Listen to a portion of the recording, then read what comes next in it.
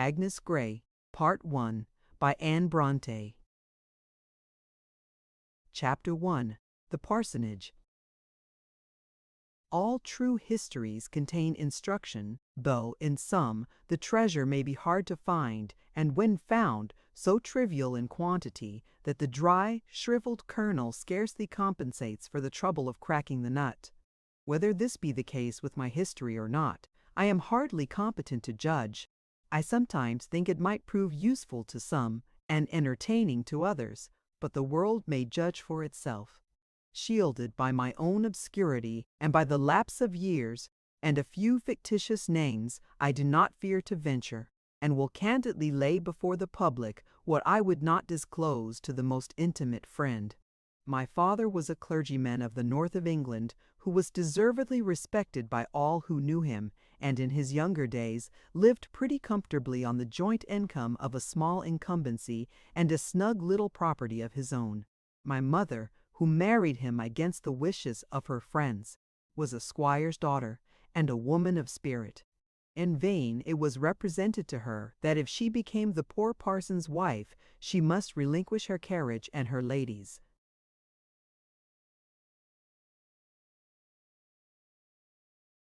Maid, and all the luxuries and elegancies of affluence, which to her were little less than the necessaries of life. A carriage and a lady's maid were great conveniences, but thank heaven she had feet to carry her and hands to minister to her own necessities. An elegant house and spacious grounds were not to be despised, but she would rather live in a cottage with Richard Grey than in a palace with any other man in the world. Finding arguments of no avail, her father at length told the lovers they might marry if they pleased. But, in so doing, his daughter would forfeit every fraction of her fortune. He expected this would cool the ardor of both, but he was mistaken. My father knew too well my mother's superior worth not to be sensible that she was a valuable fortune in herself, and if she would but consent to embellish his humble hearth, he should be happy to take her on any terms, while she, on her part, would rather labor with her own hands than be divided from the man she loved, whose happiness it would be her joy to make, and who,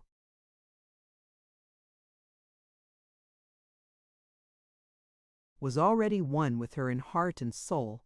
So her fortune went to swell the purse of a wiser sister, who had married a rich nabob, and she, to the wonder and compassionate regret of all who knew her, went to bury herself in the homely village parsonage among the hills of. And yet, in spite of all this, and in spite of my mother's high spirit and my father's whims, I believe you might search all England through and fail to find a happier couple. Of 6 children, my sister Mary and myself were the only 2 that survived the perils of infancy and early childhood. I, being the younger by 5 or 6 years, was always regarded as the child and the pet of the family. Father, mother, and sister all combined to spoil me, not by foolish indulgence, to render me fractious and ungovernable, but by ceaseless kindness, to make me too helpless and dependent, too unfit for buffeting with the cares and turmoils of life. Mary and I were brought up in the strictest seclusion, my mother being at once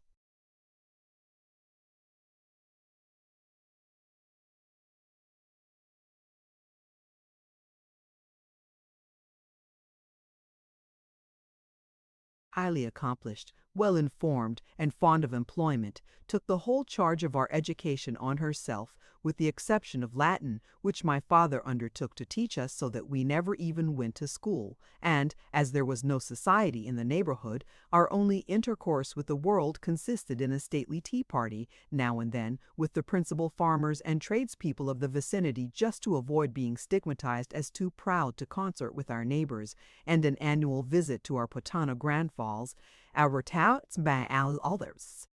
Sometimes our mother would amuse us with stories and anecdotes of her younger days, which, while they entertained us amazingly, frequently awoke in me, at least, a secret wish to see a little more of the world.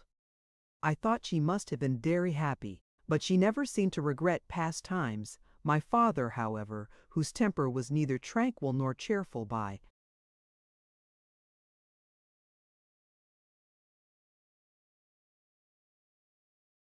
nature, often unduly vexed himself with thinking of the sacrifices his dear wife had made for him, and troubled his head with revolving endless schemes for the augmentation of his little fortune for her sake and ours. In vain my mother assured him she was quite satisfied, and if he would but lay by a little for the children, we should all have plenty, both for time present and to come. But saving was not my father's forte. He would not run in debt at least. My mother took good care he should not. But while he had money, he must spend it. He liked to see his house comfortable, and his wife and daughters well clothed and well attended, and besides, he was charitably disposed and liked to give to the poor according to his means, or, as some might think, beyond them. At length, however, a kind friend suggested to him a means of doubling his private property at one stroke and further increasing it hereafter to an untold amount. This friend was a merchant, a man of enterprising spirit and undoubted talent, who was somewhat straitened in his mercantile pursuits for want of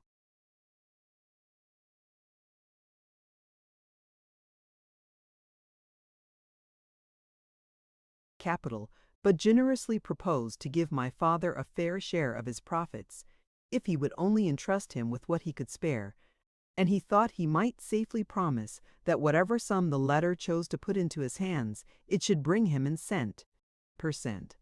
The small patrimony was speedily sold, and the whole of its price was deposited in the hands of the friendly merchant, who as promptly proceeded to ship his cargo and prepare for his voyage.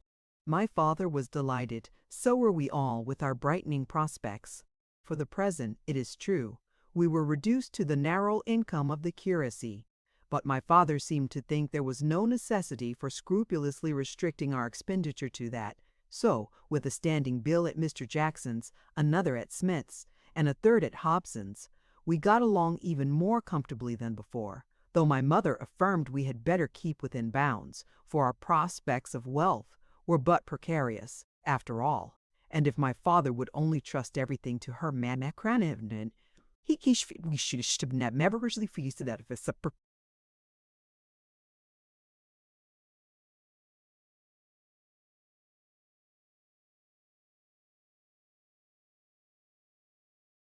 once was incorrigible. What happy hours Mary and I have passed while sitting at our work by the fire, or wandering on the heath-clad hills, or idling under the weeping birch, the only considerable tree in the garden, talking of future happiness to ourselves and our parents, of what we would do and see and possess, with no firmer foundation for our goodly superstructure than the riches that were expected to flow in upon us from the success of the worthy merchant's speculations. Our father was nearly as bad as ourselves, only that he affected not to be so much in earnest, expressing his bright hopes and sanguine expectations in jests and playful sallies that always struck me as being exceedingly witty and pleasant. Our mother laughed with delight to see him so hopeful and happy, but still she feared he was setting his heart too much upon the matter, and once I heard her whisper as she left the room, "God grant he be not disappointed. I know not how he would bear it."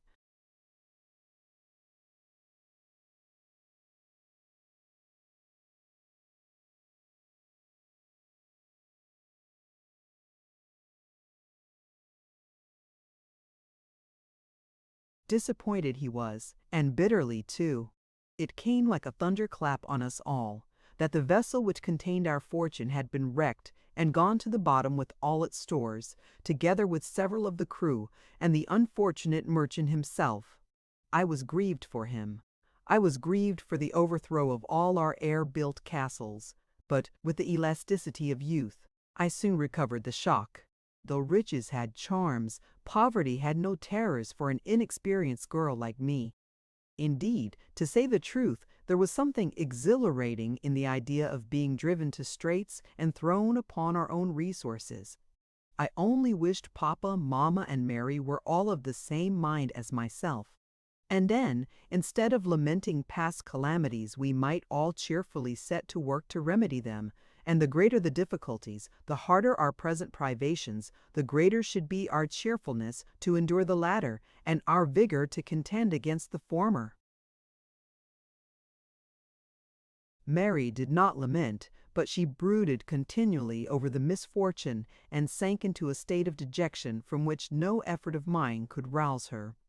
I could not possibly bring her to regard the matter on its bright side as I did, and indeed I was so fearful of being charged with childish frivolity or stupid insensibility that I carefully kept most of my bright ideas and cheering notions to myself, well knowing they could not be appreciated. My mother thought only of consoling my father and paying our debts and retrenching our expenditure by every available means, but my father was completely overwhelmed by the calamity. Health, strength, and spirits sank beneath the blow, and he never wholly recovered them. In vain, my mother strove to cheer him, by appealing to his piety, to his courage, to his affection for herself and us. That very affection was his greatest torment. It was for our sakes he had so ardently longed to increase his fortune. It was our interest that had lent such brightness to his hopes, and that imparted such bitterness to his present distress.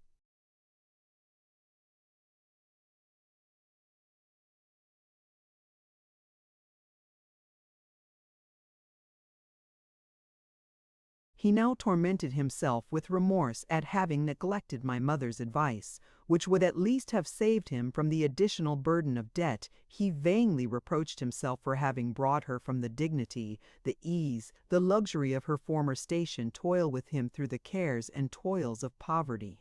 It was gall and wormwood to his soul to see that splendid, highly accomplished woman, once so courted and admired, transformed into an active managing housewife, with hands and head continually occupied with household labors and household economy. The very willingness with which she performed these duties, the cheerfulness with which she bore her reverses, and the kindness which withheld her from imputing the smallest blame to him, were all perverted by this ingenious self-tormentor into further aggravations of his sufferings. And thus the mind preyed upon the body and disordered the system of the nerves, and they in turn increased the troubles of the mind, till by action and reaction his health was seriously impaired, and not one of us could convince him that the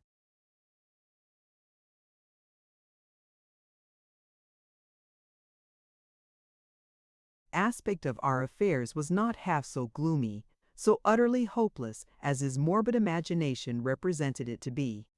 The useful pony phaeton was sold, together with the stout, well-fed pony, the old favorite that we had fully determined should end its days in peace and never pass from our hands. The little coach-house and stable were let. The servant boy, and the more efficient being the more expensive of the two maid-servants, were dismissed. Our clothes were mended, turned, and darned to the utmost verge of decency. Our food, always plain, was now simplified to an unprecedented degree, except my father's favorite dishes. Our coals and candles were painfully economized, the pair of candles reduced to one, and that most sparingly used, the coals carefully husbanded in the half-empty grate, especially when my father was out on his parish duties, or confined to bed through illness. Then we sat with our feet on the fender, scraping the perishing embers to time, and decabling at that spatwicus.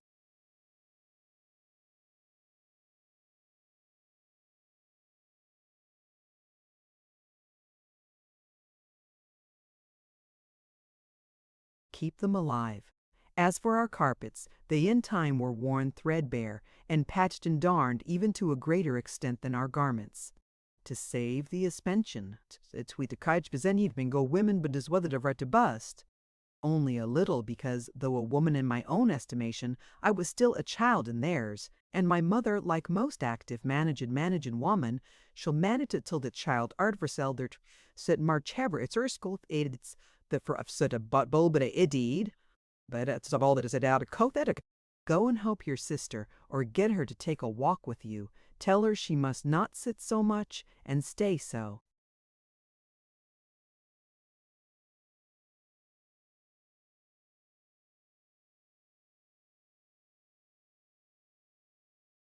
Constantly in the house as she does, she may well look thin and dejected. Mary, Mamma says I'm to help you, or get you to take a walk with me. She says you may well look thin and dejected if you sit so constantly in the house. Help me you cannot, Agnes, and I cannot go out with you. I have far too much to do. Then let me help you. You cannot indeed, dear child. Go and practice your music or play with the kitten. There was always plenty of sewing on hand, but I had not been taught to cut out a single garment, and except plain hemming and seaming, there was little I could do, even in that line, for they both asserted that it was far easier to do the work themselves than to prepare it for me, and besides, they liked better to see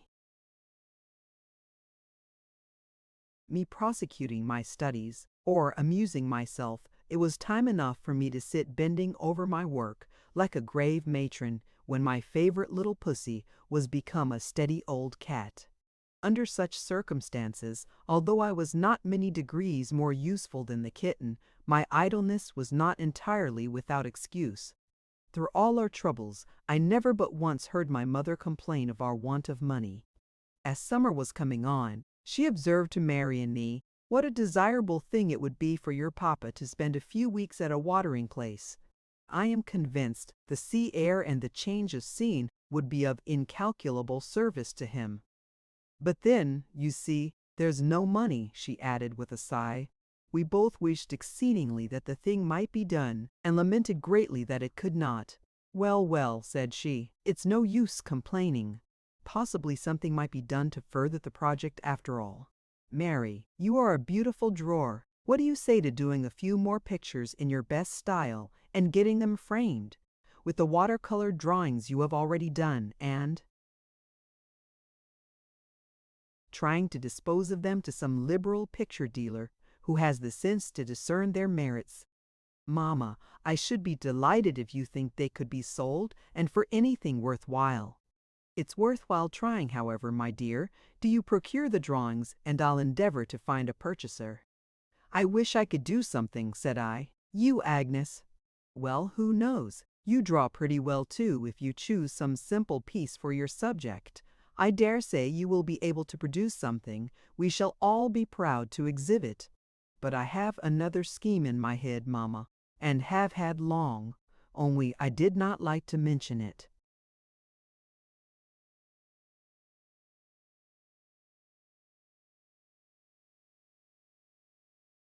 "Indeed, pray tell us what it is. I should like to be a governess." My mother uttered an exclamation of surprise and laughed. My sister dropped her work in astonishment, exclaiming, "You a governess, Agnes? What can you be dreaming of?" "Well, I don't see anything so very extraordinary in it. I do not pretend to be able to instruct great girls, but surely I could teach little ones, and I should like it so much. I am so fond of children. Do let me, Mamma."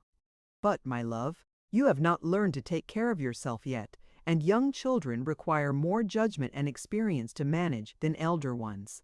"But, Mamma, I am above 18 and quite able to take care of myself and others too. You do not know half the wisdom and prudence I possess, because I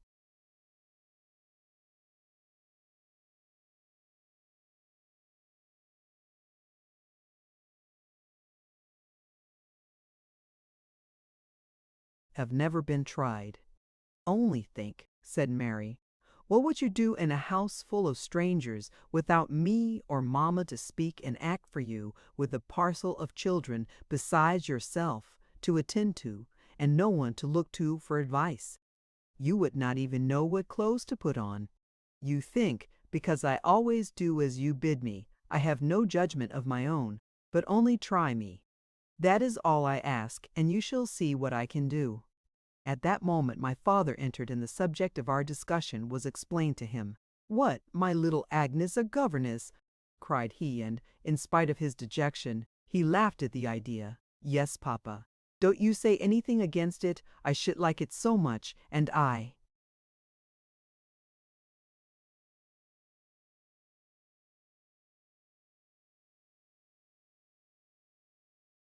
am sure I could manage delightfully. But, my darling, we could not spare you," and a tear glistened in his eye as he added, "No, no. Afflicted as we are, surely we are not brought to that pass yet." "Oh no," said my mother, "there is no necessity whatever for such a step. It is merely a whim of her own. So you must hold your tongue, you naughty girl, for though you are so ready to leave us, you know very well we cannot part with you." I was silenced for that day and for many succeeding ones, but still I did not wholly relinquish my darling scheme. Mary got her drawing materials and steadily set to work. I got mine too, but while I drew, I thought of other things. How delightful it would be to be a governess, to go out into the world, to enter upon a new life, to act for myself, to exercise my unused faculties, to try my unknown powers, to earn my own maintenance and something to comfort and help my father, mother, and sister, besides exonerating them from the provision of my food and clothing, to show Papa what his little Agnes could do, to convince Mamma and Mary that I was not quite the helpless, thoughtless being they supposed. And then how charming to be entrusted with the care and education of children. Whatever others said, I felt I was fully competent to the task. The clear remembrance of my own thoughts in early childhood would be a surer guide than the instructions of the most mature adviser. I had but to turn from my little pupils to myself at their age, and I should know, at once, how to win their confidence and affections, how to waken the contrition of the erring, how to embolden the timid and console the afflicted, how to make virtue practicable, instruction desirable, and religion lovely and comprehensible. Delightful task! To teach the young idea how to shoot, to train the tender plants, and watch their buds unfolding day by day.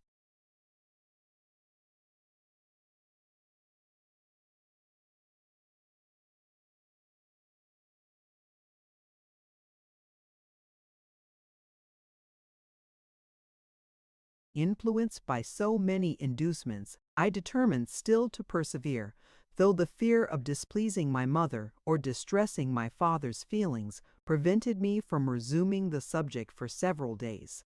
At length, again, I mentioned it to my mother in private, and, with some difficulty, got her to promise to assist me with her endeavors. My father's reluctant consent was next obtained, and then, though Mary still sighed her disapproval, my dear, kind mother began to look out for a situation for me. She wrote to my father's relations, and consulted the newspaper advertisements her own relations. She had long dropped all communication with. A formal interchange of occasional letters was all she had ever had since her marriage, and she would not at any time have applied to them in a case of this nature. But so long and so entire had been my parents' seclusion from the world, that many weeks elapsed before a suitable situation could be procured. At last, to my great joy, it was decreed that I should take charge of the young family of a certain Mrs. Bloomfield, whom my kind, prim Aunt Grey had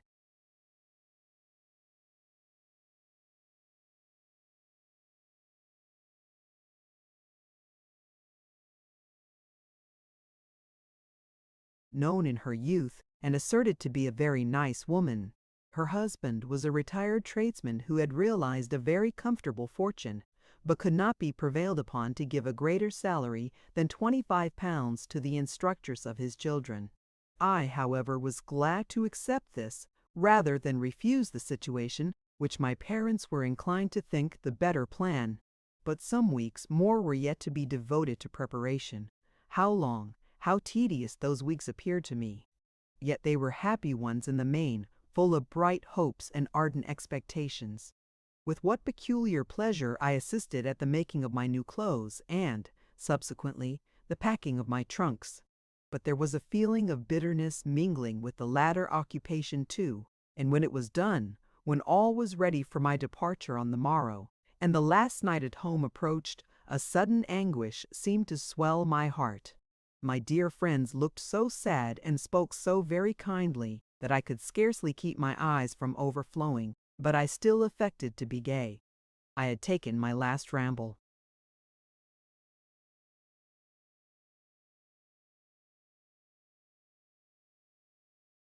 With Mary on the moors, my last walk in the garden and round the house, I had fed, with her, our pet pigeons, for the last time, the pretty creatures that we had tamed to peck their food from our hands. I had given a farewell stroke to all their silky backs as they crowded in my lap.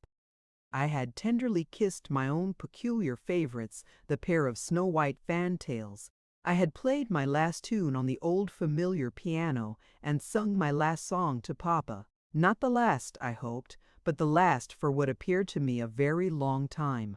And, perhaps, when I did these things again, it would be with different feelings. Circumstances might be changed, and this house might never be my settled home again. My dear little friend the kitten would certainly be changed. She was already growing a fine cat, and when I returned, even for a hasty visit at Christmas, would most likely have forgotten both her playmate and her merry pranks. I had romped with her for the last time, and when I stroked her soft bright fur while she lay purring herself to sleep in my lap, it was with a feeling of sadness I could not easily disguise. Then at bed. When I retired with Mary to our quiet little chamber, where already my drawers were cleared out and my share of the bookcase was empty, and where, hereafter, she would have to sleep alone in dreary solitude, as she expressed it, my heart sank more than ever. I felt as if I had been selfish and wrong to persist in leaving her. And when I knelt once more beside our little bed, I prayed for a blessing on her and on my parents more fervently than ever I had done before. To compare right them my sage, quoquade audit bun might hatch.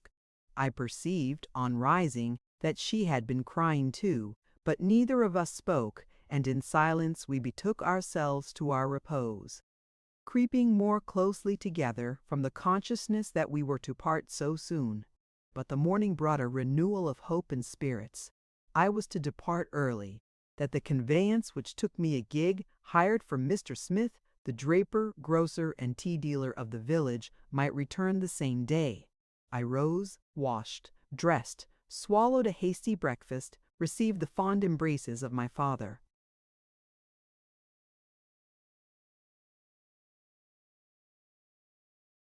Mother and sister kissed the cat to the great scandal of Sally. The maid shook hands with her, mounted the gig, drew my veil over my face, and then, but not till then, burst into a flood of tears. The gig rolled on. I looked back. My dear mother and sister were still standing at the door, looking after me and waving their adieu. I returned their salute and prayed God to bless them from my heart. We descended the hill, and I could see them no more. "It's a coldish mornin' for you, Miss Agnes," observed Smith, "and a darksome un too, but we's happen git to yon spot afore there come much rain to signify." "Yes, I hope so," replied I as calmly as I could. "It's comin' a good sup last night too." "Yes, but this cold wind will happen keep it off."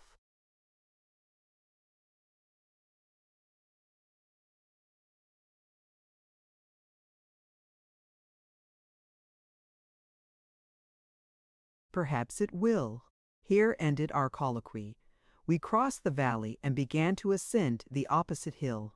As we were toiling up, I looked back again. There was the village spire and the old gray parsonage beyond it, basking in a slanting beam of sunshine. It was but a sickly ray, but the village and surrounding hills were all in somber shade, and I hailed the wandering beam as a propitious omen to my home.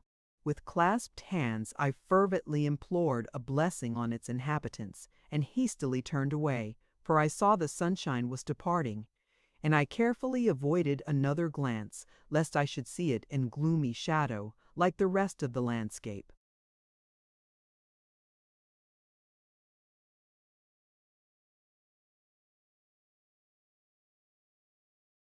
Chapter 2. First Lessons in the Art of Instruction. As we drove along, my spirits revived again, and I turned with pleasure to the contemplation of the new life upon which I was entering. But though it was not far past the middle of September, the heavy clouds and strong northeasterly wind combined to render the day extremely cold and dreary, and the journey seemed a very long one, for, as Smith observed, the roads were very heavy. And certainly his horse was very heavy too. It crawled up the hills, and crept down them, and only condescended to shake its sides in the trot where the road was at a dead level or a very gentle slope, which was rarely the case in those rugged, where it did secure. Yet after all, when we entered the lofty iron gateway, when we drove softly up the smooth, well-rolled carriage road, with the green lawn on each side, studded with young trees, and approached the new but stately mansion of Wellwood, rising above its mushroom poplar groves, my heart failed me, and I wished it were a mile or two farther off. For the first time in my life I must stand.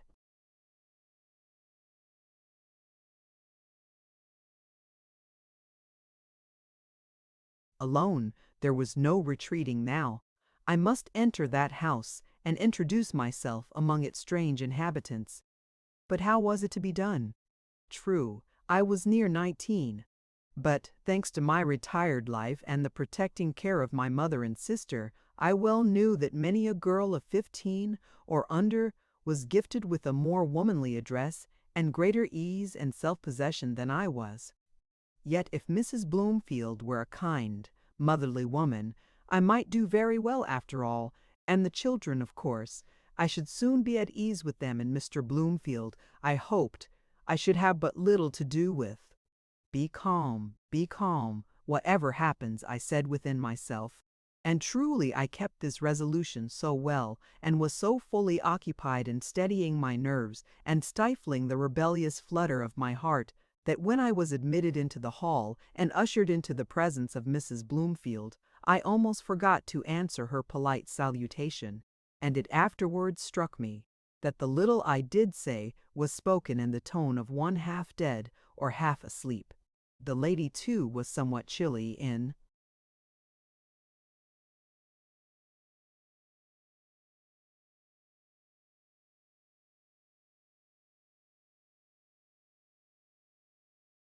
her manner, as I discovered when I had time to reflect. She was a tall, spare, stately woman, with thick black hair, cold gray eyes, and extremely sallow complexion. With due politeness, however, she showed me my bedroom, and left me there to take a little refreshment. I was somewhat dismayed at my appearance on looking in the glass. The cold wind had swelled and reddened my hands, uncurled and entangled my hair, and dyed my face of a pale purple. Add to this, my collar was horridly crumpled, my frock splashed with mud, my feet clad in stout new boots, and as the trunks were not brought up, there was no remedy. So having smoothed my hair as well as I could, and repeatedly twitched my obdurate collar, I proceeded to climb down the 2 flights of stage Agnes Grey verkleidet.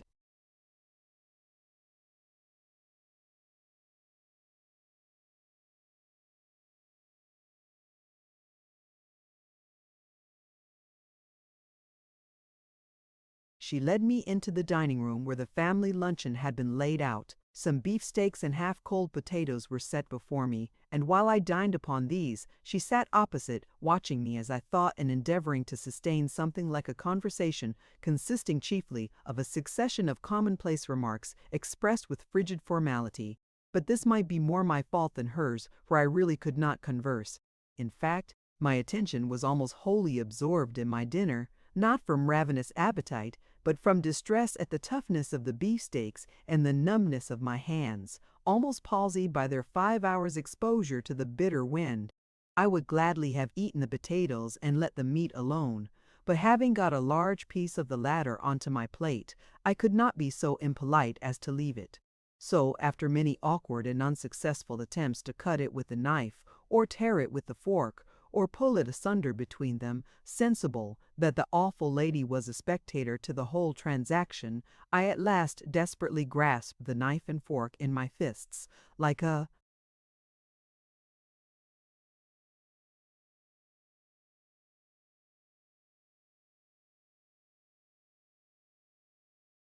child of 2 years old, and fell to work with all the little strength I possessed.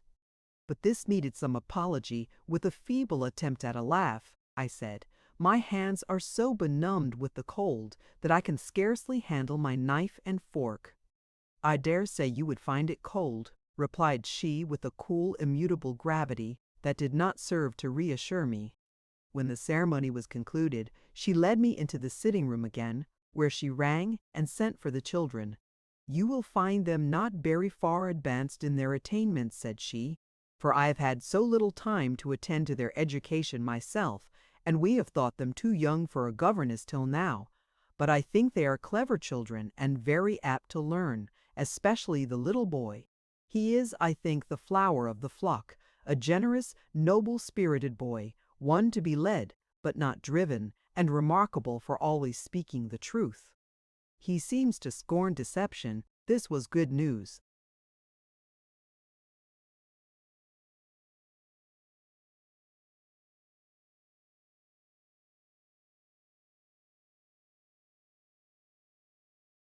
His sister Marianne will require watching, continued she, but she is a very good girl upon the whole, though I wish her to be kept out of the nursery as much as possible, as she is now almost 6 years old and might acquire bad habits from the nurses.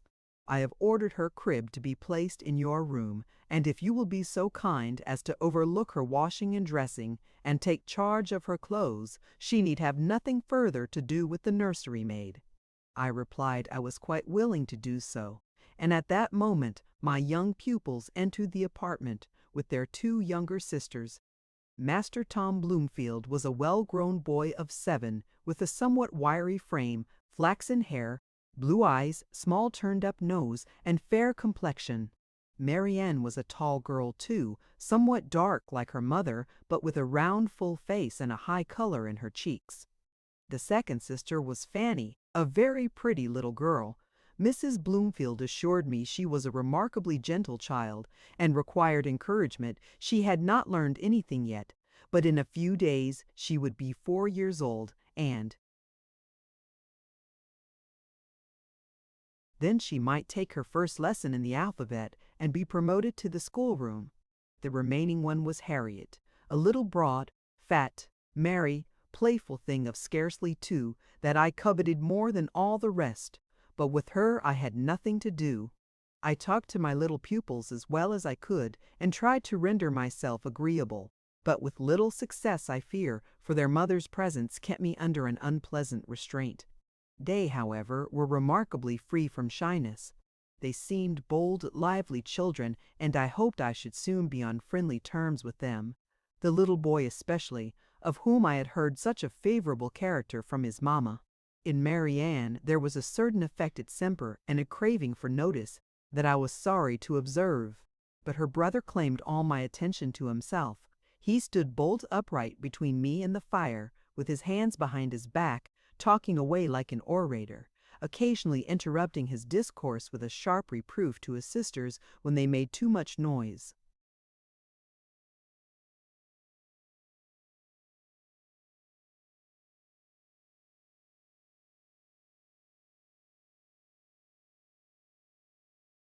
"Oh, Tom, what a darling you are!" exclaimed his mother. "Come and kiss dear mamma, and then won't you show Miss Grey your schoolroom and your nice new books?" "I won't kiss you, mamma, but I will show Miss Grey my schoolroom and my new books." "And my schoolroom and my new books, Tom," said Marianne. "They're mine too." "They're mine," replied he decisively. "Come along, Miss Grey, I'll escort you." When the room and books had been shown, with some bickerings between the brother and sister that I did my utmost to appease or mitigate, Marianne brought me her doll, and began to be very loquacious on the subject of its fine clothes, its bed, its chest of drawers, and other appurtenances. But Tom told her to hold her clamor, that Miss Grey might see his rocking horse, which, with the most important bustle, he dragged forth from its corner into the middle of the room, loudly calling on me to attend to it.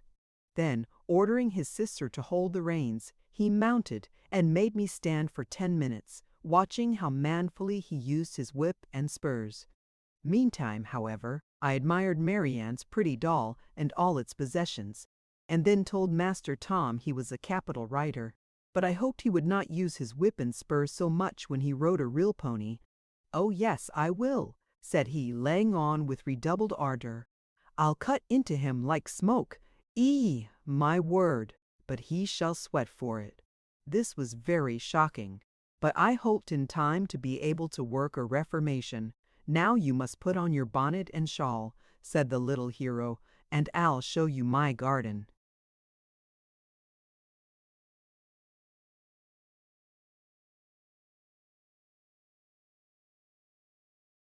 "And mine," said Marianne. Tom lifted his fist with a menacing gesture. She uttered a loud, shrill scream, ran to the other side of me, and made a face at him. "Surely, Tom, you would not strike your sister. I hope I shall never see you do that." "You will sometimes. I'm obliged to do it now and then, to keep her in order." "But it is not your business to keep her in order. You know that is for— Well, now go and put on your bonnet. I don't know, it is so very cloudy and cold. It seems likely to rain, and you know I have had a long drive." "No matter, you must come. I shall allow of no excuses," replied the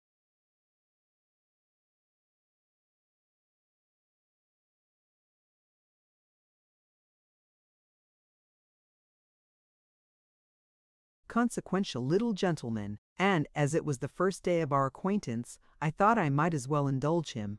It was too cold for Marianne to venture, so she stayed with her mamma, to the great relief of her brother, who liked to have me all to himself.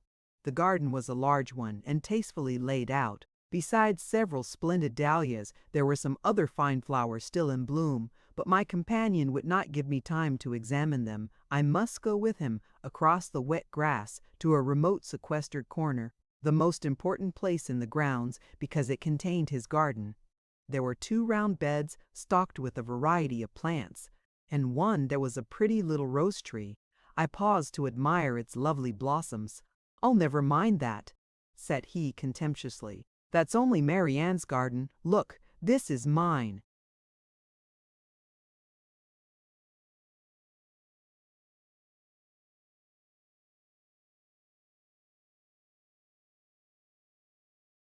After I had observed every flower and listened to a disquisition on every plant, I was permitted to depart, but first, with great pomp, he plucked a polyanthus and presented it to me, as one conferring a prodigious favor. I observed on the grass about his garden certain apparatus of sticks and corn, and asked what they were. "Traps for birds. Why do you catch them?" "Papa says they do harm." "And what do you do with them when you catch them?" "Different things. Sometimes I give them to the cat. Sometimes I cut them in pieces with my penknife. But the next I mean to roast alive." "And why do you mean to do such a horrible thing?" "For 2 reasons. First, to see how long it will live, and then to see what it will taste like." "But don't you know it is extremely wicked to do such things? Remember, the birds can feel as well as you. And think, how would you like it yourself?" "Oh, that's nothing." "I'm not a bird, and I can't feel what I do to them." "But you will have to feel it some time, Tom. You have heard where wicked people go to when they die, and if you don't leave off torturing innocent birds, remember, you will have to go there and suffer just what you have made them suffer." "Oh, pooh, I shan't. Papa knows how I treat them, and he never blames me for it. He says it is just what he used to do when he was a boy. Last summer, he gave me a nest full of young sparrows, and he saw me pulling off their legs and wings and heads, and never said anything, except that they were nasty things, and I must not let them soil my trousers, and Uncle Robson was there too, and he laughed and said I was a fine boy." "But what would your mamma say?" "Oh, she doesn't care. She says it's a pity to kill the pretty singing birds, but the naughty sparrows and mice and rats I may do what I like with. So now, Miss Grey, you see it is not wicked." "I still think it is, Tom, and perhaps your papa and mamma would think so too if they thought much about it." However, I internally added, "They may say what they please, but I am determined you shall do nothing of the kind, as long as I have power to prevent it."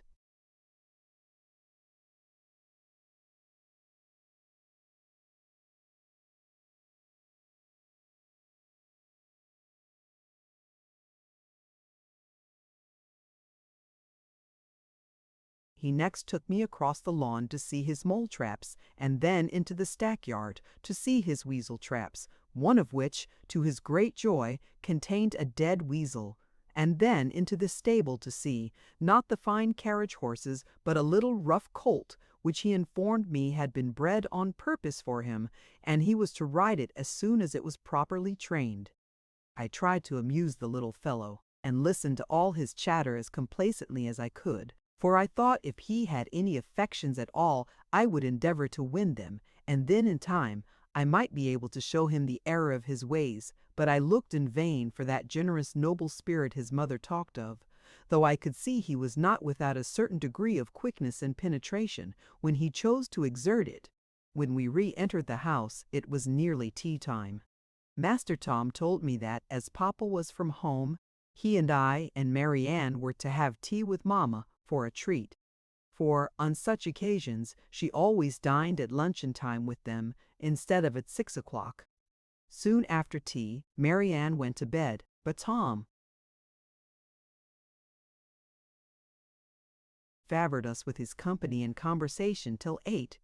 After he was gone, Mrs. Bloomfield further enlightened me on the subject of her children's dispositions and acquirements, and on what they were to learn and how they were to be managed, and cautioned me to mention their defects to no one but herself.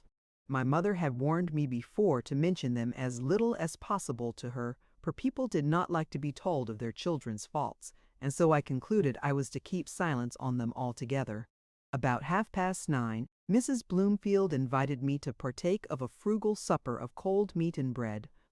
I was glad when that was over, and she took her bedroom candlestick and retired to rest. For though I wished to be pleased with her, her company was extremely irksome to me, and I could not help feeling that she was cold, grave, and forbidding, the very opposite of the kind, warm-hearted matron my hopes had depicted her to be.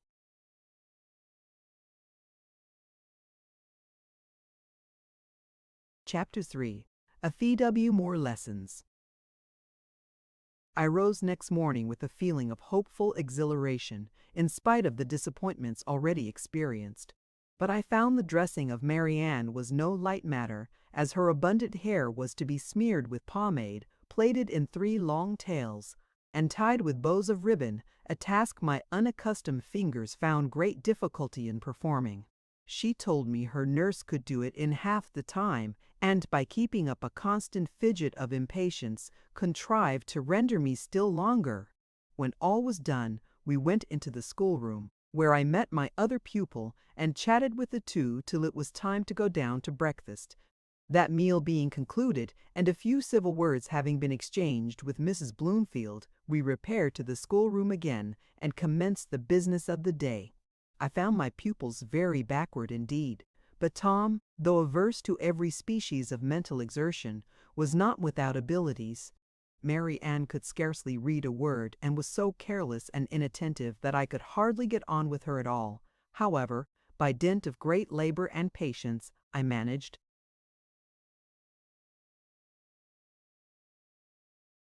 to get something done in the course of the morning, and then accompanied my young charge out into the garden and adjacent grounds for a little recreation before dinner. There we got along tolerably together, except that I found they had no notion of going with me. I must go with them wherever they chose to lead me. I must run, walk, or stand exactly as it suited their fancy. This, I thought, was reversing the order of things, and I found it doubly disagreeable, as on this as well as subsequent occasions they seemed to prefer the dirtiest places and the most dismal occupations. But there was no remedy. Either I must follow them or keep entirely apart from them, and thus appear neglectful of my charge. Today they manifested a particular attachment to a well at the bottom of the lawn, where they persisted in dabbling with sticks and pebbles for above half an hour. I was in constant fear that their mother would see them from the window, and blame me for allowing them thus to draggle their clothes and wet their feet and hands instead of taking exercise, but no arguments, commands, or entreaties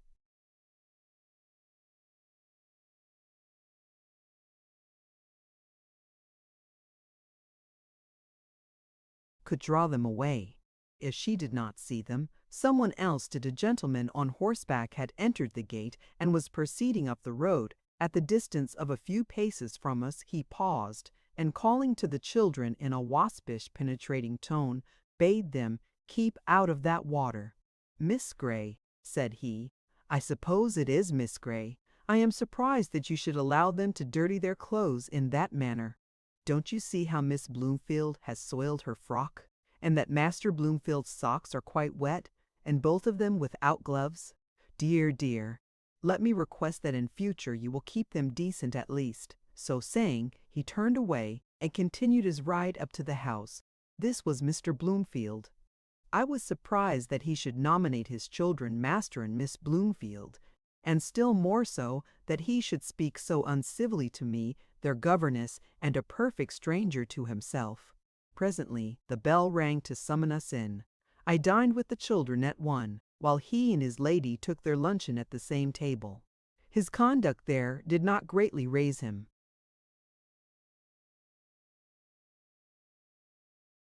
In my estimation, he was a man of ordinary stature, rather below than above, and rather thin than stout, apparently between 30 and 40 years of age.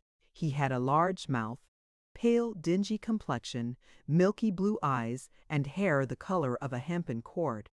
There was a roast leg of mutton before him. He helped Mrs. Bloomfield, the children, and me, desiring me to cut up the children's meat. Then, after twisting about the mutton in various directions, and eyeing it from different points, he pronounced it not fit to be eaten, and called for the cold beef. "What is the matter with the mutton, my dear?" asked his mate. "It is quite overdone. Don't you taste, Mrs. Bloomfield, that all the goodness is roasted out of it? And can't you see that all that nice red gravy is completely dried away? Well, I think the beef will suit you."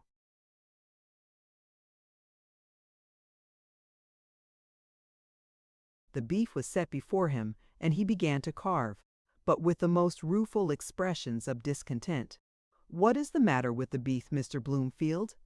I'm sure I thought it was very nice, and so it was very nice.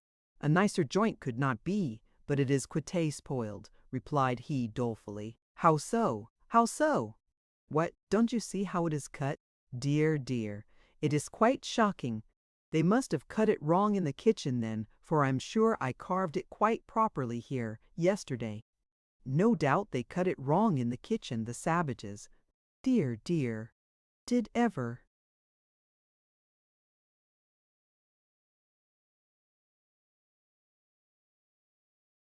Anyone see such a fine piece of beef so completely ruined?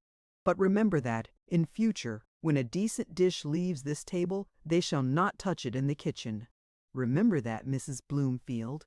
Notwithstanding the ruinous state of the beef, the gentleman managed to cut himself some delicate slices, part of which he ate in silence. When he next spoke, it was in a less querulous tone to ask what there was for dinner. "Turkey and grouse," was the concise reply. "And what besides?" "Fish." "What kind of fish?" "I don't know."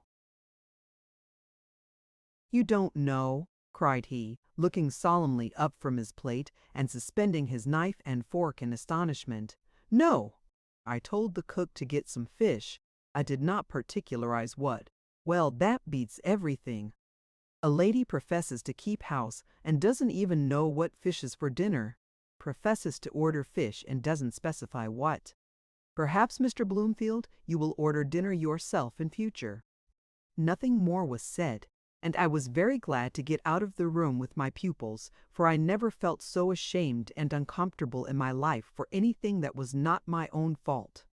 In the afternoon we applied to lessons again, then went out again, then had tea in the schoolroom, then I dressed Marianne for dessert, and when she and her brother had gone down to the dining room, I took the opportunity of beginning.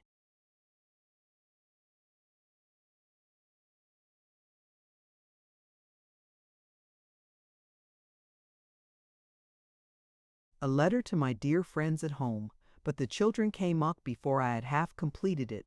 At 7 I had to put Marianne to bed, then I played with Tom till 8, when he too went, and I finished my letter and unpacked my clothes, which I had hitherto found no opportunity for doing, and finally went to bed myself. But this is a very favorable specimen of a day's proceedings. My task of instruction and surveillance, instead of becoming easier as my charges and I got better accustomed to each other, became more arduous as their characters unfolded. The name of governess, I soon found, was a mere mockery as applied to me. My pupils had no more notion of obedience than a wild, unbroken colt. The habitual fear of their father's peevish temper and the dread of the punishments he was wont to inflict when irritated kept them generally within bounds in his immediate presence. The girls, too, had some fear of their mothers. Anger. And the boy might occasionally be bribed to do as she bid him by the hope of reward, but I had no rewards to offer, and as for punishments, I was given to understand the parents reserved that privilege to themselves, and yet they expected me to keep my pupils in order. Other children might be guided by the fear of anger and the desire of approbation, but neither the one nor the other had any effect upon these. Master Tom, not content with refusing to be ruled, must needs set up as a ruler, and manifested a determination to keep not only his sisters, but his governess in order by violent manual and pedal applications, and, as he was a tall, strong boy of his years, this occasioned no trifling inconvenience. A few sound boxes on the ear, on such occasions, might have settled the matter easily enough. But as in that case he might make up some story to his mother which she would be sure to believe, as she had such unshaken faith in his veracity, though I had already discovered it to be by no means unimpeachable, I determined to refrain from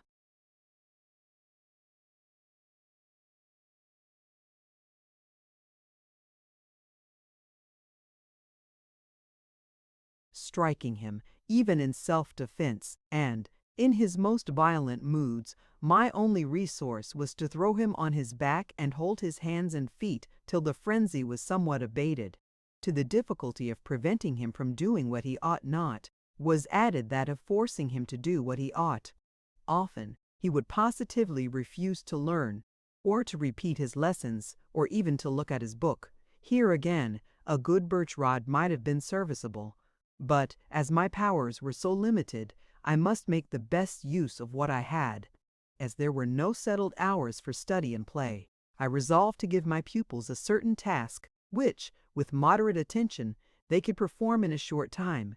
Until this was done, however weary I was, or however perverse they might be, nothing short of parental interference should induce me to suffer them to leave the schoolroom, even if I should sit with my chair against the door to keep them in. Patience, firmness, and perseverance were my only weapons, and these I resolved to use to the utmost. I determined always strictly to fulfill the threats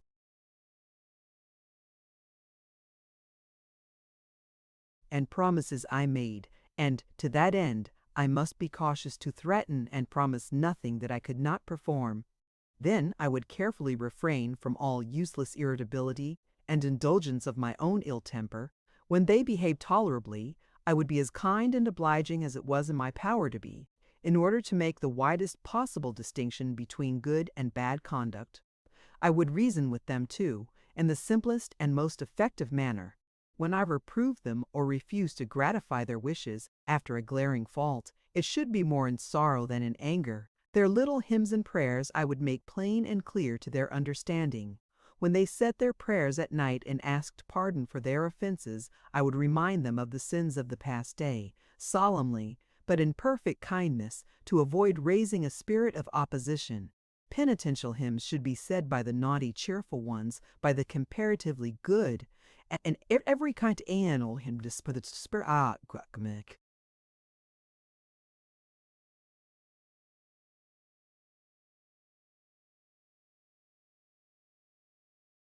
Their present amusement in view.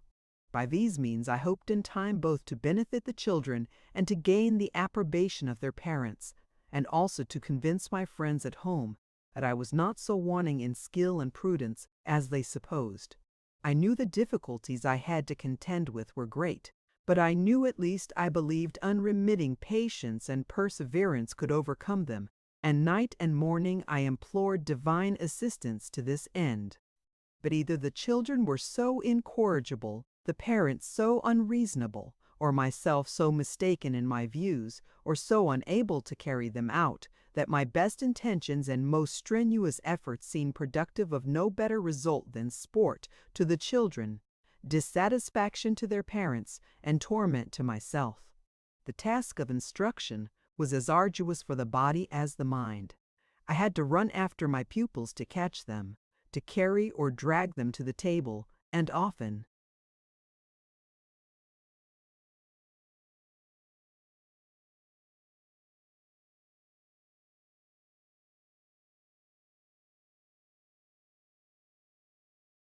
forcibly to hold them there till the lesson was done.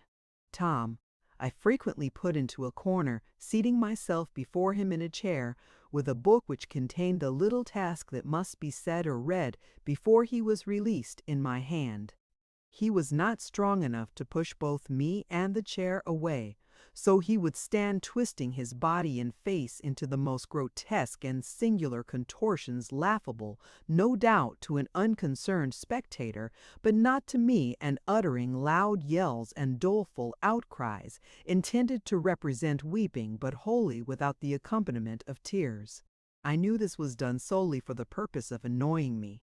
And therefore, however I might inwardly tremble with impatience and irritation, I manfully strove to suppress all visible signs of molestation, and affected to sit with calm indifference, waiting till it should please him to cease this pastime, and prepare for a run in the garden, by casting his eye on the book and reading or repeating the few words he was required to say. Sometimes he was determined to do his writing badly, and I had to hold his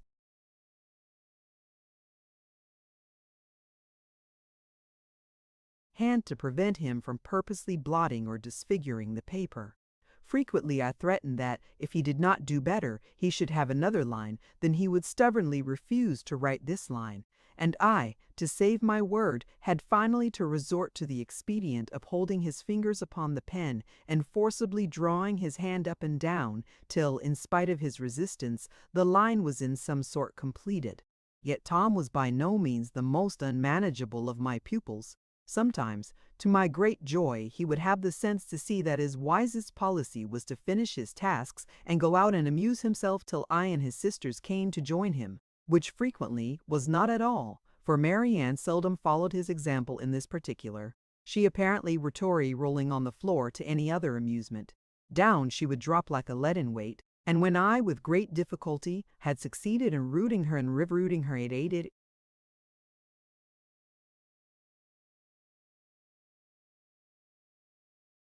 her lesson.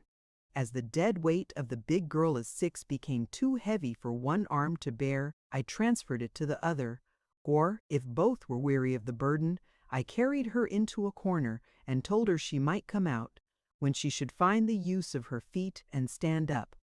But she generally preferred lying there like a log till dinner or tea time, when, as I could not deprive her of her meals, she must be liberated, and would come crawling out with a grin of triumph on her round red face. Often she would stubbornly refuse to pronounce some particular word in her lesson, and now I regret the lost labor I have had in striving to conquer her obstinacy. If I had passed it over as a matter of no consequence, it would have been better for both parties than vainly striving to overcome it as I did, but I thought it my absolute duty to crush this vicious tendency in the bud, and so it was. If I could have done it, and had my powers been less limited, I might have enforced obedience, but as it was a trial of strength between her and me, in which she generally came off victorious, and every victory served to encourage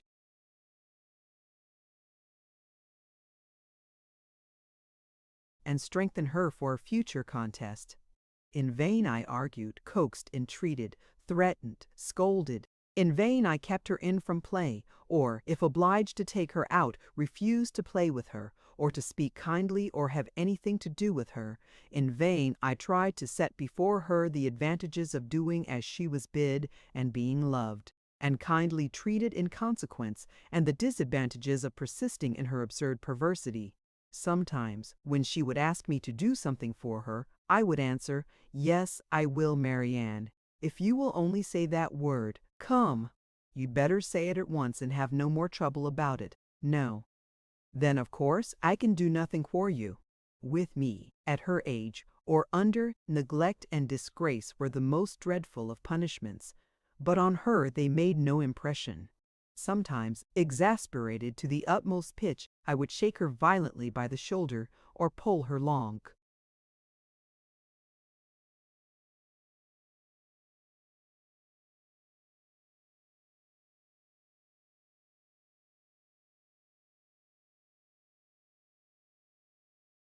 hair, or put her in the corner, for which she punished me with loud, shrill, piercing screams that went through my head like a knife.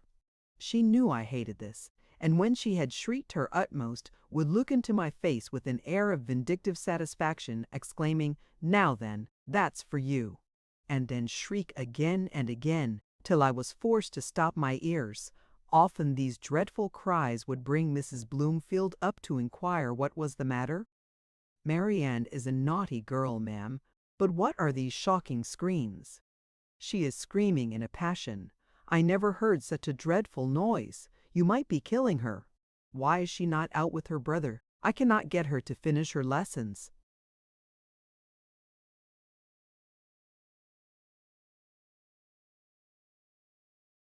But Marianne must be a good girl and finish her lessons. This was blandly spoken to the child, and I hope I shall never hear such terrible cries again. And fixing her cold, stony eyes upon me with a look that could not be mistaken, she would shut the door and walk away. Sometimes I would try to take the little obstinate creature by surprise and casually ask her the word while she was thinking of something else. Frequently she would begin to say it, and then suddenly check herself with a provoking look that seemed to say, "Ah! I'm too sharp for you. You shan't trick it out of me either." On another occasion, I pretended to forget the whole affair, and talked and played with her as usual till night, when I put her to bed. Then bending over her, while she lay all smiles and good humor, just before departing, I said, as cheerfully and kindly as before, "Now, Marianne, just tell me that word before I kiss you. Good night. You are a good girl now, and of course, you will say it."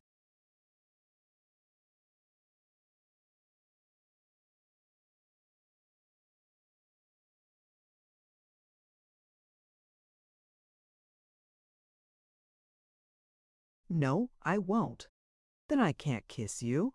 "Well, I don't care." In vain I expressed my sorrow. In vain I lingered for some symptom of contrition. She really didn't care, and I left her alone, and in darkness, wondering most of all at this last proof of insensate stubbornness. In my childhood I could not imagine a more afflictive punishment than for my mother to refuse to kiss me at night. The very idea was terrible, more than the idea I never felt, for happily I never committed a fault that was deemed worthy of such penalty.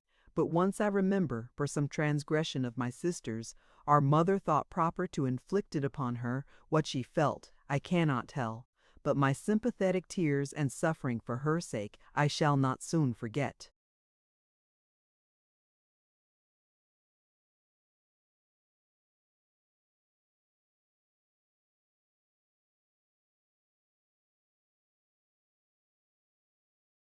Another troublesome trait in Marianne was her incorrigible propensity to keep running into the nursery to play with her little sisters and the nurse.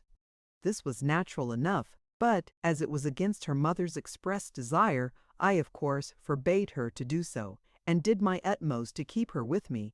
But that only increased her relish for the nursery, and the more I strove to keep her out of it, the oftener she went, and the longer she stayed, to the great dissatisfaction of Mrs. Bloomfield, who, I well knew, would impute all the blame of the matter to me. Another of my trials was the dressing in the morning. At one time she would not be washed, at another she would not be dressed, unless she might wear some particular frock that I knew her mother would not like her to have. At another she would scream and run away if I attempted to touch her hair. So that, frequently, when, after much trouble and toil, I had, at length, succeeded in bringing her down, the breakfast was nearly half over, and black looks from Mamma and testy observations from Papa, spoken at me, if not to me, were sure to be my meed, for few things irritated the latter so much as want of punctuality at meal times. Then, among the minor annoyances, was my inability to satisfy Mrs. Bloomfield with her daughter's dress, and the child's hair was never fit to be seen. Sometimes, as a powerful reproach to me, she would perform the office of tire-woman herself, and then complain bitterly of the trouble it gave her. When little Fanny came into the schoolroom, I hoped she would be mild and inoffensive at least, but a few days, if not a few hours, sufficed to destroy the illusion. I found her a mischievous, intractable little creature, given up to falsehood and deception, young as she was, and alarmingly fond of exercising her two favorite weapons of offense and defense, that of spitting in the faces of those who incurred her displeasure, and bellowing like a bull when her unreasonable gratified. As she, generally, was pretty quiet in her parents' presence, and they were impressed with the notion of her being a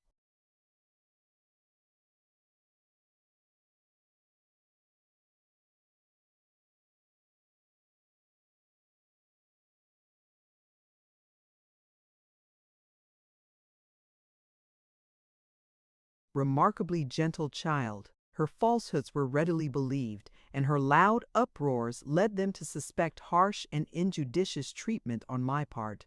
And when, at length, her bad disposition became manifest even to their prejudiced eyes, I felt that the whole was attributed to me. "What a naughty girl Fanny is getting," Mrs. Bloomfield would say to her spouse. "Don't you observe, my dear, how she has altered since she entered the schoolroom? She will soon be as bad as the other two, and, I am sorry to say, they have quite deteriorated of late." "You may say that," was the answer. "I've been thinking that same myself. I thought when we got them a governess they'd improve, but instead of that, they get worse and worse. I don't know how it is with their learning, but their habits, I know, make no sort of improvement. They get rougher and dirtier and more unseemly every day."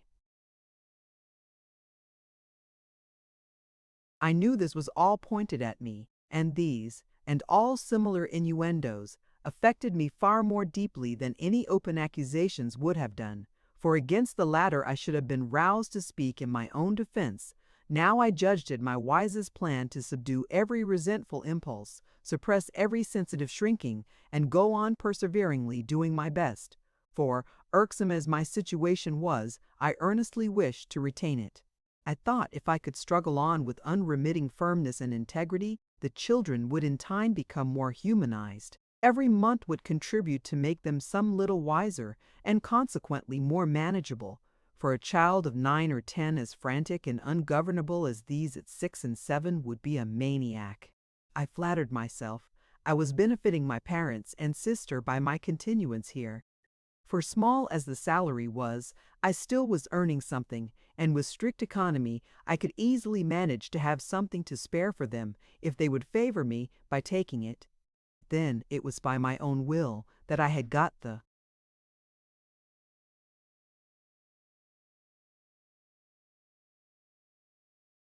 place. I had brought all this tribulation on myself, and I was determined to bear it. Nay, more than that, I did not even regret the step I had taken. I longed to show my friends that, even now, I was competent to undertake the charge and able to acquit myself honorably to the end, and if ever I felt it degrading to submit so quietly, or intolerable to toil so constantly, I would turn towards my home and say within myself, "They may crush, but they shall not subdue me. 'Tis of thee that I think, not of them." About Christmas I was allowed to visit home, but my holiday was only of a fortnight's duration. "For," said Mrs. Bloomfield, "I thought as you had seen your friends so lately, you would not care for a longer stay." I left her to think so still, but she little knew how long, how wearisome those 14 weeks of absence had been to me, how intensely I had longed for my holidays, how greatly.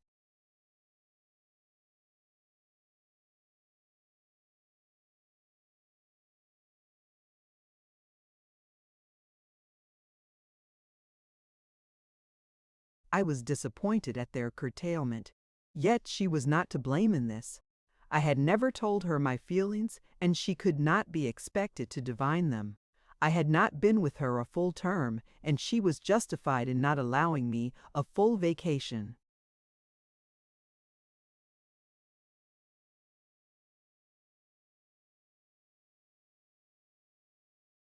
Chapter 4. The Grandmamma. I spare my readers the account of my delight on coming home. my happiness, while there enjoying a brief space of rest and liberty in that dear familiar place among the loving and the loved, and my sorrow on being obliged to bid them once more a long adieu.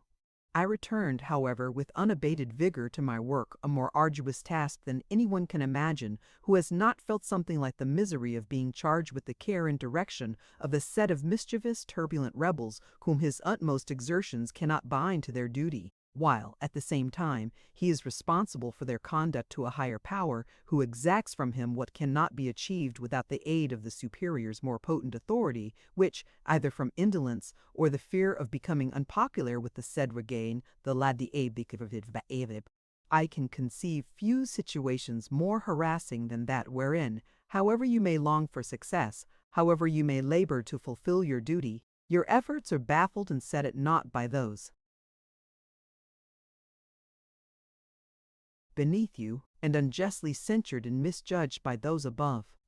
I have not enumerated half the vexatious propensities of my pupils, or half the troubles resulting from my heavy responsibilities, for fear of trespassing too much upon the reader's patience, as perhaps I have already done. But my design in writing the few last pages was not to amuse, but to benefit those whom it might concern. He that has no interest in such matters will doubtless have skipped them over with a cursory glance, and, perhaps, a malediction against the prolixity of the writer.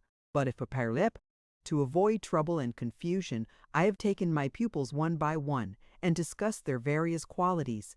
But this can give no adequate idea of being worried by the whole three together, when, as was often the case, all were.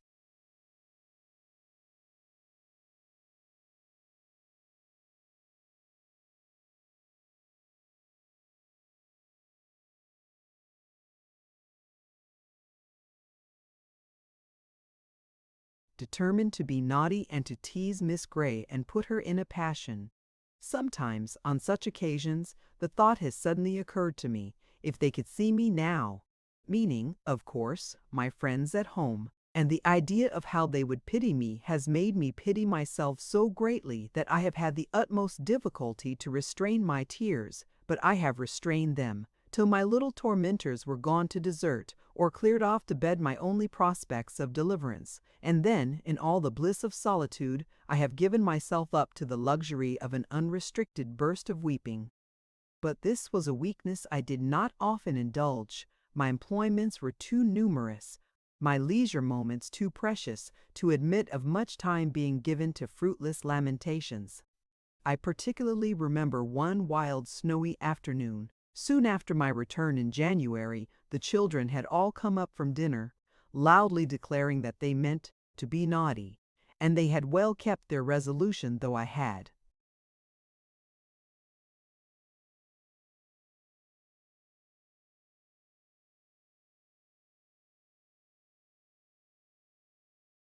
talked myself hoarse and wearied every muscle in my throat in the vain attempt to reason them out of it. I had got Tom pinned up in a corner, whence I told him he should not escape till he had done his appointed task. Meantime, Fanny had possessed herself of my work-bag, and was rifling its contents and spitting into it besides. I told her to let it alone, but to no purpose, of course. "Burn it, Fanny," cried Tom, and this command she hastened to obey. I sprang to snatch it from the fire, and Tom darted to the door. "Mary Ann, throw her desk out of the window," cried he, and my precious desk, containing my letters and papers, my small amount of cash, and all my valuables, was about to be precipitated from the three-story window. I flew to rescue it. Meanwhile Tom had left the room and was rushing down the stairs, followed by Fanny. Having secured my desk, I ran to catch them, and Mary Ann came scampering after. All three escaped me, and ran out of the house into the garden, where they plunged about in the snow, shouting and screaming in exultant glee.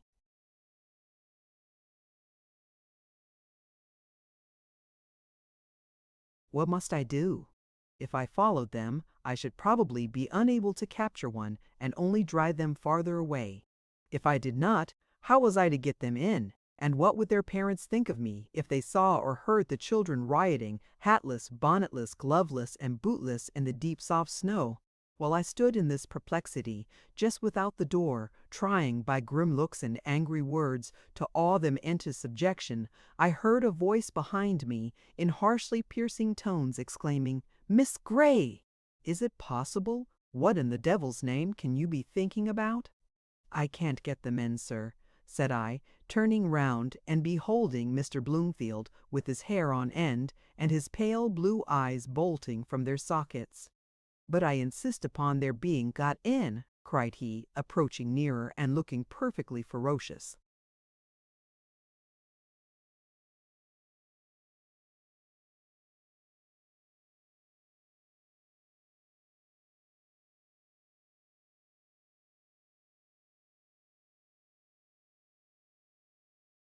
"Then, sir, you must call them yourself, if you please, for they won't listen to me," I replied, stepping back.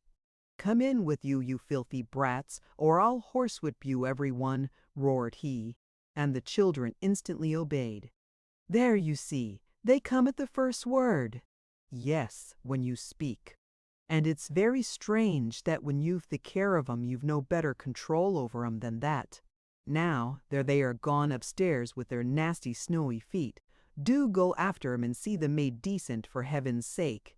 That gentleman's mother was then staying in the house, and as I ascended the stairs and passed the drawing-room door, I had the satisfaction of hearing the old lady declaiming aloud to her daughter-in-law to this effect, for I could only distinguish the most emphatic words.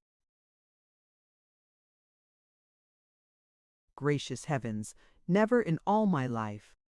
Get their death as sure as— Do you think, my dear, she's a proper person?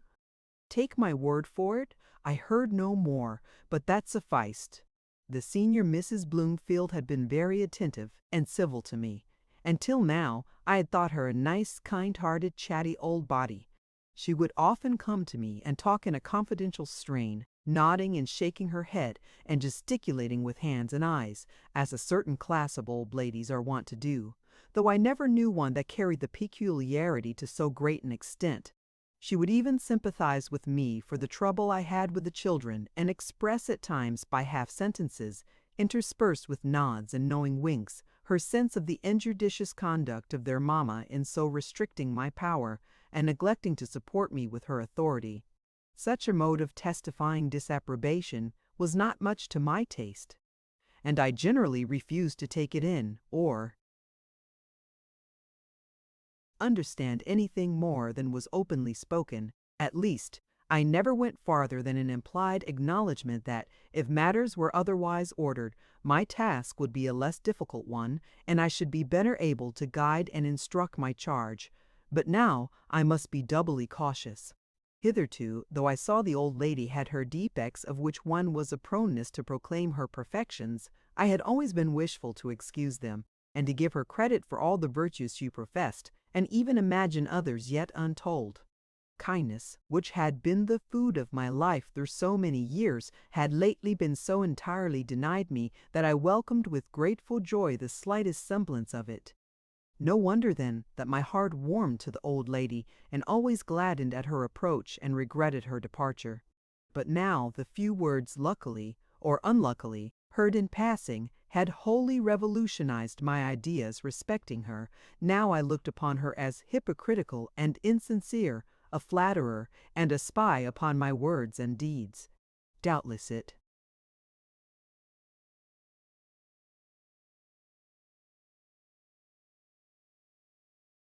would have been my interest still to meet her with the same cheerful smile and tone of respectful cordiality as before, but I could not, if I would. My manner altered with my feelings, and became so cold and shy that she could not fail to notice it. She soon did notice it, and her manner altered too. The familiar nod was changed to a stiff bow. The gracious smile gave place to a glare of Gorgon ferocity. Her vivacious loquacity was entirely transferred from me to the darling boy and girls, whom she flattered and indulged more absurdly than ever their mother had done. I confess I was somewhat troubled at this change. I feared the consequences of her displeasure, and even made some efforts to recover the ground I had lost, and with better apparent success than I could have anticipated.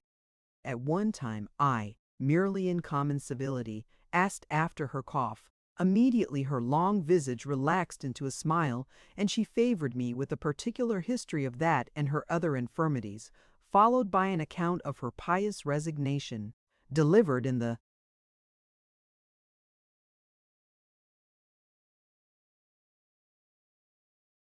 usual emphatic, declamatory style which no writing can portray. But there's one remedy for all, my dear, and that's resignation. A toss of the head, resignation to the will of heaven, an uplifting of the hands and eyes. It has always supported me through all my trials, and always will do, a succession of nods. But then, it isn't everybody that can say that, a shake of the head. But I'm one of the pious ones, Miss Grey. A very significant nod and toss. And thank heaven, I always was another nod, and I glory in it, an emphatic clasping of the hands and shaking of the head.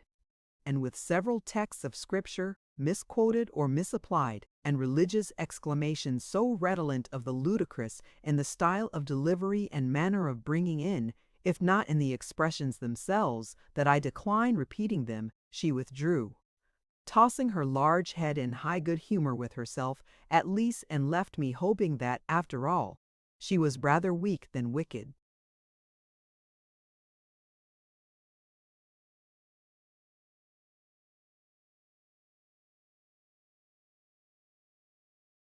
At her next visit to Wellwood House, I went so far as to say I was glad to see her looking so well.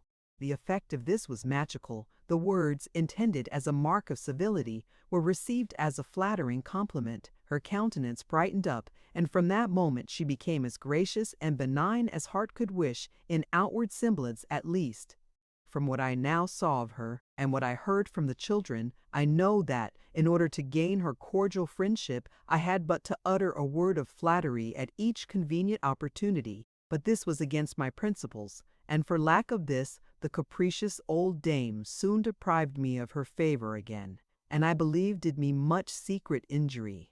She could not greatly influence her daughter-in-law against me because, between that lady and herself, there was a mutual dislike chiefly shown by her in secret detractions and calumniations, by the other in an excess of frigid formality in her demeanor, and no fawning flattery of the elder could thaw away the wall of ice which the younger interposed between them.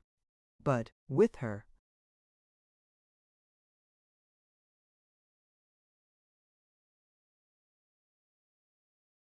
son, the old lady had better success. He would listen to all she had to say, provided she could soothe his fretful temper, and refrain from irritating him by her own asperities, and I have reason to believe that she considerably strengthened his prejudice against me. She would tell him that I shamefully neglected the children, and even his wife did not attend to them as she ought, and that he must look after them himself, or they would all go to ruin. Thus urged, he would frequently give himself the trouble of watching them from the windows during their play.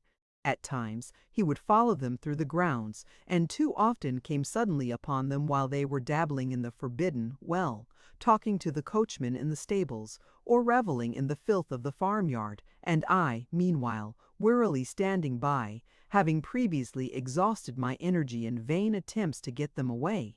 Often, too, he would unexpectedly pop his head into the schoolroom while the young people were at meals, and find them spilling their milk over the table, and themselves plunging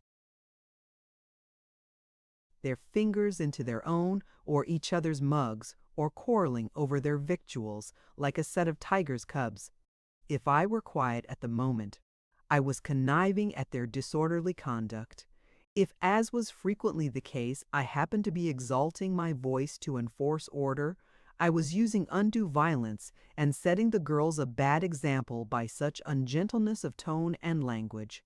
I remember one afternoon in spring when, owing to the rain, they could not go out, but by some amazing good fortune they had all finished their lessons, and yet abstained from running down to tease their parents, a trick that annoyed me greatly, but which, on rainy days, I seldom could prevent their doing, because, below, they found novelty and amusement, especially when visitors were in the house, and their mother, though she bid me keep them in the schoolroom, would never chide them for leaving it or trouble herself to send them bamp. But this day they appeared satisfied with their present abode, and what is more wonderful still, seemed disposed to play together without depending on me for amusement.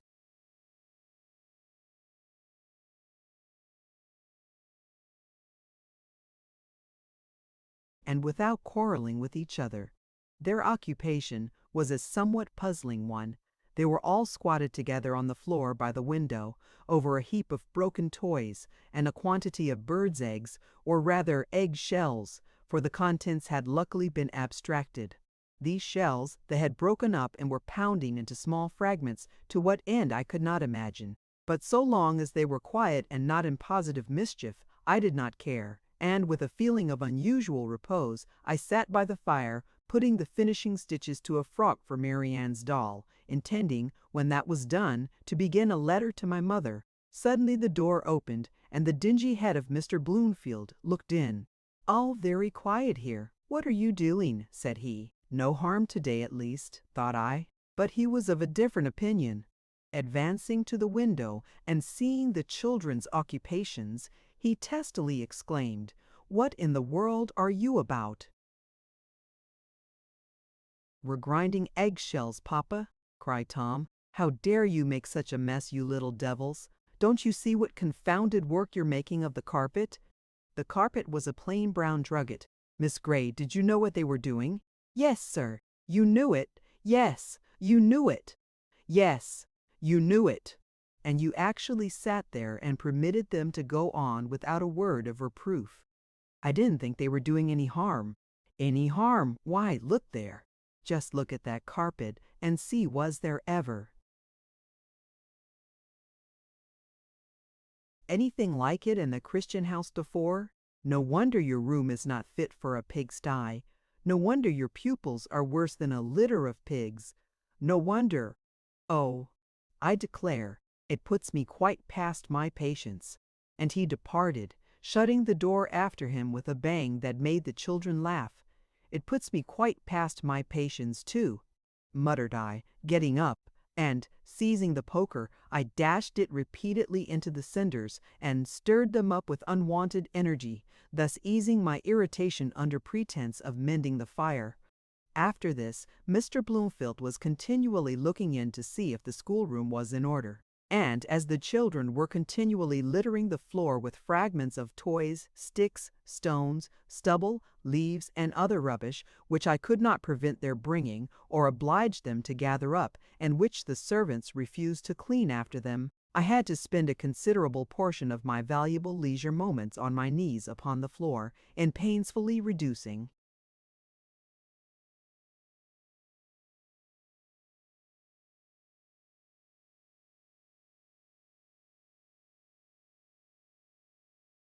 things to order. Once I told them that they should not taste their supper till they had picked up everything from the carpet. Fanny might have hers when she had taken up a certain quantity, Mary Ann when she had gathered twice as many, and Tom was to clear away the rest. Wonderful to state, the girls did their part, but Tom was in such a fury that he flew upon the table, scattered the bread and milk about the floor, struck his sisters, kicked the coals out of the coal pan, attempted to overthrow the table and chairs, and seemed inclined to make a Douglas larder of the whole contents of the room. But I seized upon him, and sending Mary Ann to call her mamma, held him, in spite of kicks, blows, yells, and execrations, till Mrs. Bloomfield appearance. "What is the matter with my boy?" said she. And when the matter was explained to her, all she did was to send for the nursery maid to put the room in order and bring Master Bloomfield his supper.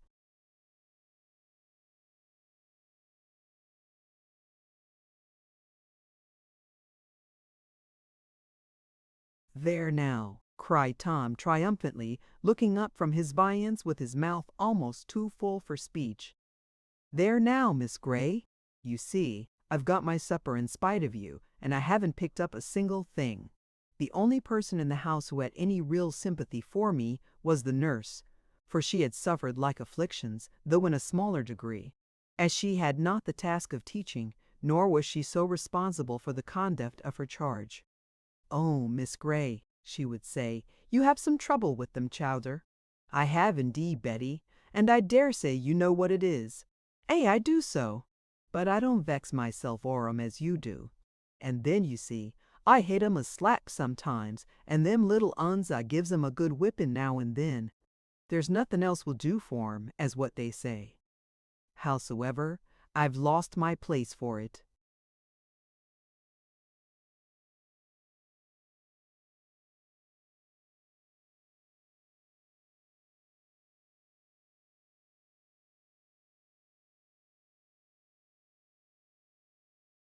Have you, Betty? I heard you were going to leave.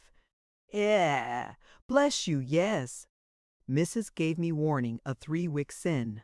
She told me afore Christmas how it mud be if I hit 'em again, but I couldn't hold my hand off 'em at nothing. I know not how you do, for Miss Mary Ann's worse by the half nor her sisters.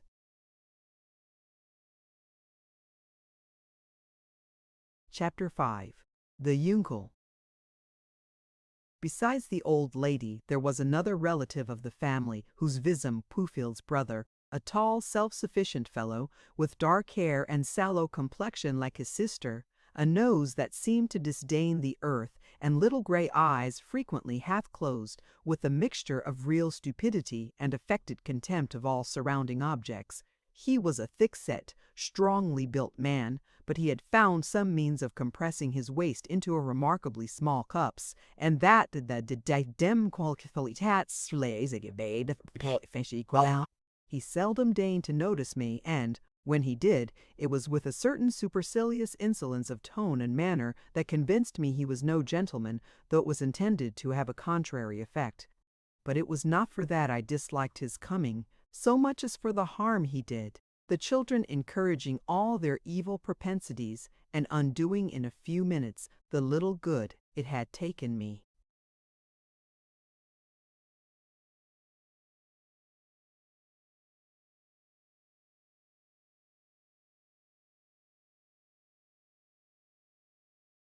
Months of labor to achieve. Fanny and little Harriet he seldom condescended to notice, but Mary Ann was something of a favorite. He was continually encouraging her tendency to affectation, which I had done my utmost to crush, talking about her pretty face and filling her head with all manner of conceited notions concerning her personal appearance, which I had instructed her to regard as dust in the balance compared with the cultivation of her mind and manners. And I never saw a child so susceptible of flattery as she was. Whatever was wrong, in either her or her brother, he would encourage by laughing at, if not by actually praising. People little know the injury they do to children by laughing at their faults and making a pleasant jest of what their true friends have endeavored to teach them to hold in grave abhorrence. Though not a positive drunkard, Mr. Robson habitually swallowed great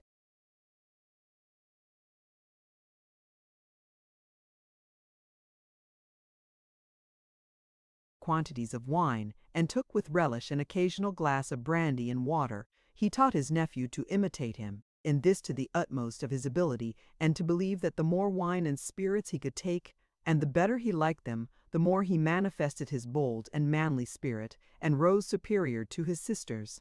Mr. Bloomfield had not much to say against it, for his favorite beverage was gin and water, of which he took a considerable portion every day, by dint of constant sipping, and to that I chiefly attributed his dingy complexion and waspish temper. Mr. Robson likewise encouraged Tom's propensity to persecute the lower creation, both by precept and example. As he frequently came to course or shoot over his brother-in-law's grounds, he would bring his favorite dogs with him, and he treated them so brutally that, poor as I was, I would have given a sovereign any day to see one of them bite him, provided the animal could have done it with impunity. Sometimes, when in a very complacent mood, he would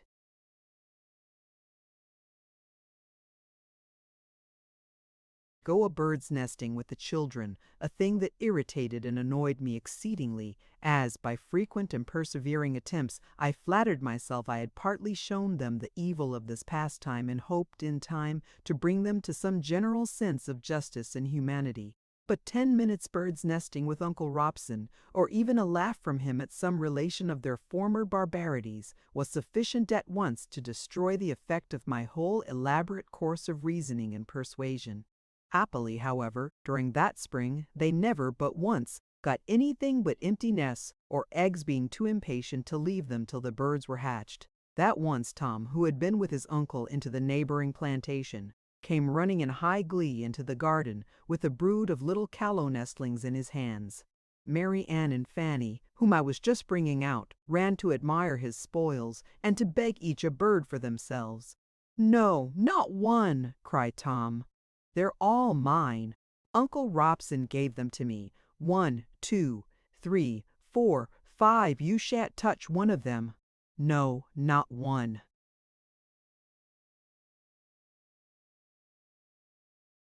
"For your lives," continued he, exultingly, laying the nest on the ground and standing over it with his legs wide apart, his hands thrust into his breeches pockets, his body bent forward, and his face twisted into all manner of contortions in the ecstasy of his delight.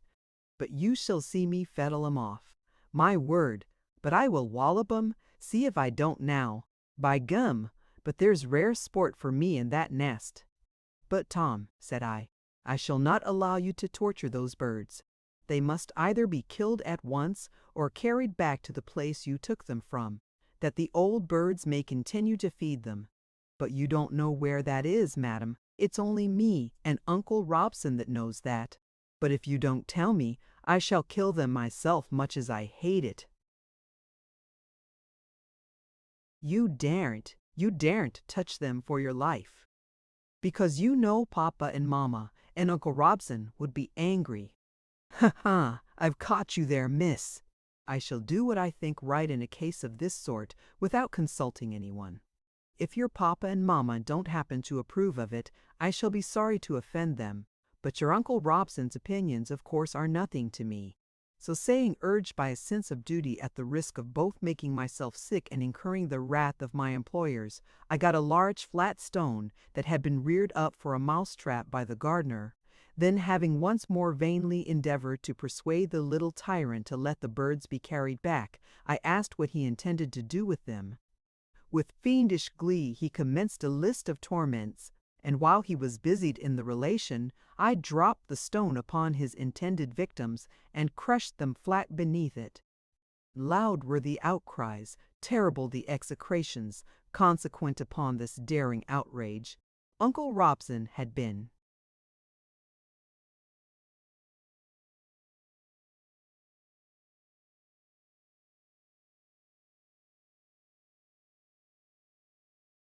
coming up the walk with his gun, and was just then pausing to kick his dog. Tom flew towards him, vowing he would make him kick me instead of Juno. Mr. Robson leant upon his gun and laughed excessively at the violence of his nephew's passion, and the bitter maledictions and opprobrious epithets heaped upon me. "Well, you are a good un," exclaimed he at length, taking up his weapon and proceeding towards the house. "Damn, but the lad has some spunk in him too. Curse me, if ever I saw a nobler little scoundrel than that.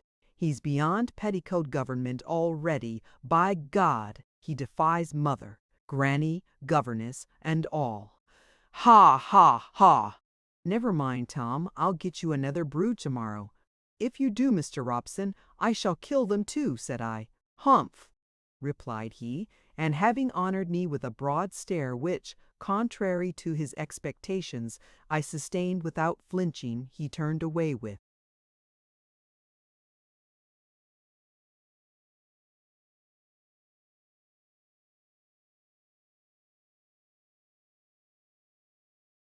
an air of supreme contempt and stalked into the house. Tom next went to tell his mamma. It was not her way to say much on any subject, but when she next saw me, her aspect and demeanor were doubly dark and chilled. After some casual remark about the weather, she observed, "I am sorry, Miss Grey, you should think it necessary to interfere with Master Broomfield's amusements. He was very much distressed about your destroying the birds." "When Master Bloomfield's amusements consist in injuring sentient creatures," I answered, "I think it my duty to interfere." "You seem to have forgotten," said she calmly, "that the creatures were all created for our convenience." I thought that doctrine admitted some doubt, but merely replied, If they were, we have no right to torment them for our amusement.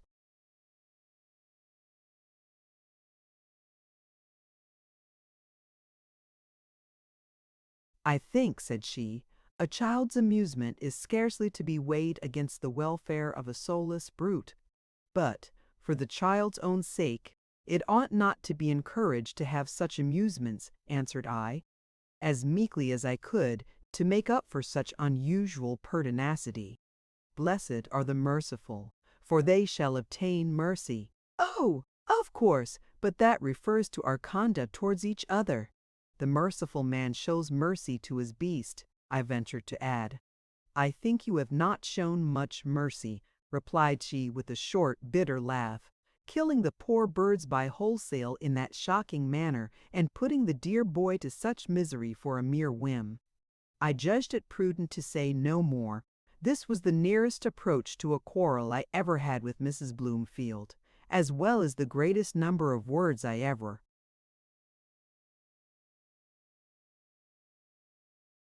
exchanged with her at one time since the day of my first arrival. But Mr. Robson and old Mrs. Bloomfield were not the only guests whose coming to Wellwood House annoyed me. Every visitor disturbed me more or less, not so much because they neglected me, though I did feel their conduct strange and disagreeable in that respect, as because I found it impossible to keep my pupils away from them, as I was repeatedly desired to do. Tom must talk to them, and Mary Ann must be noticed by them. Neither the one nor the other knew what it was to feel any degree of shamefacedness or even common modesty. They would indecently and clamorously interrupt the conversation of their elders, tease them with the most impertinent questions, roughly collar the gentlemen, climb their knees uninvited, hang about their shoulders or rifle their pockets, pull the ladies' gowns, disorder their hair, tumble their collars, and importunately beg for their trinkets.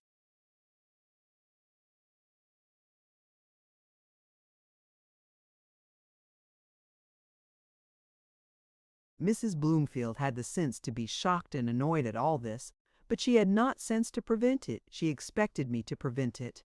But how could I, when the guests, with their fine clothes and new faces, continually flattered and indulged them, out of complaisance to their parents? How could I, with my homely garments, everyday face, and honest words, draw them away? I strained every nerve to do so. By striving to amuse them, I endeavored to attract them to my side. By the exertion of such authority as I possessed, and by such severity as I dared to use, I tried to deter them from tormenting the guests, and by reproaching their unmannerly conduct, to make them ashamed to repeat it. But they knew no shame. They scorned authority which had no terrors to back it, and as for kindness and affection, either they had no hearts, or such as they had were so strongly guarded and so well concealed that I, with all my efforts, had not yet discovered how to reach them. But soon my trials in this quarter came to a close sooner than I either expected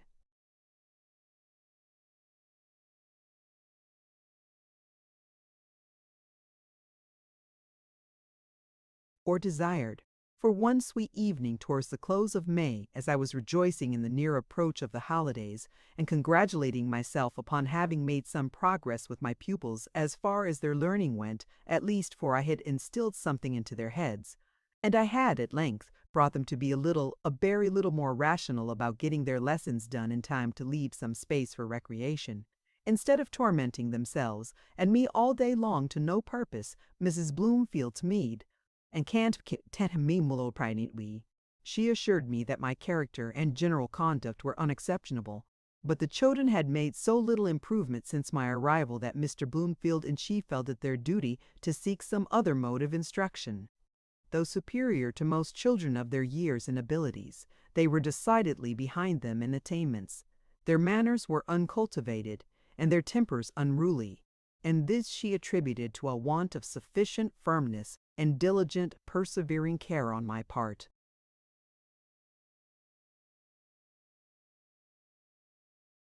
Unshaken firmness, devoted diligence, unwearied perseverance, unceasing care, were the very qualifications on which I had secretly prided myself, and by which I had hoped in time to overcome all difficulties and obtain success at last. I wished to say something in my own justification, but in attempting to speak, I felt my voice falter, and rather than testify any emotion, or suffer the tears to overflow that were already gathering in my eyes, I chose to keep silence, and bear all like a self-convicted culprit. Thus was I dismissed, and thus I sought my home. Alas, what would they think of me? Unable, after all my boasting, to keep my place, even for a single year, as governess to 3 small children whose mother was asserted by my own aunt to be a very nice woman. Having been thus weighed in the balance, and found wanting, I need not hope they would be willing to try me again. And this was an unwelcome thought, for vexed, harassed, disappointed as I had been, and greatly as I had learned to love and value my home, I was not yet weary of adventure, nor willing to relax my efforts. I knew that all parents were not like Mr. and Mrs. Bloomfield, and I was certain all children were not like theirs. The next family must be different, and any change must be for the better. I had been seasoned by adversity and tutored by experience, and I longed to redeem my lost honor in the eyes of those whose opinion was more than that of all the world to me.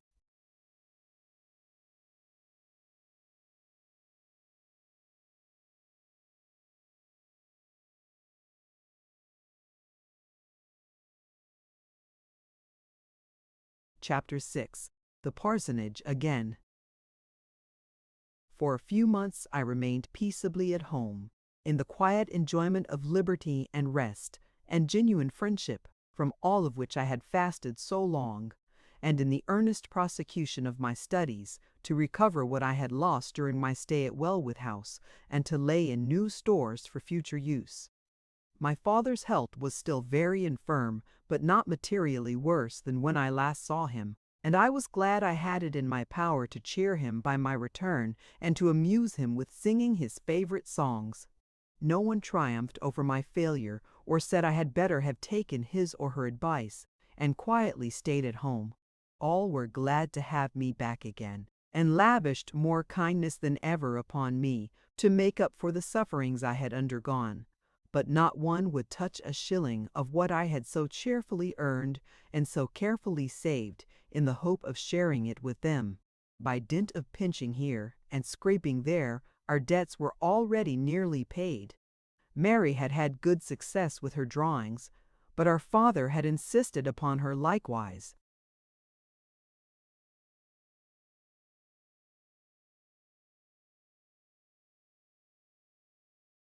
Keeping all the produce of her industry to herself. All we could spare from the supply of our humble wardrobe and our little casual expenses, he directed us to put into the savings bank, saying we knew not how soon we might be dependent on that alone for support, for he felt he had not long to be with us, and what would become of our mother and us when he was gone, God only knew. Dear Papa, if he had troubled himself less about the afflictions that threatened us in case of his death, I am convinced that dreaded event would not have taken place so soon. My mother would never suffer him to ponder on the subject if she could help it. "Oh, Richard," exclaimed she, on one occasion, "if you would but dismiss such gloomy subjects from your mind, you would live as long as any of us. At least you would live to see the girls married, and yourself a happy grandfather, with a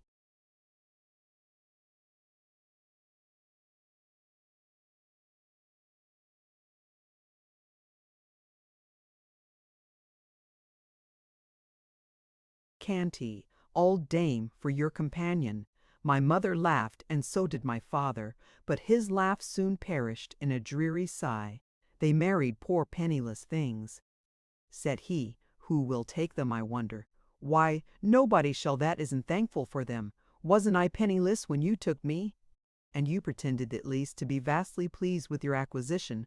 But it's no matter whether they get married or not. We can devise 1,000 honest ways of making a livelihood. And I wonder, Richard, you can think of bothering your head about our poverty in case of your death, as if that would be anything compared with the calamity of losing you in affliction that you well know would swallow up all others, and which you ought to do your utmost to preserve us from, and there is nothing like a cheerful mind for keeping.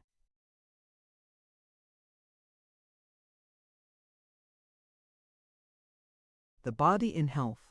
I know, Alice, it is wrong to keep repining as I do, but I cannot help it. You must bear with me." "I won't bear with you if I can alter you," replied my mother, but the harshness of her words was undone by the earnest affection of her tone and pleasant smile that made my father smile again, less sadly and less transiently than was his wont. "Mamma," said I, as soon as I could find an opportunity of speaking with her alone, "my money is but little, and cannot last long. If I could increase it, it would lessen Papa's anxiety on one subject at least. I cannot draw like Mary, and so the best thing I could do would be to look out for another situation." "And so you would actually try again, Agnes?" "Decidedly I would." "Why, my dear, I should have thought you had had enough of it." "I know," said I. "Everybody is not like Mr. and Mrs. Bloomfield." "Some are worse," interrupted my mother. "But not many, I think," replied I, "and I'm sure all children are not like theirs, for I and Mary were not. We always did as you bid us, didn't we?" "Generally. But then, I did not spoil you. And you were not perfect angels after all. Mary had a fund of quiet obstinacy, and you were somewhat faulty in regard to temper. But you were very good children on the whole." "I know I was sulky sometimes, and I should have been glad to see these children sulky sometimes too, for then I could have understood them, but they never were, for they could not be offended, nor hurt, nor ashamed. They could not be unhappy in any way except when they were in a passion. Well, if they could not, it was not their fault. You cannot expect stone to be as pliable as clay." "No, but still it is very unpleasant to live with such unimpressible, incomprehensible creatures. You cannot love them, and if you could, your love would be utterly thrown away. They could neither return it, nor value, nor understand it.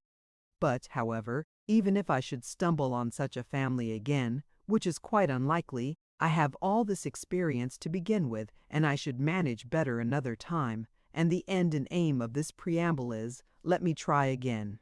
"Well, my girl, you are not easily discouraged, I see. I am glad of that. But let me tell you, you are a good deal paler and thinner than when you first left home.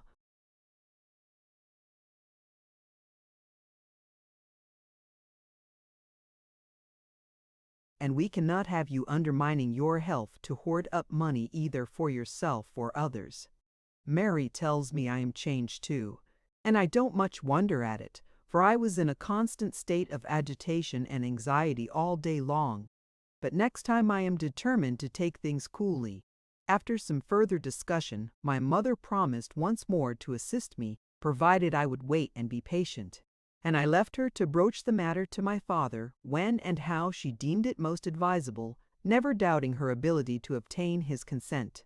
Meantime, I searched, with great interest, the advertising columns of the newspapers, and wrote answers to every "wanted a governess" that appeared at all eligible, but all my letters, as well as the replies, when I got any, were dutifully shown to my mother, and she, to my chagrin, made me reject the situations one after another. These were low people, these were too exacting.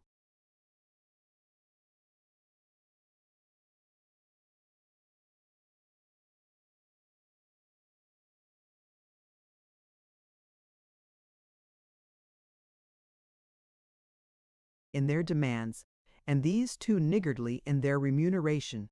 "Your talents are not such as every poor clergyman's daughter possesses, Agnes," she would say, "and you must not throw them away. Remember, you promised to be patient. There is no need of hurry. You have plenty of time before you, and may have many chances yet." At length, she advised me to put an advertisement myself in the paper, stating my qualifications and texts. "Music, singing, drawing, French, Latin, and German," said she, "are no mean assemblage. Many will be glad to have so much in one instructor, and this time you shall try your fortune in a somewhat higher family, in that of some genuine, thoroughbred gentlemen, for such are far more likely to treat you with proper respect and consideration than those purse-proud tradespeople and arrogant upstarts. I have known several among the higher ranks who treated their governesses quite as one of the family, though some, I allow, are as insolent and exacting as anyone else can be, for there are bad and good in all classes. The advertisement was quickly written and dispatched. Of the two parties who answered it, but one would consent to give me £50, the sum my mother bade me name as the salary I should require, and here I hesitated about engaging myself, as I feared the children would be too old, and their parents would require someone more showy, or more experienced, if not more accomplished, than I. But my mother dissuaded me from declining it on that account. I should do vastly well, she said, if I would only throw aside my diffidence and acquire a little more confidence in myself.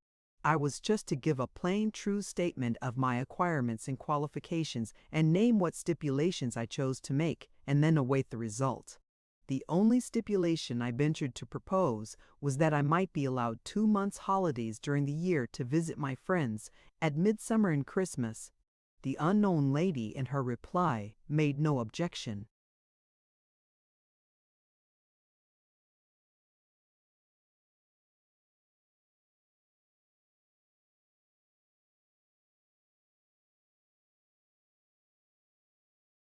To this, and stated that, as to my acquirements, she had no doubt I should be able to give satisfaction. But in the engagement of governesses, she considered those things as but subordinate points, as being situated in the neighborhood of O, she could get masters to supply any deficiencies in that respect. But, in her opinion, next to unimpeachable morality, a mild and cheerful temper and obliging disposition were the most essential requisites. My mother did not relish this at all, and now made many objections to my accepting the situation, in which my sister warmly supported her, but, unwilling to be balked again, I overruled them all, and having first obtained the consent of my father, who had a short time previously been apprised of these transactions, I wrote a most obliging epistle to my unknown correspondent, and, finally, the bargain was concluded. It was decreed that on the last day of January I was to enter upon my new office. As governess in the family of Mr. Murray, of Horton Lodge, near O, about 70 miles from our village, a formidable distance to me, as I had never been above 20 miles from home in all the course of my 20 years' sojourn on earth, and as, moreover, every individual in that family and in the neighborhood was utterly unknown to myself and all my acquaintances. But this rendered it only the more piquant to me.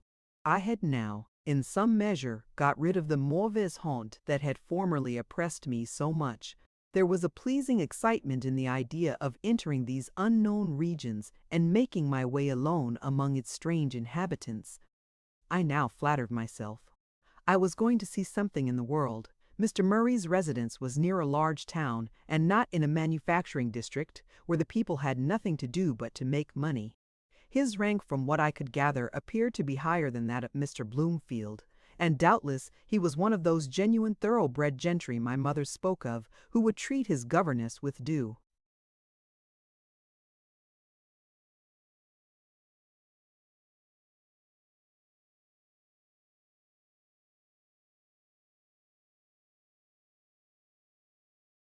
Consideration as a respectable, well-educated lady, the instructor and guide of his children, and not a mere upper servant.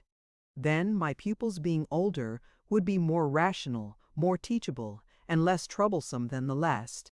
They would be less confined to the schoolroom, and not require that constant labor and incessant watching, and finally, bright visions mingled with my hopes, with which the care of children and the mere duties of a governess had little or nothing to do. Thus the reader will see that I had no claim to be regarded as a martyr to filial piety, going forth to sacrifice peace and liberty for the sole purpose of laying up stores for the comfort and support of my parents, though certainly the comfort of my father and the future support of my mother had a large share in my calculations, and £50 appeared to me no ordinary sum. I must have decent clothes becoming my station. I must have decent clothes becoming my station. I must have decent clothes when Norrichant in home, but would order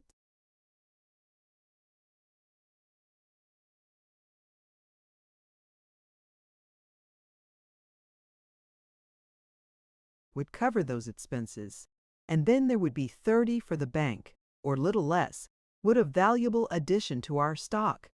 Oh, I must struggle to keep this situation, whatever it might be, both through my own honor among my friends and for the solid services I might render them by my continuance there.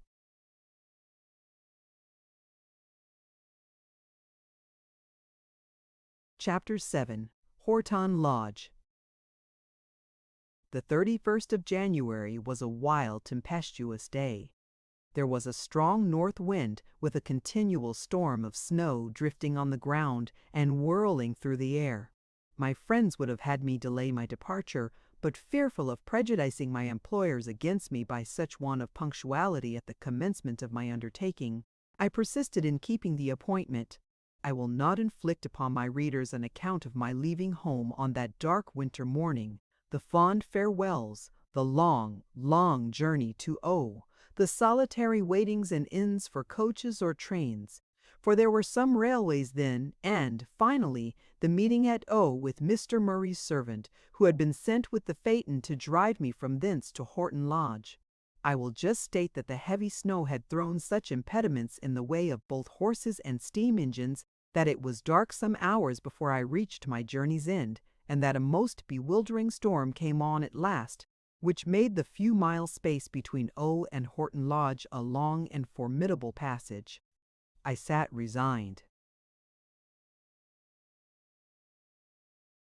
with the cold, sharp snow drifting through my veil and filling my lap, seeing nothing, and wondering how the unfortunate horse and driver could make their way even as well as they did. And indeed it was but a toilsome, creeping style of progression, to say the best of it. At length we paused, and at the call of the driver, someone unlatched and rolled back upon their creaking hinges what appeared to be the park gates. Then we proceeded along a smoother road, whence, occasionally, I perceived some huge, hoary mass gleaming through the darkness, which I took to be a portion of a snow-clad tree. After a considerable time we paused again, before the stately portico of a large house with long windows descending to the ground.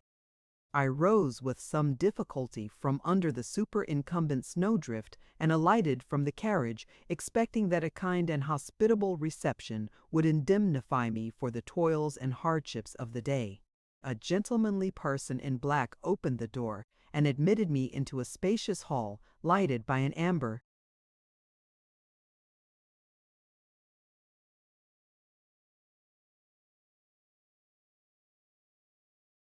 colored lamp suspended from the ceiling.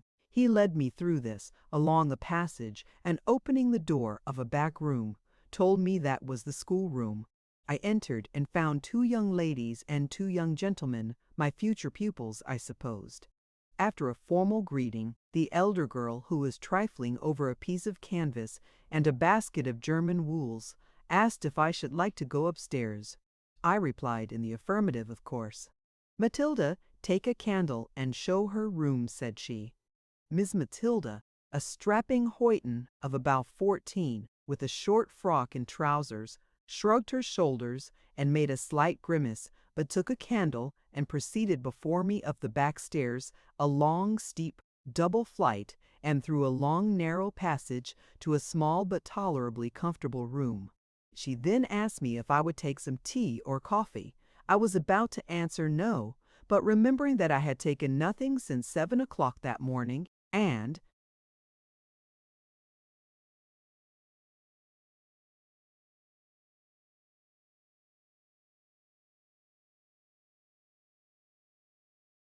feeling faint in consequence, I said I would take a cup of tea.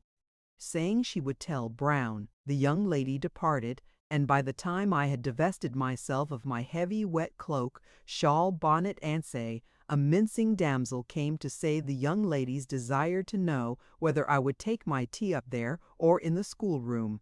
Under the plea of fatigue, I chose to take it there. She withdrew, and after a while returned again with a small tea tray, and placed it on the chest of drawers, which served as a dressing table. Having civilly thanked her, I asked at what time I should be expected to rise in the morning. "The young ladies and gentlemen breakfast at 8:30, ma'am," said she. "They rise early, but, as they seldom do any lessons before breakfast, I should think it will do if you rise soon after 7. I desired her to be so kind as to call me at 7, and, promising to do so, she withdrew. Then, having broken my long fast on a cup of tea and a little thin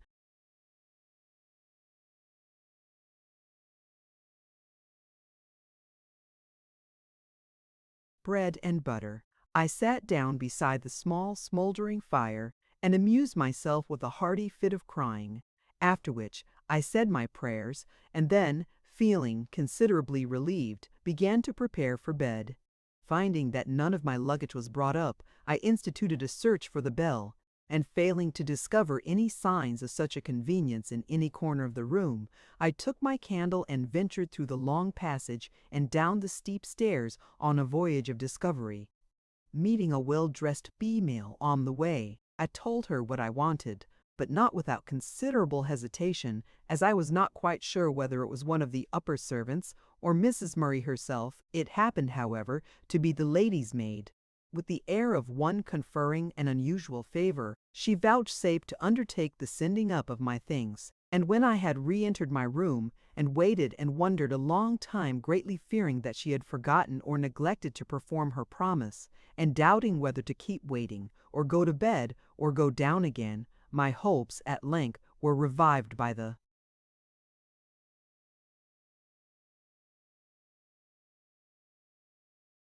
sound of voices and laughter, accompanied by the tramp of feet along the passage, and presently the luggage was brought in by a rough-looking maid and a man, neither of them very respectful in their demeanor to me.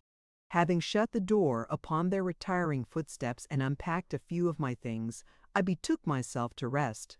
Gladly enough, for I was weary in body and mind.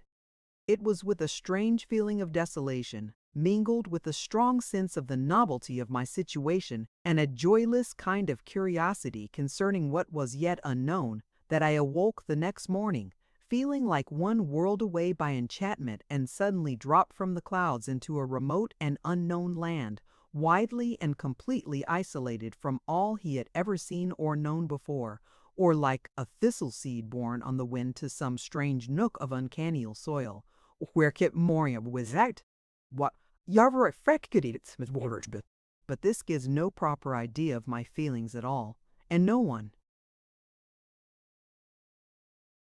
that has not lived such a retired, stationary life as mine can possibly imagine what they were, hardly even if he has known what it is to awake some morning and find himself in Port Nelson in New Zealand with a world of waters between himself and all that knew him.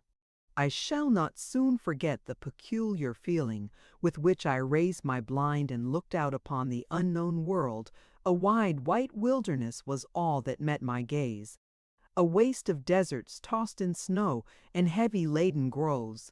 I descended to the schoolroom with no remarkable eagerness to join my pupils, though not without some feeling of curiosity respecting what a further acquaintance would reveal. One thing, among others of more obvious importance, I determined with myself I must begin with calling them Miss and Master. It seemed to me a chilling and unnatural piece of punctilio between the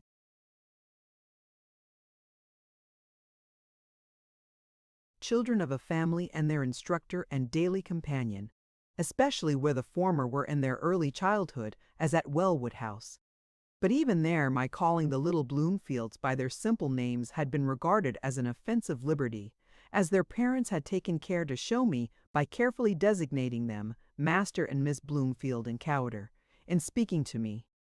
I had been very slow to take the hint, because the whole affair struck me as so very absurd. But now I determined to be wiser, and begin at once with as much form and ceremony as any member of the family would be likely to require, and indeed, the children being so much older, there would be less difficulty, though the little words Miss and Master seemed to have a surprising effect in repressing all familiar open-hearted kindness, and extinguishing every gleam of cordiality that might arise between us. As I cannot, like Dogberry, find it in my heart to bestow all my tediousness upon the reader, I will not go on to bore him with a minute detail of all the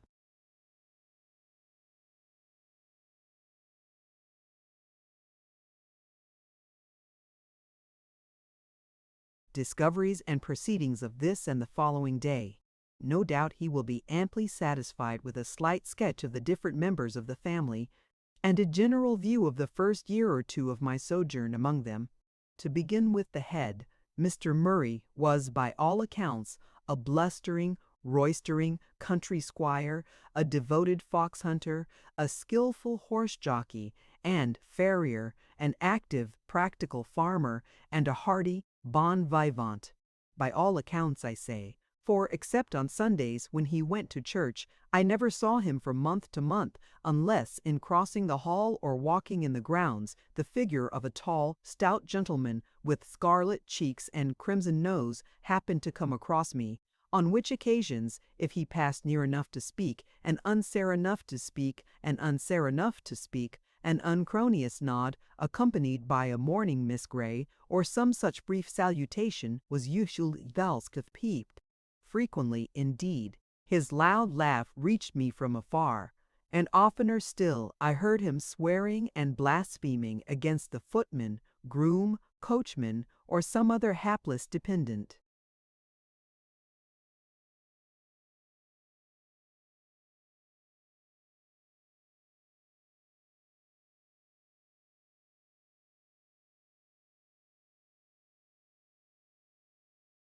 Mrs. Murray was a handsome, dashing lady of 40, who certainly required neither rouge nor padding to add to her charms, and whose chief enjoyments were, or seemed to be, in giving or frequenting parties, and in dressing at the very top of the fashion. I did not see her till 11 o'clock on the morning after my arrival, when she honored me with a visit, just as my mother might step into the kitchen to see a new servant girl. Yet not so either, for my mother would have seen her immediately after her arrival, and not waited till the next day, and moreover, she would have addressed her in a more kind and friendly manner, and given her some words of comfort as well as a plain exposition of her duties. But Mrs. Murray did neither the one nor the other. She just stepped into the schoolroom on her return from ordering dinner in the housekeeper's room, bade me good morning, stood for 2 minutes by the fire, said a few words about the weather and the rather rough journey I must have had yesterday, petted her youngest child, a boy of 10, who had just been wiping his mouth and hands on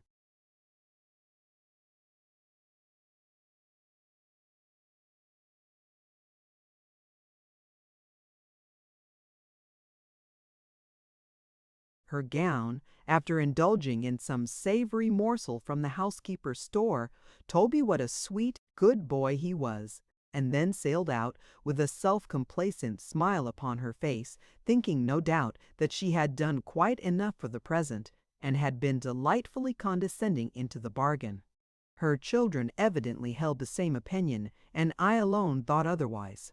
After this, she looked in upon me once or twice during the absence of my pupils to enlighten me concerning my duties towards them. For the girls, she seemed anxious only to render them as superficially attractive and showily accomplished as they could possibly be made, without present trouble or discomfort to themselves. And I was to act accordingly, to study and strive to amuse and oblige, instruct, refine and polish, with the least possible exertion on their part, and no exercise of authority on mine. With regard to the 2 boys, it was much the same, only instead of accomplishments, I was to get the greatest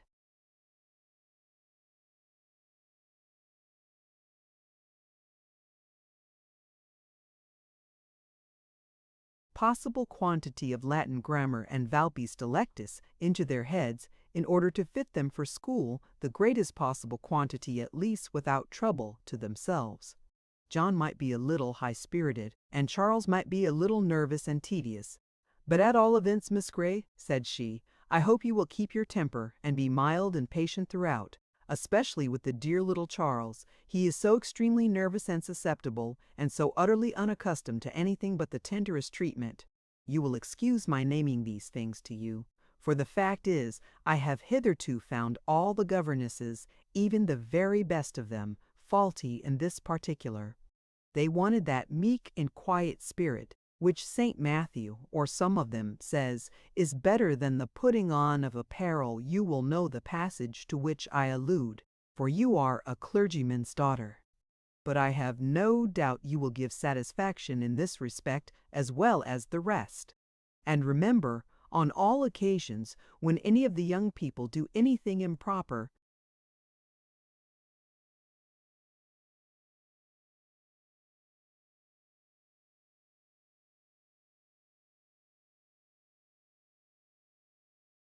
if persuasion and gentle remonstrance will not do, let one of the others come and tell me, for I can speak to them more plainly than it would be proper for you to do. And make them as happy as you can, Miss Grey, and I dare say you will do very well. I observed that while Mrs. Murray was so extremely solicitous for the comfort and happiness of her children, and continually talking about it, she never once mentioned mine, though they were at home, surrounded by friends, and I an alien among strangers, and I did not yet know enough of the world not to be considerably surprised at this anomaly. Miss Murray, otherwise Rosalie, was about 16 when I came, and decidedly a very pretty girl, and in 2 years longer, as time more completely developed her form and added grace to her carriage and deportment, she became positively beautiful, and that in no common degree. She was tall and slender, yet not thin. Perfectly formed, exquisitely fair, though not without a brilliant, healthy bloom. Her hair, which she wore in a profusion of long ringlets, was of a very light brown inclining to yellow. Her eyes were pale blue, but so clear and bright that few would wish them darker. The rest of her features were small, not quite regular, and not remarkably otherwise, but altogether you could not hesitate to pronounce her a very lovely girl. I wish I could say as much for mind and disposition as I can for her form and face. Yet think not I have any dreadful disclosures to make. She was lively, light-hearted, and could be very agreeable with those who did not cross her will. Towards me, when I first came, she was cold and haughty, then insolent and overbearing, but on a further acquaintance she gradually laid aside her airs, and in time became as deeply attached to me as it was possible for her to be to one of my character and position, for she seldom lost sight, for above half an hour at a time, of the fact of my being at the court at a time, and yet,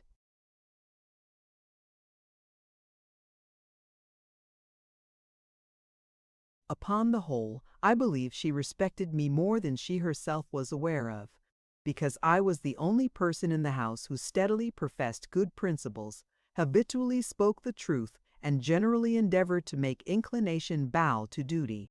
And this I say, not of course in commendation of myself, but to show the unfortunate state of the family to which my services were, for the present, devoted. There was no member of it in whom I regretted this sad want of principle so much as Miss Murray herself, not only because she had taken a fancy to me, but because there was so much of what was pleasant and prepossessing in herself that, in spite of her failings, I really liked her when she did not rouse my indignation or ruffle my temper by too great a display of her faults. These, however, I would fain persuade myself were rather the effect of her education than her disposition. She had never been perfectly taught the distinction between right and wrong. She had, like her brothers and sisters, been suffered from infancy to tyrannize over nurses, governesses, and servants. She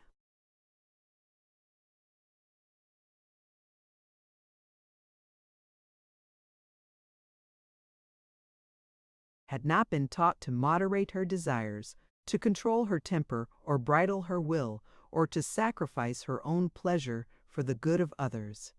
Her temper being naturally good, she was never violent or morose, but from constant indulgence and habitual scorn of reason, she was often testy and capricious. Her mind had never been cultivated, her intellect, at best, was somewhat shallow. She possessed considerable vivacity, some quickness of perception, and some talent for music and the acquisition of languages. But till 15 she had troubled herself to acquire nothing. Then the love of display had roused her for Polly herself, but Ondine to both quiet are the and when I came it was the same. Everything was neglected but French, German, music, singing, dancing, fancy work, and a little drawing, such drawing as might produce the greatest show with the smallest labor, and the principal parts of which were generally done by me. For music and singing, besides my occasional instructions, she had the attendance of the best master the country afforded, and in these accomplishments, as well as in dancing, she certainly attained great proficiency. To music, indeed, she devoted too much of her time, as, governess though I was, I frequently told her. But her mother thought that if she liked it, she could not give too much time to the acquisition of so attractive an art. Of fancy work I knew nothing but what I gathered from my pupil and my own observation, but no sooner was I initiated than she made me useful in 20 different ways. All the tedious parts of her work were shifted onto my shoulders, such as stretching the canvas, sorting the frizzy snot. At 16, Miss Murray was something of a romp, yet not more so than is natural and allowable for a girl of that age. But at 17, that propensity, like all other things, began to give way to the ruling passion, and soon was swallowed up in the all-absorbing ambition to attract and dazzle the other sex. But enough of her. Now let us turn to her sister. Miss Matilda Murray was a veritable hoyden, of whom little need be said. She was about 2 years and a half younger than her sister. Her features were larger, her complexion much darker. She might possibly make a handsome woman, but she was far too big-boned and awkward ever to be called a pretty girl, and at present she cared little about it. Rosalie knew all her charms, and thought them even greater than they were, and valued them more highly than she ought to have done, had they been 3 times as great. Matilda thought she was well enough, but cared little about the matter. Still less did she care about the cultivation of her mind and the acquisition of ornamental accomplishments. The manner in which she learned her lessons and practiced her music was calculated to drive any governess to despair. Short and easy as her tasks were, if done at all, they were slurred over at any time and in any way, but generally at the least convenient times and in the way least beneficial to herself and least satisfactory to me. The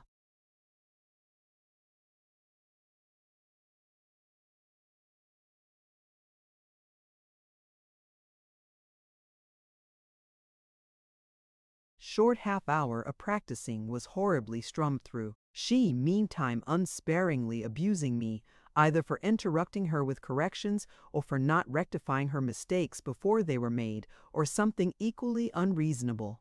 Once or twice I ventured to remonstrate with her seriously for such irrational conduct, but on each of those occasions I received such reprehensive expostulations from her mother as convinced me that, if I wished to keep the situation, I must even let Miss Matilda go on in her own way.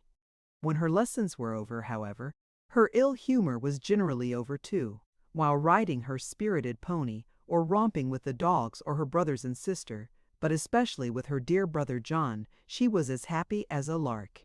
As an animal, Matilda was all right, full of life, vigor, and activity. As an intelligent being, she was barbarously ignorant, indocile, careless, and irrational, and, consequently, very distressing to one who had the task of cultivating her understanding, reforming her manners, and aiding her to acquire those.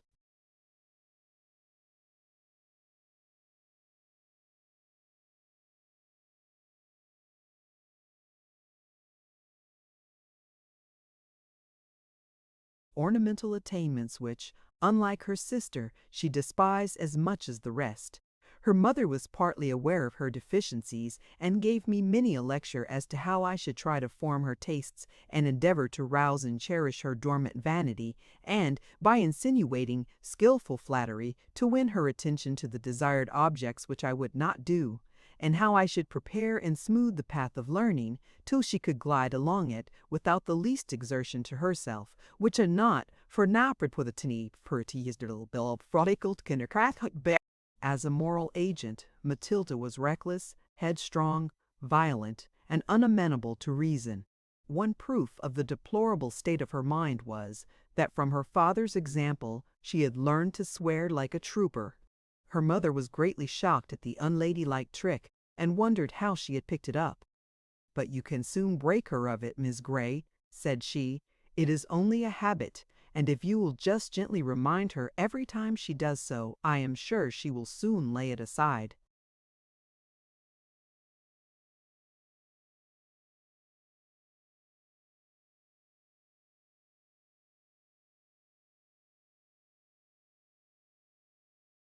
I not only gently reminded her, I tried to impress upon her how wrong it was and how distressing to the ears of decent people, but all in vain. I was only answered by a careless laugh and, "Oh, Miss Grey, how shocked you are!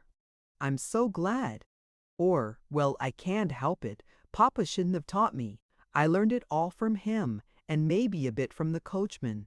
Her brother John, alias Master Murray, was about 11 when I came, a fine, stout, healthy boy, frank and good-natured in the main, and might have been a decent lad had he been properly educated.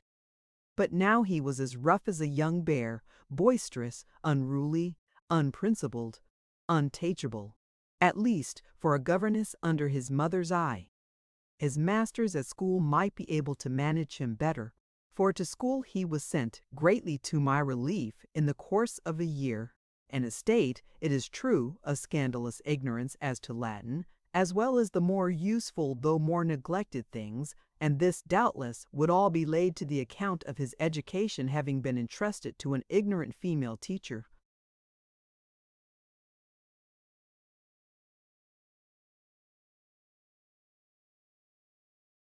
Who had presumed to take in hand what she was wholly incompetent to perform. I was not delivered from his brother till full 12 months after, when he also was dispatched in the same state of disgraceful ignorance as the former. Master Charles was his mother's peculiar darling. He was little more than a year younger than John, but much smaller, paler, and less active and robust. A pettish, cowardly, capricious, selfish little fellow, only active in doing mischief, and only clever in inventing falsehoods, not simply to hide his faults, but in mere malicious wantonness to bring odium upon others. In fact, Master Charles was a very great nuisance to me. It was a trial of patience to live with him peaceably. To watch over him was worse, and to teach him, or pretend to teach him, was inconceivable. At 10 years old, he could not read correctly the easiest line in the simplest book, and as, according to his mother's principle, he was to be told every word before he had time to hesitate or examine its orthography, and never even to be informed, as a stimulant to exertion, that other boys were more forward than he, it is not surprising that he made but little progress during the 2 years I had charge of his education. His minute portions of Latin grammar annexant were to be repeated over to him, till he chose to say he knew them, and then he was to be helped to say them. If he made mistakes in his little easy sums in arithmetic, they were to be shown him at once, and the sum done for him, instead of his being left to exercise his faculties in finding them out himself, so that of course he took no pains to avoid mistakes, but frequently set down his figures at random, without any calculation at all. I did not invariably confine myself to these rules. It was against my conscience to do so, but I seldom could venture to deviate from them in the slightest degree, without incurring the wrath of my little pupil, and subsequently of his mamma, to whom he would relate my transgressions maliciously exaggerated, or adorned with embellishments of his own, and often, in consequence, was I on the point of losing or resigning my situation. But, for their sakes at home, I smothered my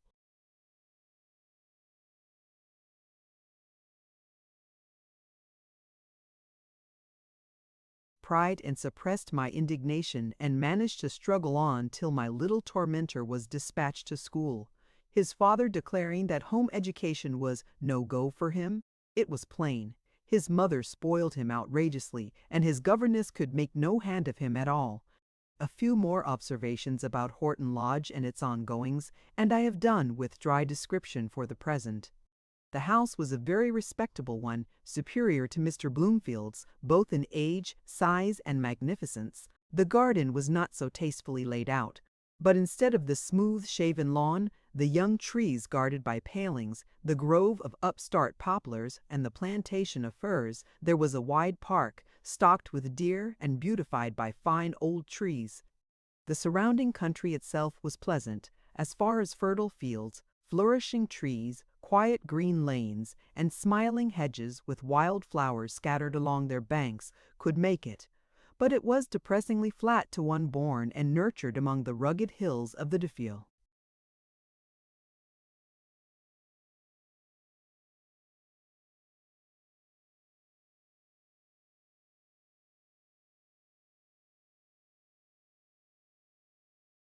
We were situated nearly 2 miles from the village church, and consequently, the family carriage was put in requisition every Sunday morning and sometimes oftener.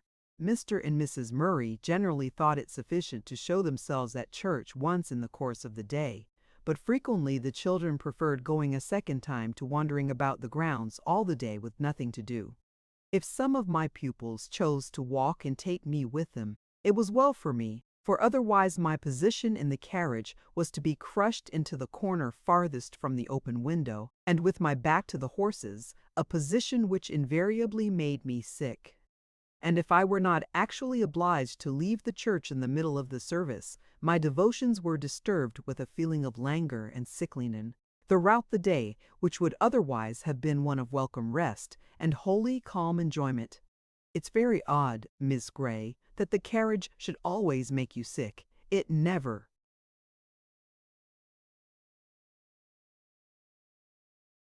Makes me, remarked Miss Matilda. Nor me either, said her sister, but I dare say it would if I sat where she does such a nasty, horrid place. Miss Grey, I wonder how you can bear it.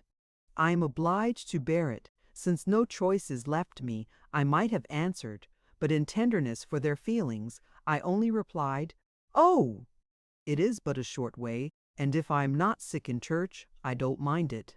If I were called upon to give a description of the usual divisions and arrangements of the day, I should find it a very difficult matter. I had all my meals in the schoolroom with my pupils at such times as suited their fancy. Sometimes they would ring for dinner before it was half cooked. Sometimes they would keep it waiting on the table for above an hour, and then be out of humor because the potatoes were cold and the gravy covered with cakes of solid fat. Sometimes they would have tea at 4. Frequently they would storm at the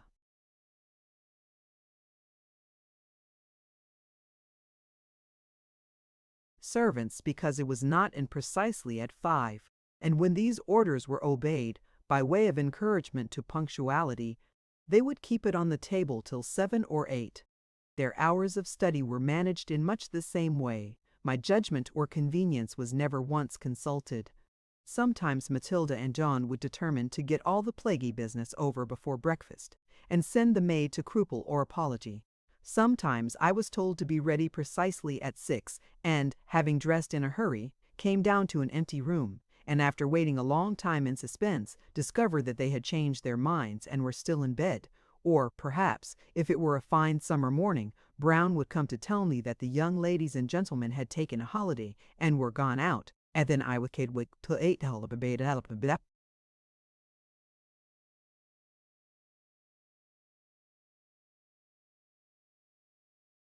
Often they would do their lessons in the open air, which I had nothing to say against, except that I frequently caught cold by sitting on the damp grass, or from exposure to the evening dew, or some insidious draught which seemed to have no injurious effect on them.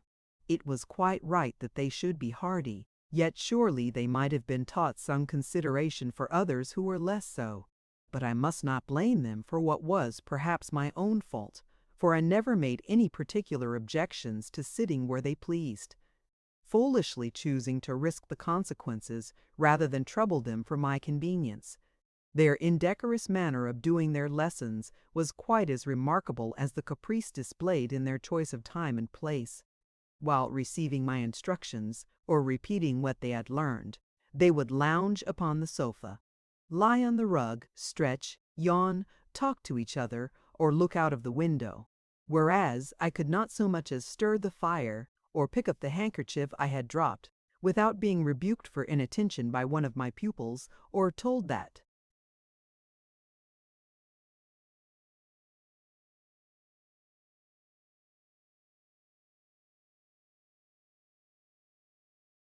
Mamma would not like me to be so careless. The servants, seeing in what little estimation the governess was held by both parents and children, regulated their behavior by the same standard. I have frequently stood up for them, at the risk of some injury to myself, against the tyranny and injustice of their young masters and mistresses, and I always endeavored to give them as little trouble as possible, but they entirely neglected my comfort, despised my requests, and slighted my directions.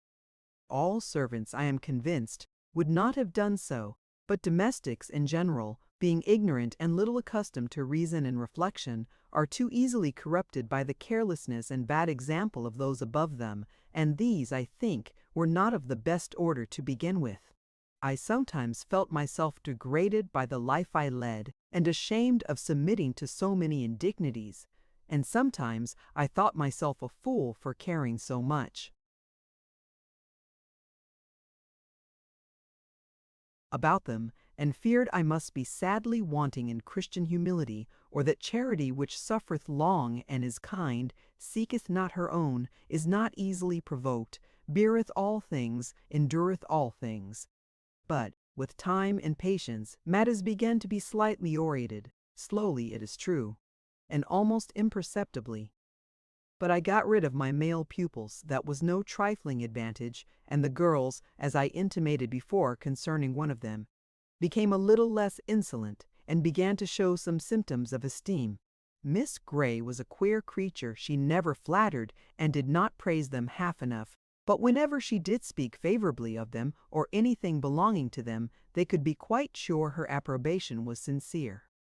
She was very obliging, quiet, and peaceable in the main, but there were some things that put her out of temper. They did not much care for that, to be sure, but still it was better to keep her in tune, as when she was in a good humor she would talk to them, and be very agreeable and amusing sometimes in her way, which was quite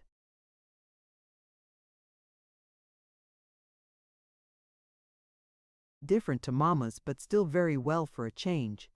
She had her own opinions on every subject, and kept steadily to them. Very tiresome opinions they often were, as she was always thinking of what was right and what was wrong, and had a strange reverence for matters connected with religion, and an unaccountable liking to good people.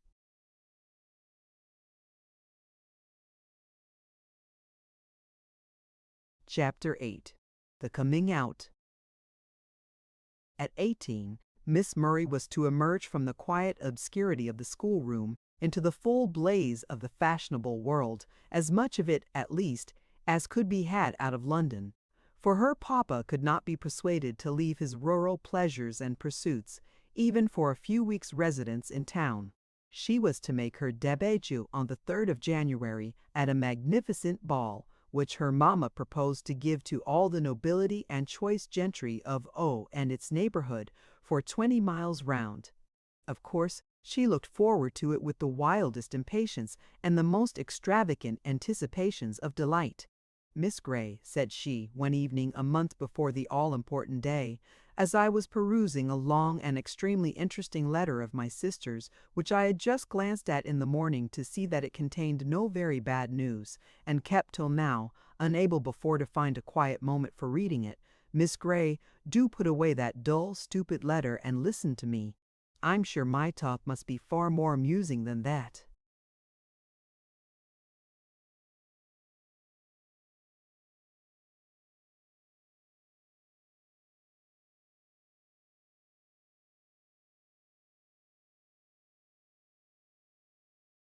She seated herself on the low stool at my feet, and I, suppressing a sigh of vexation, began to fold up the epistle. "You should tell the good people at home not to bore you with such long letters," said she, "and above all, do bid them write on proper note paper, and not on those great vulgar sheets. You should see the charming little lady, like notes Mamma writes to her friends." "The good people at home," replied I, "know very well that the longer their letters are, the better I like them. I should be very sorry to receive a charming little lady-like note from any of them, and I thought you were too much of a lady yourself, Miss Murray, to talk about the vulgarity of writing on a large sheet of paper." "Well, I only said it to tease you, but now I want to talk about the ball, and to tell you that you positively must put off your holidays till it is over.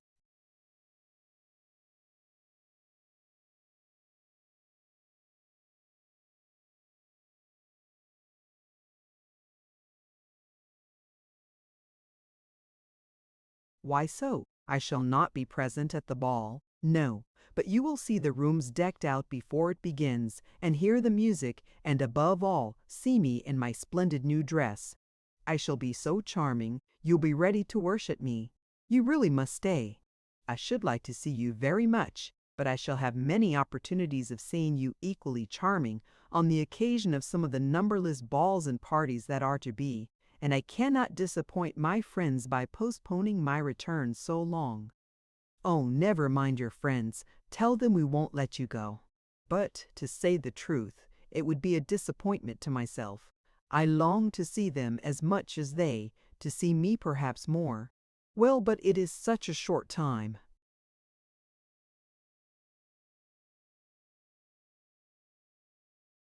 Nearly a fortnight by my computation, and, besides, I cannot bear the thoughts of a Christmas spent from home, and, moreover, my sister is going to be married. Is she when? Not till next month. But I want to be there to assist her in making preparations, and to make the best of her company while we have her. Why didn't you tell me before? I've only got the news in this letter, which you stigmatize as dull and stupid, and won't let me read. To whom is she to be married? To Mr. Richardson, the vicar of a neighboring parish. Is he rich? No, only comfortable. Is he handsome? No, only decent. Young? No, only middling. Oh, mercy, what a wretch! What sort of a house is it? A quiet little vicarage with an ivy-clad porch, an old-fashioned garden, and— Oh, stop, you'll make me sick!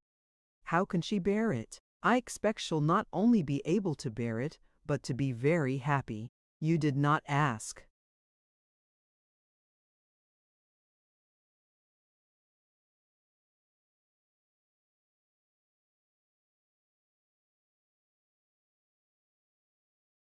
Me, if Mr. Richardson were a good, wise, or amiable man, I could have answered yes to all these questions, at least so Mary thinks, and I hope she will not find herself mistaken. But miserable creature, how can she think of spending her life there, cooped up with that nasty old man, and no hope of change? He is not old. He's only 6 or 7 and 30, and she herself is 28, and as sober as if she were 50. Oh, that's better then, they're well matched. But do they call him the worthy vicar? I don't know, but if they do, I believe he merits the epithet. Mercy, how shocking! And will she wear a white apron and make pies and puddings?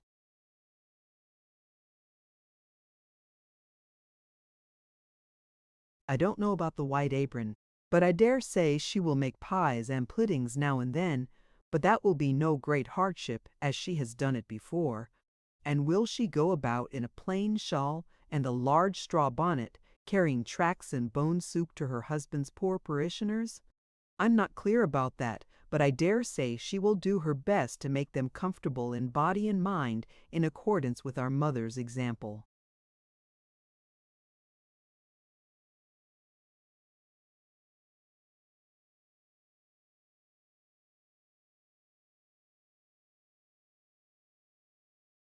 Chapter 9. The Ball. Now, Miss Grey, exclaimed Miss Murray, immediately I entered the schoolroom, after having taken off my outdoor garments upon returning from my 4 weeks' recreation, now shut the door and sit down, and I'll tell you all about the ball. No, damn it, no, shouted Miss Matilda. Hold your tongue, can't ya? And let me tell her about my new mare. Such a splendor, Miss Grey. A fine blood mare. Do be quiet, Matilda, and let me tell my news first. No, no, Rosalie, you'll be such a damn long time over it. She shall hear me first. I'll be hanged if she doesn't. I'm sorry to hear, Miss Matilda, that you've not got rid of that shocking habit yet.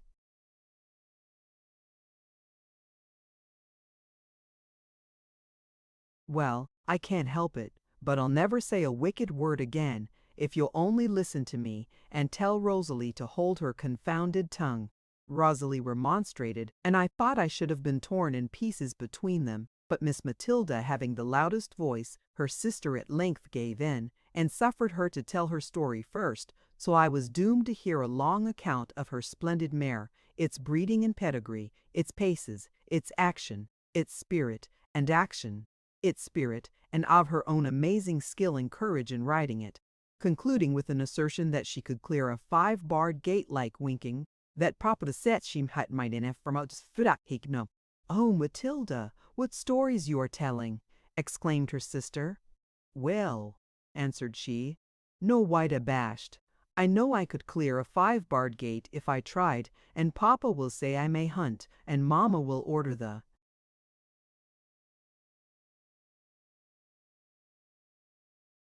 habit when I ask it." "Well, now get along," replied Miss Murray, "and do, dear Matilda, try to be a little more ladylike. Miss Grey, I wish you would tell her not to use such shocking words. She will call her horse a mare. It is so inconceivably shocking. And then she uses such dreadful expressions in describing it. She must have learned it from the grooms. It nearly puts me into fits when she begins. I learned it from Papa, you ass." "And his jolly friends," said the young lady, vigorously cracking a hunting whip which she habitually carried in her hand. "I'm as good judge of horseflesh as the best of them. Well, now get along, you shocking girl. I really shall take a fit if you go on in such a way. And now, Miss Grey, attend to me. I'm going to tell you about the ball. You must be dying to hear about it, I know. Oh, such a ball! You never saw or heard or read or dreamt of anything like it in all your life. The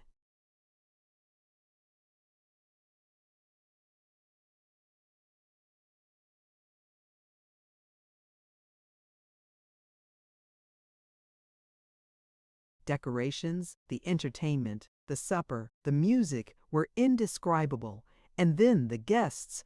There were 2 noblemen, 3 baronets, and 5 titled ladies, and other ladies and gentlemen innumerable. The ladies, of course, were of no consequence to me, except to put me in a good humor with myself by showing how ugly and awkward most of them were. And the best, Mamma told me, the most transcendent beauties among them were nothing to me. As for me, Miss Grey, I'm so sorry you didn't see me. I was charming, wasn't I, Matilda? Middling. No, but I really was, at least so Mamma said. And Brown and Williamson. Brown said she was sure no gentleman could set eyes on me without falling in love that minute, and so I may be allowed to be a little vain. I know you think me a shocking, conceited, frivolous girl, but then, you know, I don't attribute it all to my personal attractions. I give some praise to the hairdresser and some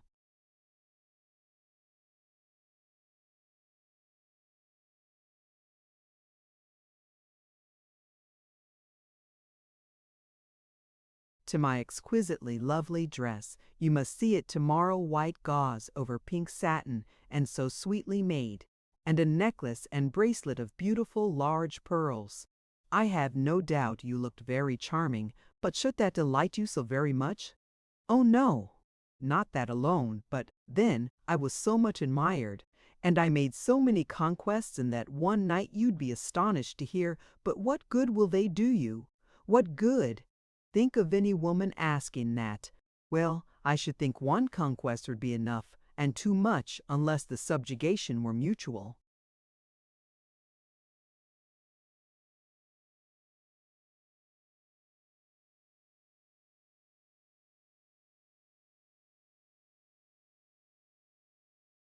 Oh, but you know I never agree with you on those points. Now, wait a bit, and I'll tell you my principal admirers, those who made themselves very conspicuous that night, and after, for I've been to 2 parties since. Unfortunately, the 2 noblemen, Lord G and Lord F, were married, or I might have condescended to be particularly gracious to them.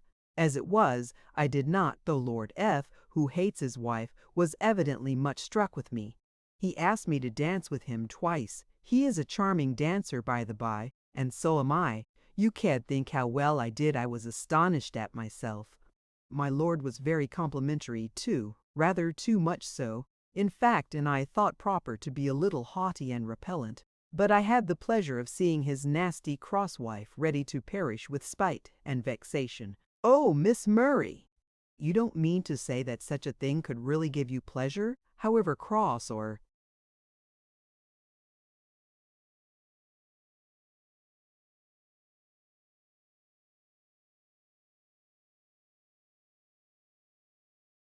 Well, I know it's very wrong, but never mind. I mean to be good some time, only don't preach now, there's a good creature. I haven't told you half yet. Let me see. Oh, I was going to tell you how many unmistakable admirers I had. Sir Thomas Ashby was one, Sir Hugh Meltham and Sir Broadley Wilson are old codgers, only fit companions for Papa and Mamma. Sir Thomas is young, rich, and gay, but an ugly beast, nevertheless. However, Mamma says I should not mind that after a few months' acquaintance. Then there was Henry Meltham, Sir Hugh's younger son, rather good-looking and a pleasant fellow to flirt with, but being a younger son, that is all he is good for. Then there was young Mr. Green, rich enough, but of no family, and a great stupid fellow, a mere country booby. And then our good rector, Mr. Hatfield, an humble admirer he ought to consider himself, but I fear he has forgotten to number humility among his stock of Christian virtues. Was Mr. Hatfield at the ball? Yes, to be sure. Did you think he was too good to do? I thought B.A. might consider it unclerical. By no means. He did not profane his cloth by dancing, but it was with difficulty he could refrain, poor man. He looked as if he were dying to ask my hand just for one set. And, oh, by the by, he's got a new curate. That seedy old fellow Mr. Bligh has got his long-wished-for living at last, and is gone. And what is the new one like? Oh, such a beast! Weston his name is. I can give you his description in 3 words. An insensate, ugly, stupid blockhead. That's 4, but no matter, enough of him now. Then she returned to the ball, and gave me a further account of her deportment there, and at the several parties she had since attended, and further particulars.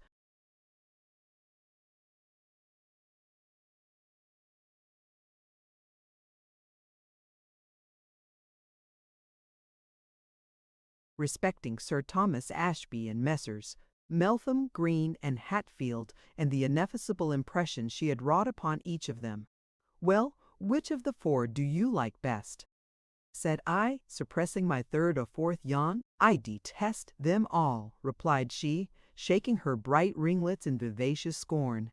That means, I suppose, I like them all, but which most? No, I really detest them all. But Harry Meltham is the handsomest and most amusing, and Mr. Hatfield the cleverest, Sir Thomas the wickedest, and Mr. Green the most stupid.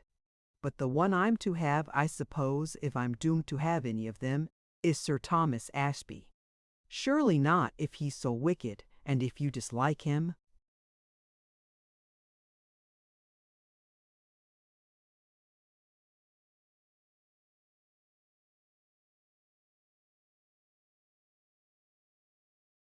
Oh, I don't mind his being wicked. He's all the better for that, and as for disliking him, I shouldn't greatly object to being Lady Ashby of Ashby Park, if I must marry.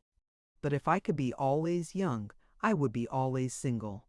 I should like to enjoy myself thoroughly, and coquet with all the world till I am on the verge of being called an old maid, and then to escape the infamy of that, after having made 10,000 conquests, to break all their hearts save one by marrying some high-born, rich, indulgent husband, whom, on the other hand, 50 ladies were dying to have. Well, as long as you entertain these views, keep single by all means and never marry at all, not even to escape the infamy of old maidenhood.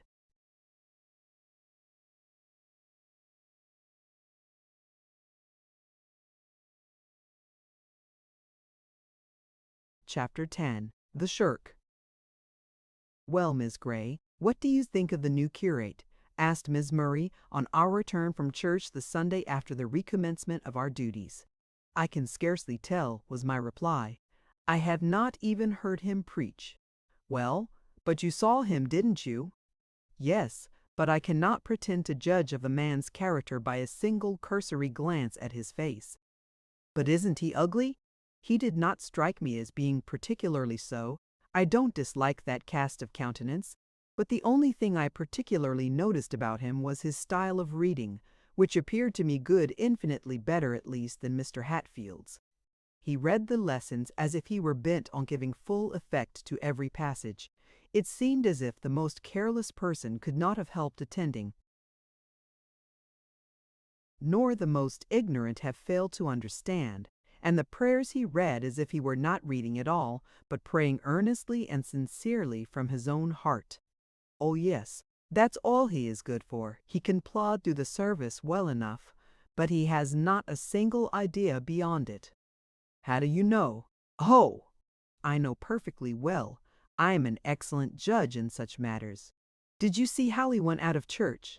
Stumping along as if there were nobody there but himself, never looking to the right hand or the left, and evidently thinking of nothing but just getting out of the church and perhaps home to his dinner. His great stupid head could contain no other idea.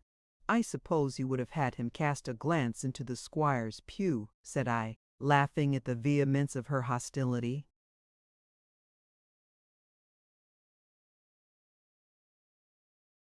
Indeed, I should have been highly indignant if he had dared to do such a thing, replied she, haughtily tossing her head. Then, after a moment's reflection, she added, Well, well, I suppose he's good enough for his place, but I'm glad I'm not dependent on him for amusement, that's all. Did you see how Mr. Hatfield hurried out to get a bow from me, and be in time to put us into the carriage? Yes, answered I, internally adding, and I thought it somewhat derogatory to his dignity as a clergyman to come flying from the pulpit in such eager haste to shake hands with the squire and hand his wife and daughters into their carriage, and moreover, I owe him a grudge for nearly shutting me out of it. For in fact, though I was standing before his face, close beside the carriage steps, waiting to get in, he would persist in putting them up and closing the door, till one of the family stopped him by calling out that they were later the will American.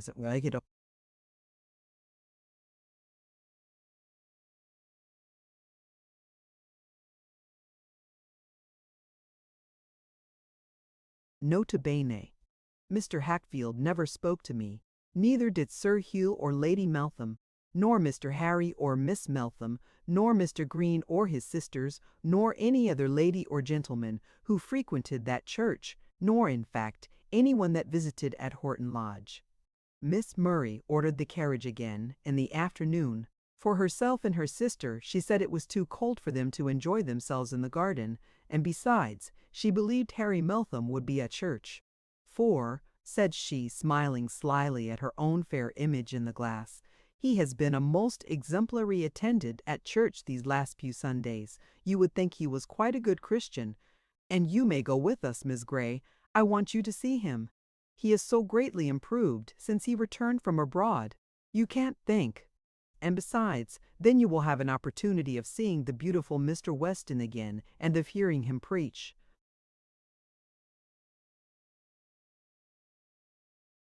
I did hear him preach, and was decidedly pleased with the evangelical truth of his doctrine, as well as the earnest simplicity of his manner, and the clearness and force of his style. It was truly refreshing to hear such a sermon after being so long accustomed to the dry, prosy discourses of the former curate and the still less edifying harangues of the rector. Mr. Hatfield would come sailing up the aisle, or rather sweeping along with anchor lancrate, then munter moped becolpit like a conqueror ascending his triumphal car, then, sinking on the velvet cushion in an attitude of studied grace, remain in silent prostration for a certain time, then mutter over a collect and gabbles as the Lord's Prayer, rise, draw off one bright lavender glove, to give the congregation the benefit of sparkling rings, leves, cascade, pair, credit the kirkir, dal, derabut, cushfit, and Elizabeth the deal capture.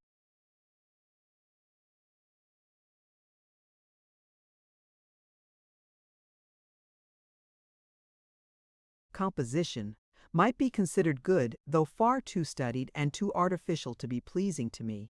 The propositions were well laid down, the arguments logically conducted, And yet it was sometimes hard to listen quietly throughout, without some slight demonstrations of disapproval or impatience.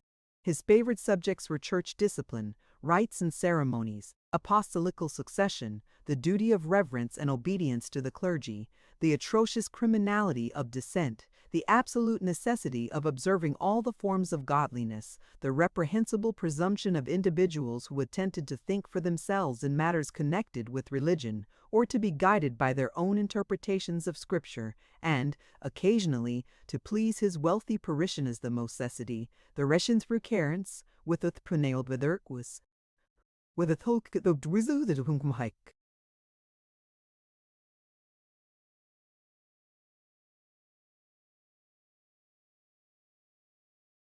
But now and then he gave us a sermon of a different order, what some would call a very good one, but sunless and severe, representing the deity as a terrible taskmaster rather than a benevolent father. Yet, as I listened, I felt inclined to think the man was sincere in all he said. He must have changed his views, and become decidedly religious, gloomy and austere, yet still devout.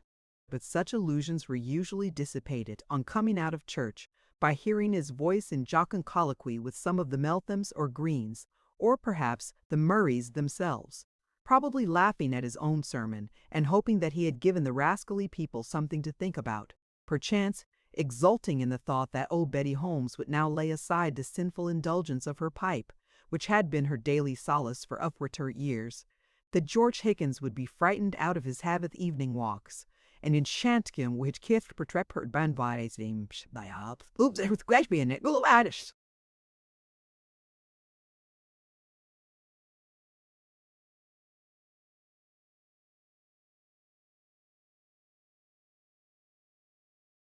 Thus I could not but conclude that Mr. Hatfield was one of those who bind heavy burdens and grievous to be borne, and lay them upon men's shoulders, while they themselves will not move them with one of their fingers, and who make the word of God of none effect by their traditions, teaching for doctrines the commandments of men.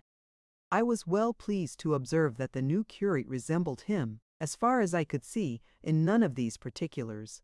"Well, Miss Grey, what do you think of him now?" said Miss Murray, as we took our places in the carriage after service. "No harm still," replied I. "No harm!" repeated she in amazement. "What do you mean?" "I mean, I think no worse of him than I did before." "No worse! I should think not, indeed, quite the contrary. Is he not greatly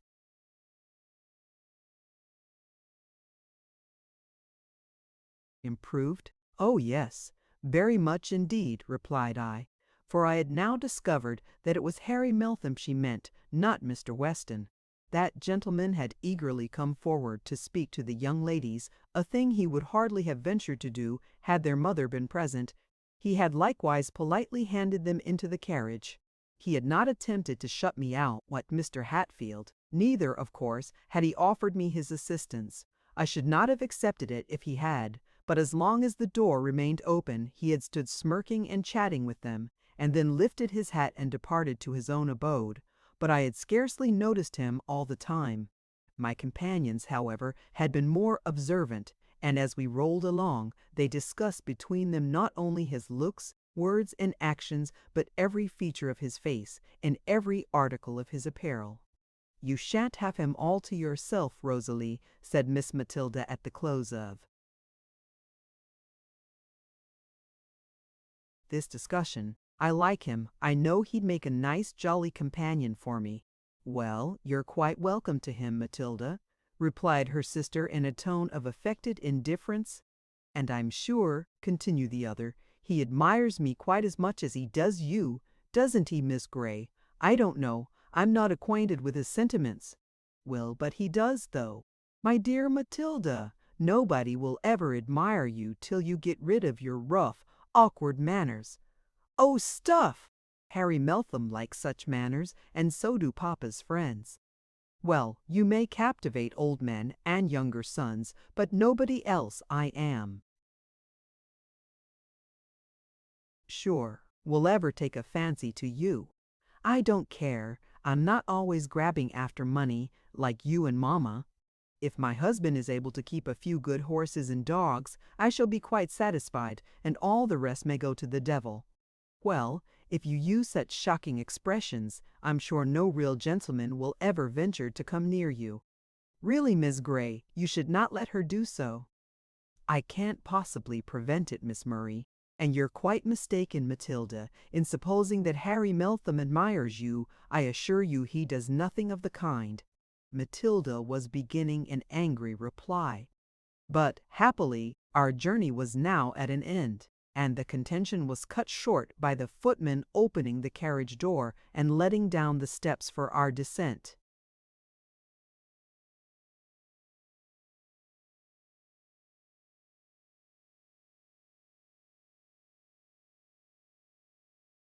Chapter 11. The Cottonickers.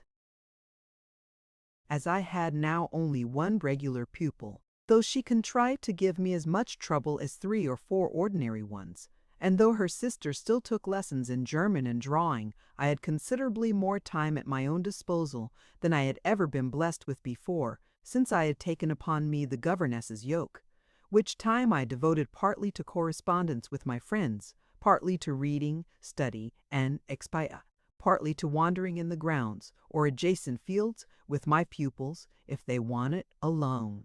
If they dathirdi jolut. Often, when they had no more agreeable occupation at hand, the Misses Murray would amuse themselves with visiting the poor cottagers on their father's estate, to receive their flattering homage, or to hear the old stories or gossiping news of the garrulous old women, or, perhaps, to enjoy the pure pleasure of making the poor people happy with their cheering presence and their occasional gifts, so easily bestowed, so thankfully received. Sometimes I was called upon to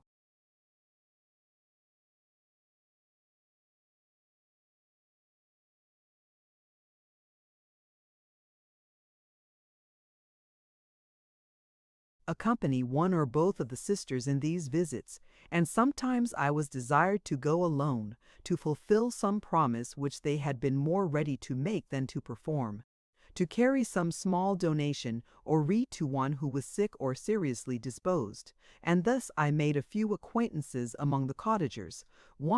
Occasionally, I went to see them on my own account.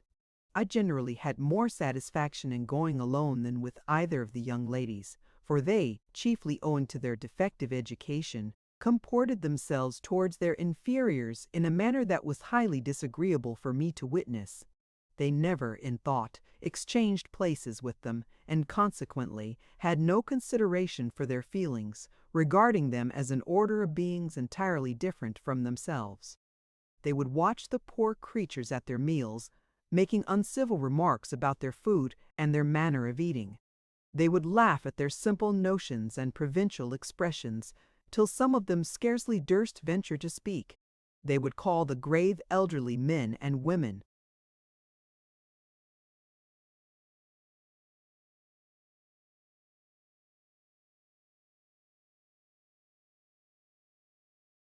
old fools and silly old blockheads to their faces, and all this without meaning to offend. I could see that the people were often hurt and annoyed by such conduct, though their fear of the grand ladies prevented them from testifying any resentment, but they never perceived it. They thought that, as these cottagers were poor and untaught, they must be stupid and brutish, and as long as they, their superiors, condescended to talk to them, and to give them shillings and half-crowns or articles of clothing, they had a right to amuse themselves, even at their expense, and the people must adore them as angels of light, condescending to minister to their necessities and enlighten their humble dwellings. I made many and various attempts to deliver my pupils from these delusive notions without alarming their pride, which was easily offended, and not soon appeased, but with little apparent result, and I know not which was the more reprehensible of the two. Matilda was more rude and boisterous, but from Rosalie's womanly age and ladylike exterior better things were expected, yet she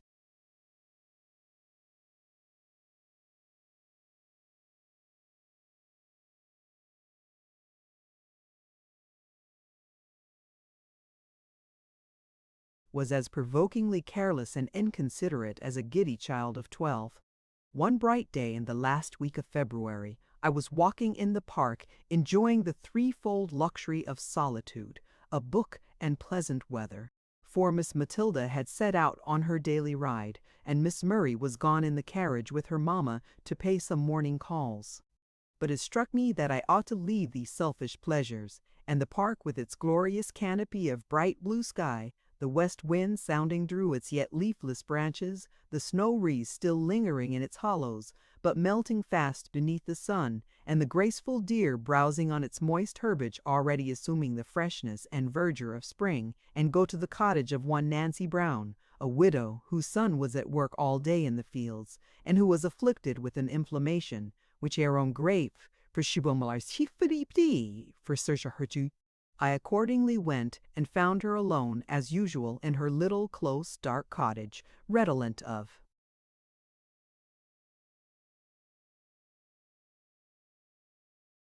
smoke and confined air, but as tidy and clean as she could make it. She was seated beside her little fire, consisting of a few red cinders and a bit of stick, busily knitting, with a small sackcloth cushion at her feet, placed for the accommodation of her gentle friend the cat, who was seated thereon, with her long tail half encircling her velvet paws, and her half-closed eyes dreamily gazing on the low, crooked fender. "Well, Nancy, how are you today?" "Why, middling, miss. I myself my eyes is no better, but I'm a deal easier, I my mind, nor I have been," replied she, rising to welcome me with a contented smile, which I was glad to see, for Nancy had been somewhat afflicted with religious melancholy.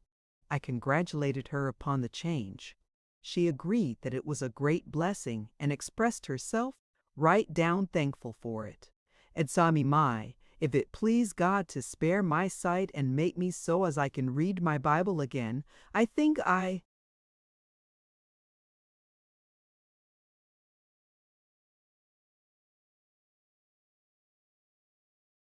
shall be as happy as a queen."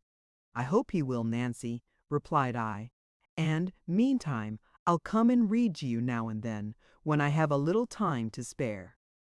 With expressions of grateful pleasure, the poor woman moved to get me a chair. But as I saved her the trouble, she busied herself with stirring the fire and adding a few more sticks to the decaying embers, and then, taking her well-used Bible from the shelf, dusted it carefully and gave it me. On my asking if there was any particular part she should like me to read, she answered, "Well, Miss Grey, if it's all the same to you, I should like to hear that chapter in the first epistle of St. John that says, 'God is love, and he that dwelleth in love dwelleth in God, and God in him.'" With a little searching, I found these words in the 4th chapter. When I came to the 7th verse, she interrupted me, and, with needless apologies for such a liberty, desired me to read it very slowly, that she might take it all in and dwell on every word, hoping I would excuse her, as she was but a simple body. "The wisest person," I replied, "might think over each of these verses for an hour, and be all the better for it, and I would rather read them slowly than not." Accordingly, I finished the chapter as slowly as need be, and at the same time as impressively as I could. My auditor listened most attentively all the while, and sincerely thanked me when I had done. I sat still about half a minute to give her time to reflect upon it, when, somewhat to my surprise, she broke the pause by asking me how I liked Mr. Weston.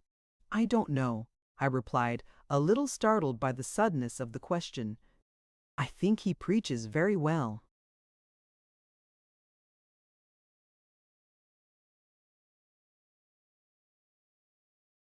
"Aye, he does so, and talks well too." "Does he?" "He does. Maybe you haven't seen him not to talk to him much yet." "No, I never see any one to talk to except the young ladies of the hall." "Ah, they're nice, kind young ladies, but they can't talk as he does." "Then he comes to see you, Nancy?" "He does, miss, and I's thankful for it. He comes to see all us poor bodies a deal ofter nor Measter Bligh or the rector ever did. And it's well he does, for he's always welcome. We can't say as much for the rector. There is 'at says they're fair feared on him." When he comes into a house, they say he's sure to find summat wrong, and begin a calling 'em as soon as he crosses that's doorstuns, but maybe he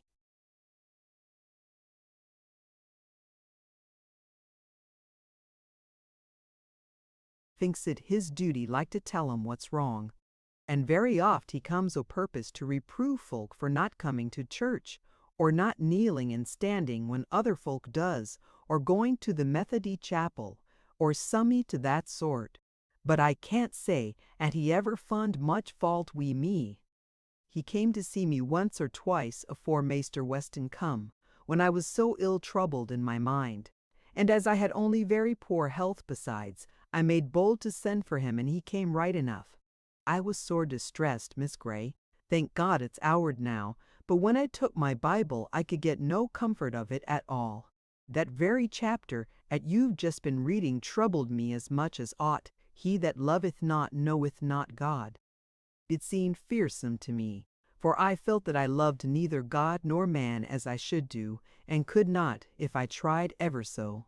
And the chapter afore, where it says, he that is born of God cannot commit sin, and another place where it says, love is the fulfilling of the law.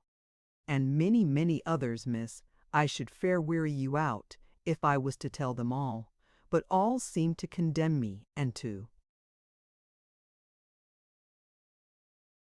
show me 'at I was not in the right way, and as I knew not how to get into it, I sent our Bill to beg Maister Hatfield to be as kind as look in on me some day, and when he came, I telled him all my troubles.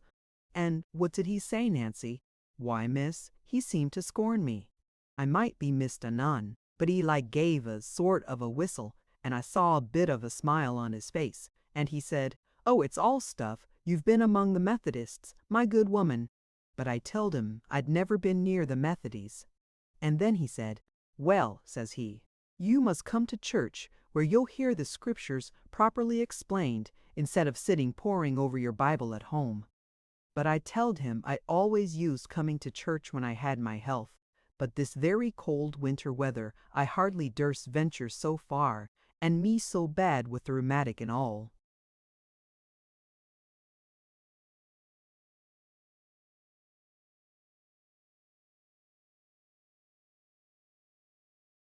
But he says it'll do your rheumatize good to hobble to church. There's nothing like exercise for the rheumatize. You can walk about the house well enough. Why can't you walk to church? The fact is, says he, you're getting too fond of your ease. It's always easy to find excuses for shirking one's duty. But then, you know, Miss Grey, it wasn't so. However, I telled him I'd try. But please, sir, says I, if I do go to church, what the better shall I be? I want to have my sins blotted out, and to feel that they are remembered no more against me, and that the love of God is shed abroad in my heart. And if I can get no good by reading my Bible and saying my prayers at home, what good shall I get by going to church? The church, says he, is the place appointed by God for his worship. It's your duty to go there as often as you can. If you want comfort, you must seek it in the path of duty, and a deal more, he said. But I cannot remember all his fine words.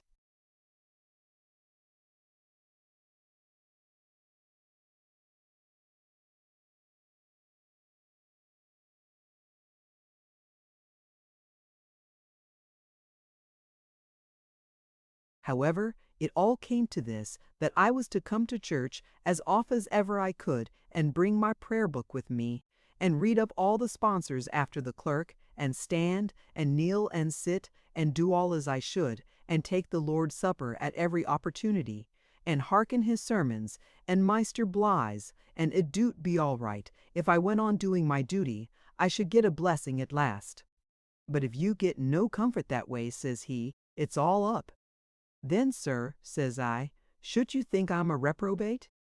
Why, says he says, if you do your best to get to heaven and can't manage it, you must be one of those that seek to enter in at the strait gate and shall not be able. And then he asked me if I'd seen any of the ladies of the hall about that mornin'. So I telled him where I had seen the young misses go on the Moss Lane, and he,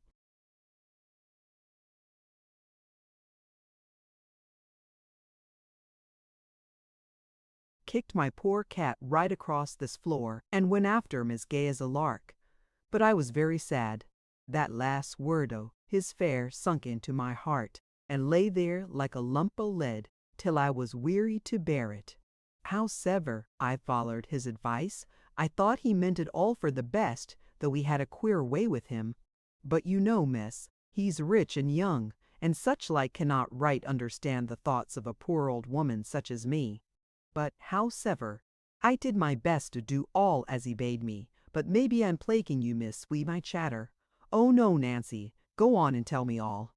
Well, my rheumatiz got better. I know not whether why going to church or not, but one frosty Sunday I got this cold i' my eyes.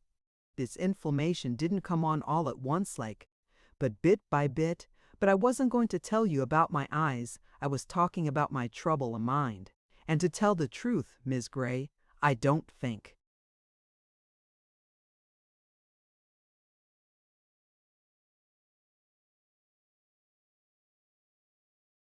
It was anyways eased by coming to church not to speak on.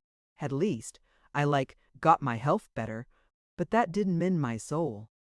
I's hearkened and hearkened the ministers and read at my prayer book, but it was all like sounding brass in a tinkling cymbal. The sermons I couldn't understand, and the prayer book only served to show me how wicked I was, that I could read such good words and never be no better for it, and often feel it a sore labor and a heavy task beside, instead of a blessing and a privilege as all good Christians does. It seemed like as all were barren and dark to me, and then them dreadful words, many shall seek to enter in, and shall not be able. They like as they fair dried up my spirit. But one Sunday, when Maester Hatfield gave out about the sacrament, I noticed where he said, "If there be any of you that cannot quiet his own conscience, but requireth further comfort or counsel, let him come to me, or some other discreet and learned minister of God's word, and open his grief." So next Sunday morning afore service, I just looked into the vestry and began talking to the rector again. I hardly could fashion to take such a liberty, but I thought when my soul was at stake I shouldn't stick at a trifle. But he said he hadn't time to attend to me then. And indeed, says he, I've nothing to say to you but what I've said before. Take the sacrament, of course, and go on doing your duty, and if that won't serve you, nothing will. So don't bother me any more. So then, I went away. But I heard Maester Weston. Maester Weston was there, miss. This was his first Sunday at Horton, you know, and he was at vestry in his surplice, helping this director on with his gown. Yes, Nancy. And I heard him ask Maester Hatfield who I was, and he says, "Oh, she's a canting old fool."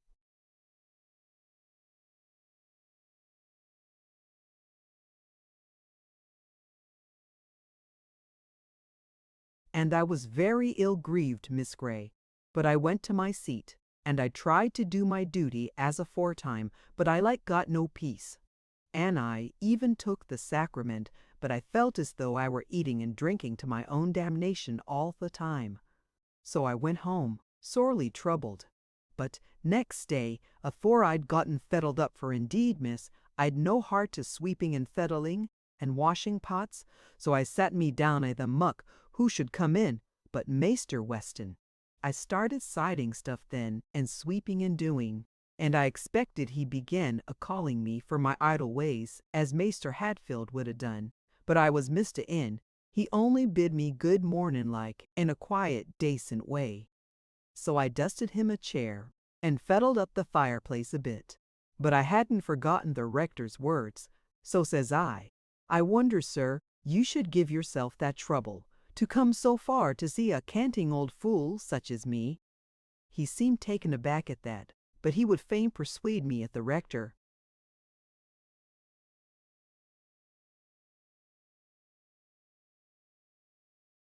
was only in jest, and when that wouldn't do, he says, "Well, Nancy, you shouldn't think so much about it. Mr. Hatfield was a little out of humor just then. You know we're none of us perfect, even Moses spoke unadvisedly with his lips.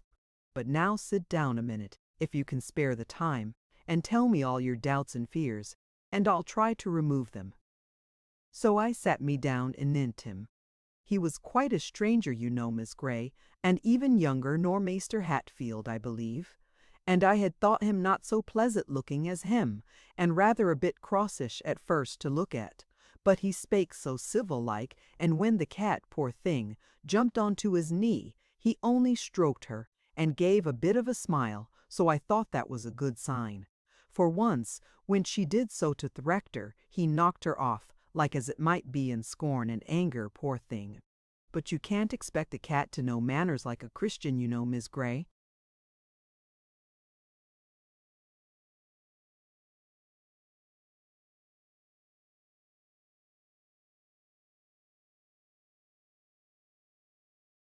No, of course not, Nancy. But what did Mr. Weston say then? He said naught, but he listened to me as steady and patient as could be, and never a bit of scorn about him, so I went on, and telled him all, just as I've telled you, and more too. Well, says he, Mr. Bite, Hatfield was quite right in telling you to persevere in doing your duty, but in advising you to go to church and attend to the service, and so on, he didn't mean that was the whole of a Christian's duty. He only thought you might there learn what more was to be done, and be led to take delight in those exercises, instead of finding them a task and a burden. And if you had asked him to explain those words that trouble you so much, I think he would have told you that if many shall seek to enter in at the strait gate and shall not be able, it is their own sins that hinder them, just as a man with a large sack on his back might wish to pass through a narrow doorway and find it impossible.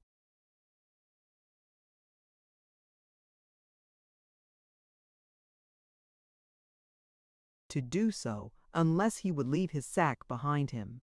But you, Nancy, I dare say, have no sins that you would not gladly throw aside, if you knew how. Indeed, sir, you speak truth, said I. Well, says he, you know the first and great commandment, and the second, which is like unto it, on which two commandments hang all the law and the prophets. You say you cannot love God, but it strikes me that if you rightly consider who and what he is, you cannot help it. He is your Father, your best friend. Every blessing, everything good, pleasant or useful, comes from him, and everything evil, everything you have reason to hate, to shun, or to fear, comes from Satan, his enemy as well as ours. And for this cause was God manifest in the flesh, that he might destroy the works of the devil. In one word, God is love, and the more of love we have within us, the nearer we are to him, and the more of his Spirit we possess.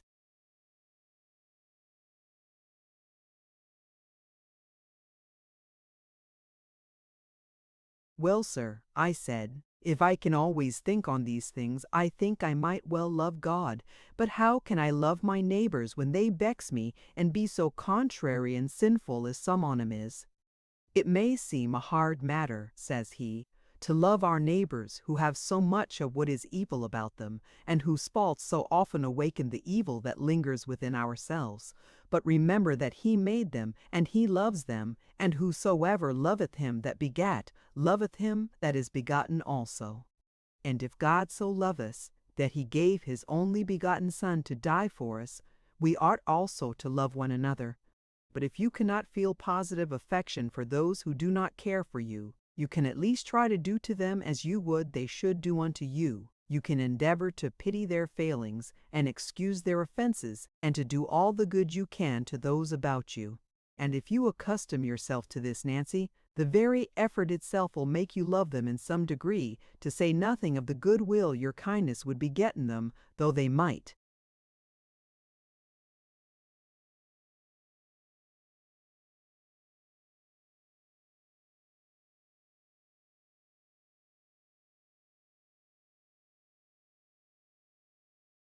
Have little else that is good about them.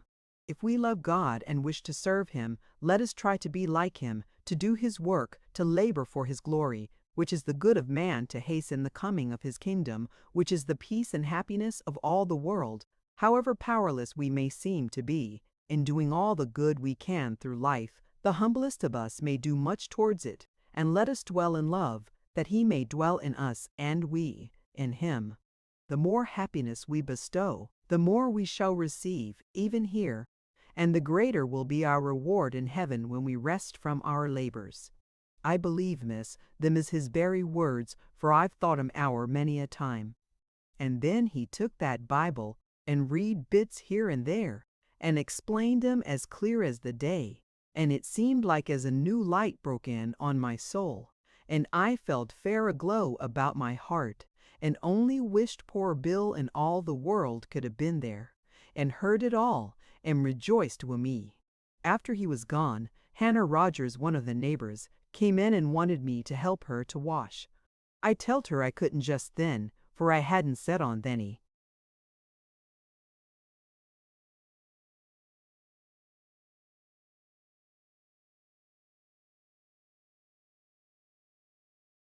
Pataties for the dinner, nor washed up the breakfast stuff yet, so then she began a-calling me for my nasty, idle ways. I was a little bit vexed at first, but I never said nothing wrong to her. I only telled her like all in a quiet way, 'at I'd had the new parson to see me, but I'd get done as quick as ever I could, and then come and help her. So then she softened down, and my heart's like as it wunged towards her, and in a bit we was very good friends. And so it is, Miss Grey. A soft answer turneth away wrath, but grievous words stir up anger. It isn't only in them you speak to, but in yourself. Very true, Nancy, if we could always remember it. Ay, if we could. And did Mr. Weston ever come to see you again? Yes, many a time, and since my eyes has been so bad, he sat and read to me by.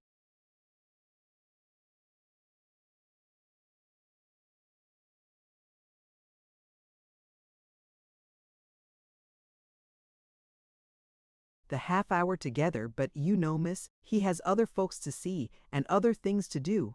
God bless him! And that next Sunday he preached such a sermon. His text was, "Come unto me, all ye that labor and are heavy laden, and I will give you rest." And them two blessed verses that follows. You wasn't there, miss. You was with your friends then. But it made me so happy, and I am happy now, thank God. And I take a pleasure now in doing little bits of jobs for my neighbors, such as a poor old body 'at's half blind can do, and they take it kindly of me, just as he said. You see, miss, I'm knitting a pair of stockings now. They're for Thomas Jackson. He's a queerish old body, and we've had many a bout at threeping, one in it and t'other, and at times we've differed sorely. So I thought I couldn't do better, nor knit him a pair of warm stockings, and I felt to like him a deal better. Poor old man, sin I began. It's turned out just as Maester Weston said. Well, I'm very glad to see you so happy, Nancy, and so wise, but I must go now. I shall be wanted at the hall, said I, and bidding her good-bye, I departed, promising to come again when I had time, and feeling nearly as happy as herself. At another time I went to read to a poor laborer who was in the last state of consumption. The young ladies had been to see him, and somehow a promise of reading had been extracted from them, but it was too much trouble, so they begged me to do it instead. I went, willingly enough, and there too I was gratified with the praises of Mr. Weston, both from the sick man and his wife. The former told me that he derived great comfort and benefit from the visits of the new parson, who frequently came to see him, and was another guest sort of man to Mr. Hatfield, who, before the other's arrival at Horton, had now and then paid him a visit, on which occasions he would always insist upon having the cottage door kept open to admit the fresh air for his own convenience, without considering how it might injure the sufferer, and having opened his prayer book and hastily read over a part of the service for faith,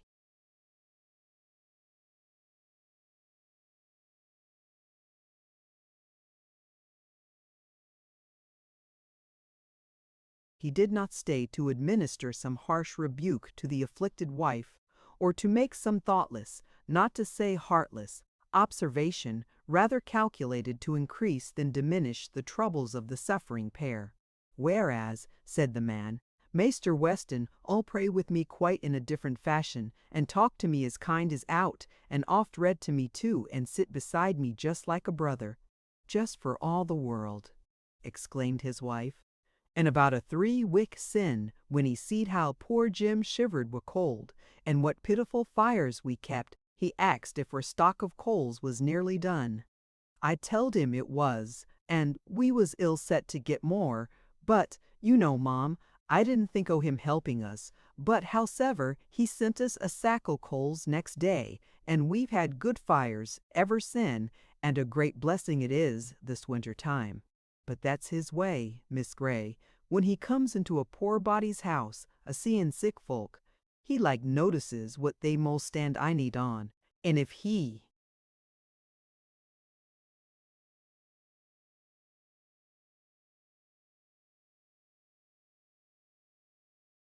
thinks they can't readily get it, Thershel, he never says naught about it, but just gets it for 'em.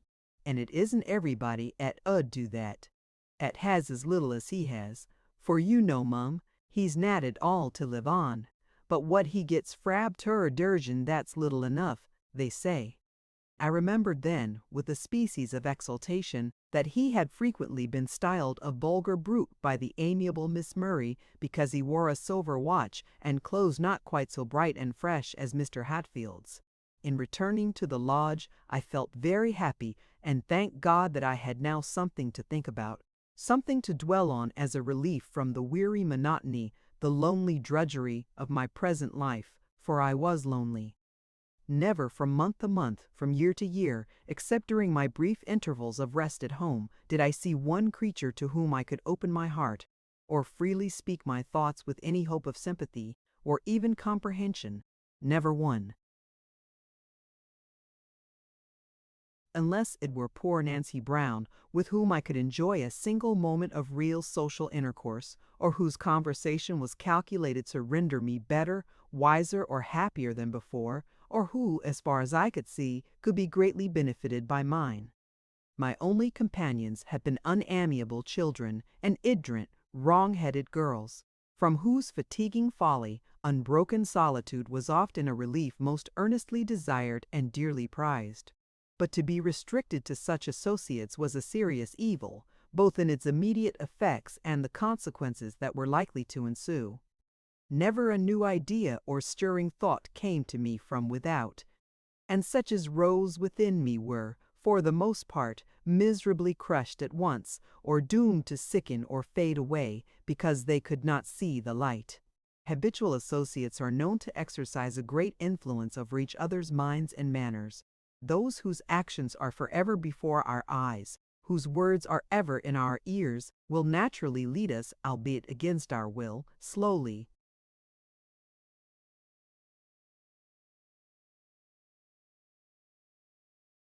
gradually, imperceptibly, perhaps, to act and speak as they do. I will not presume to say how far this irresistible power of assimilation extends, but if one civilized man were doomed to pass a dozen years amid a race of intractable savages, unless he had power to improve them, I greatly question whether at the close of that period he would not have become, at least, a barbarian himself. And I, as I could not make my young companions better, feared exceedingly that they would make me worse, would gradually bring my feelings, habits, capacities to the level of their own, without, however, imparting to me their light-heartedness and cheerful vivacity. Already I seemed to feel my intellect deteriorating, my heart petrifying, my soul contracting, and I trembled lest my very moral perceptions should become deadened, my distinctions of right and wrong confounded, and all my better faculties be sunk, at last, beneath the baneful influence of such a mode of life. The gross vapors of earth were gathering around me and closing in upon my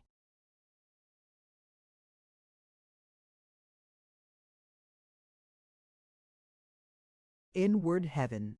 And thus it was that Mr. Weston rose at length upon me, appearing like the morning star in my horizon to save me from the fear of utter darkness, and I rejoiced that I had now a subject for contemplation that was above me, not beneath. I was glad to see that all the world was not made up of Bloomfields, Murrays, Hatfields, Ashbys, and Byam, and that human excellence was not a mere dream of the imagination. When we hear a little good and no harm of a person, it is easy and pleasant to imagine more. In short, it is needless to analyze all my thoughts. But Sunday was now become a day of peculiar delight to me. I was now almost broken into the back corner in the carriage, for I liked to hear him and I liked to see him too, though I knew he was not handsome, or even what is called agreeable, in outward aspect, but certainly he was not ugly. In stature he was a very little, above the middle size. The outline of his face would be pronounced too square for beauty, but to me it announced decision of character. His dark brown hair was not carefully curled like Mr. Chunamy.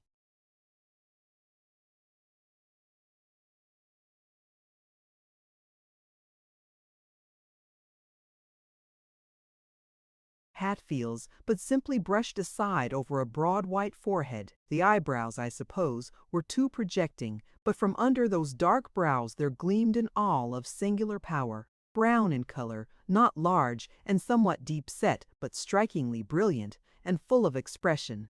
There was character, too, in the mouth, something that bespoke a man of firm purpose and an habitual thinker. And when he smiled, but I will not speak of that yet, for at the time I furigent ribs, them. I had early formed my opinion of him, and in spite of Miss Murray's objurgations, was fully convinced that he was a man of strong sense, firm faith, and ardent piety, but thoughtful and stern. And when I found that, to his other good qualities, was added that of true benevolence and gentle, considerate kindness, the discovery, perhaps, delighted me the more, as I had not been prepared to expect it.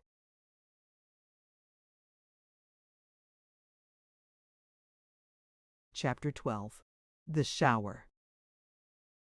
The next visit I paid to Nancy Brown was in the second week in March, for though I had many spare minutes during the day, I seldom could look upon an hour as entirely my own, since, where everything was left to the caprices of Miss Matilda and her sister, there could be no order or regularity.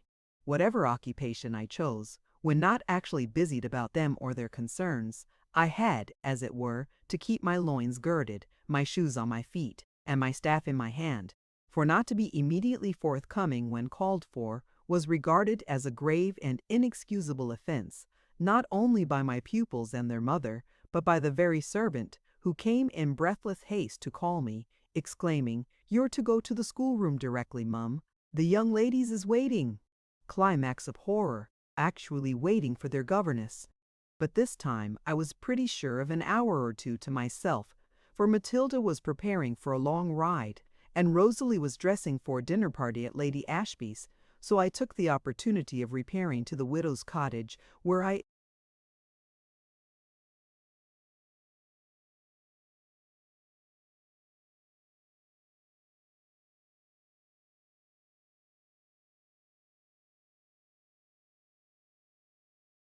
found her in some anxiety about her cat, which had been absent all day. I comforted her with as many anecdotes of that animal's roving propensities as I could recollect. "I'm feared o' the gamekeepers," said she, "that's all 'at I think on.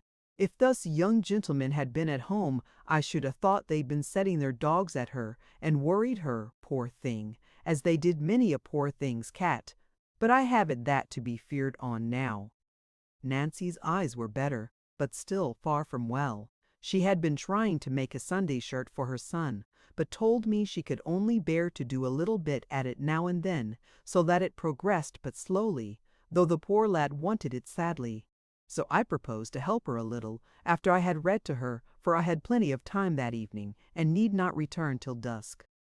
She thankfully accepted the offer. "And you'll be a bit o' company for me too, miss," said she. "I like as I feel lonesome without my cat."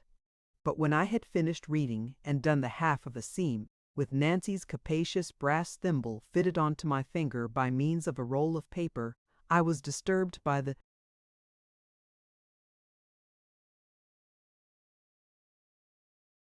entrance of Mr. Weston, with the identical cat in his arms. I now saw that he could smile, and very pleasantly too. "I've done you a piece of good service, Nancy," he began. Then seeing me, he acknowledged my presence by a slight bow. I should have been invisible to Hatfield, or any other gentleman of those parts. I've delivered your cat," he continued, "from the hands, or rather the gun, of Mr. Murray's gamekeeper." "God bless you, sir!" cried the grateful old woman, ready to weep for joy as she received her favorite from his arms. "Take care of it," said he, "and don't let it go near the rabbit warren, for the gamekeeper swears he'll shoot it if he sees it there again. He would have done so today, if I had not been in time to stop him. I believe it is raining, Miss Grey," added he, more quietly, observing that I had put aside my work and was preparing to depart. "Don't let me disturb you. I shan't stay 2 minutes." "You'll both stay while this shower gets oured," said Nancy as she stirred the fire and placed another chair beside it. "What, there's room for all." "I can see better here, thank you, Nancy," replied I, taking my work to the window, where she had the goodness to suffer me to remain unmolested, while she got a brush to remove the cat's hairs from Mr. Weston's coat, carefully wiped the rain from his hat, and gave the cat its supper, busily talking all the time, now thanking her clerical friend for what he had done, now wondering how the cat had found out the warren, and now lamenting the probable consequences of such a discovery. He listened with a quiet, good-natured smile, and at length took a seat in compliance with her pressing invitations, but repeated that he did not mean to stay. "I have another place to go to," said he, "and I see, glancing at the book on the table, someone else has been reading to you."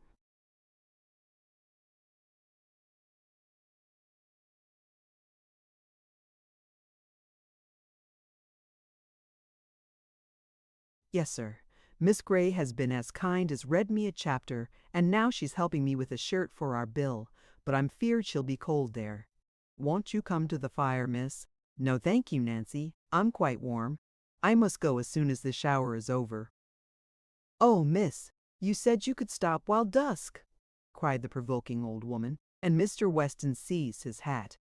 "Nay, sir," exclaimed she, "pray don't go now, while it rains so fast. But it strikes me I'm keeping your visitor away from the fire."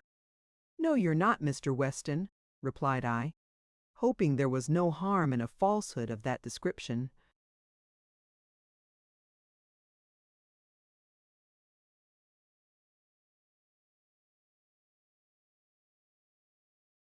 "No, sure," cried Nancy. "What, there's lots of room." "Miss Grey," said he, half jestingly, as if he felt it necessary to change the present subject, whether he had anything particular to say or not, "I wish you would make my peace with the squire when you see him. He was by when I rescued Nancy's cat and did not quite approve of the deed.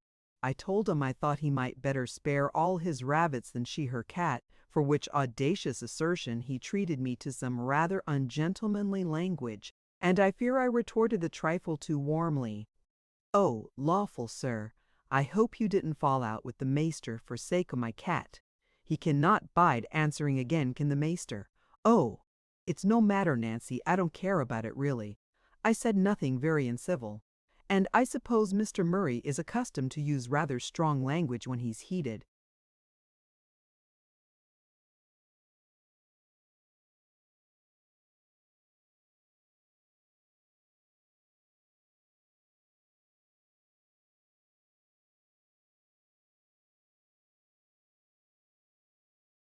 "Aye, sir, it's a pity, and now I really must go. I have to visit a place a mile beyond this, and you would not have me to return in the dark. Besides, it has nearly done raining. Now so good evening, Nancy. Good evening, Miss Grey. Good evening, Mr. Weston, but don't depend upon me for making your peace with Mr. Murray, for I never see him to speak to." "Don't you? It can't be helped then," replied he, in dolorous resignation. Then, with a peculiar half smile, he added, "But never mind. I imagine the squire has more to apologize for than I," and left the cottage. I went on with my sewing as long as I could see, and then bade Nancy good evening, checking her too lively gratitude by the undeniable assurance that I had only done for her what she would have done for me if she had been in my place.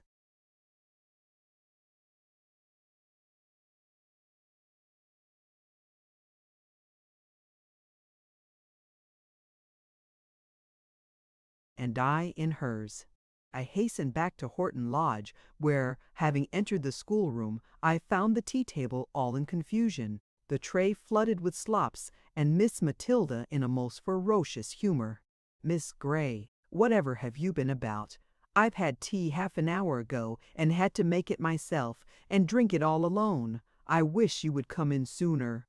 "I've been to see Nancy Brown. I thought you would not be back from your ride." "How could I ride in the rain, I should like to know? That damned pelting shower was vexatious enough coming on when I was just in full swing, and then to come and find nobody in to tea. And you know I can't make the tea as I like it." "I didn't think of the shower," replied I, and indeed, the thought of its driving her home had never entered my head.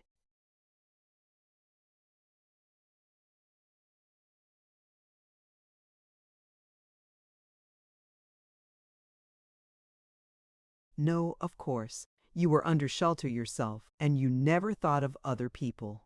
I bore her coarse reproaches with astonishing equanimity, even with cheerfulness, for I was sensible that I had done more good to Nancy Brown than harm to her, and perhaps some other thoughts assisted to keep up my spirits and impart a relish to the cup of cold, overdrawn tea, and a charm to the otherwise unsightly table, and I had almost said to Miss Matilda's unamiable face.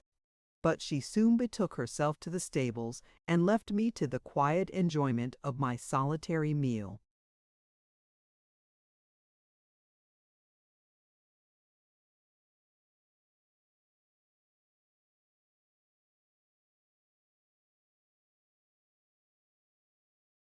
Chapter 13. The Primroses. Miss Murray now always went twice to church, for she so loved admiration that she could not bear to lose a single opportunity of obtaining it, and she was so sure of it wherever she showed herself that, whether Harry Miltham and Mr. Green were there or not, there was certain to be somebody present who would not be insensible to her charms, besides the rector, whose official capacity generally obliged him to attend. Usually, also, if the weather permitted, both she and her sister would walk home. Matilda, because she hated the confinement of the carriage; she, because she disliked the privacy of it, and enjoyed the company that generally enlivened the first mile of the journey, in walking from the church to Mr. Green's park gates, near which commenced the private road to Horton Lodge, which lay in the opposite direction, while the highway conducted in a straightforward course to the still more distant mansion of Sir Hugh Meltham. Thus, there were tie, by Arkangai at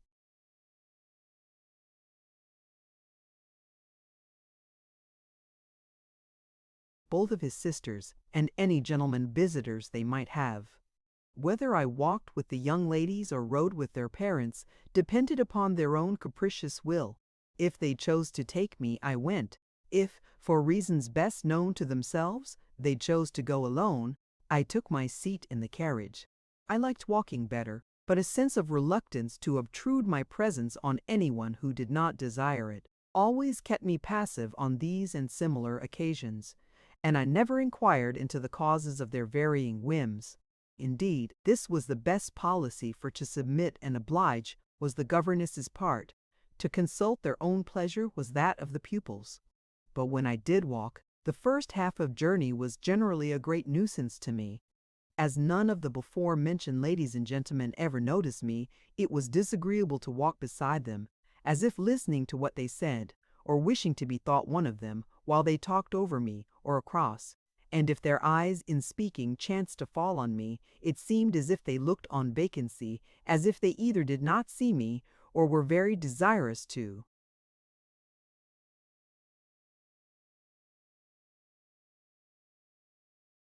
make it appear so. It was disagreeable, too, to walk behind, and thus appear to acknowledge my own inferiority. For, in truth, I considered myself pretty nearly as good as the best of them, and wished them to know that I did so, and not to imagine that I looked upon myself as a mere domestic who knew her own place too well to walk beside such fine ladies and gentlemen, as they were, though her young ladies might choose to have her with them, and even converse with her when no better company were at hand. Thus I am almost ashamed to confess it, but indeed I gave myself no little trouble in my endeavors, if I did keep up with them, to appear perfectly unconscious or regardless of their presence, as if I were wholly absorbed in my own reflections or the contemplation of surrounding objects. Or, if I lingered behind, it was some bird or insect, some tree or flower, that attracted my attention, and having duly examined that, I would pursue my walk alone, at a leisurely pace, until my pupils had bedewed to their companion and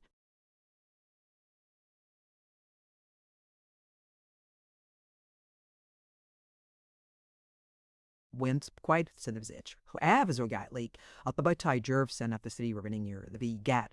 In order to walk home along with their visitors, it was Captain Somebody of Somebody Ham with Tomo in Vabaming and Bug Dis till the company of military fops a robs bake may for side broba Paul Federal, Muritz Burbol the file the Kate each and Noble party to put to take even though the Tadabidix of the Kibo keep all the Sibby ten of the Babi.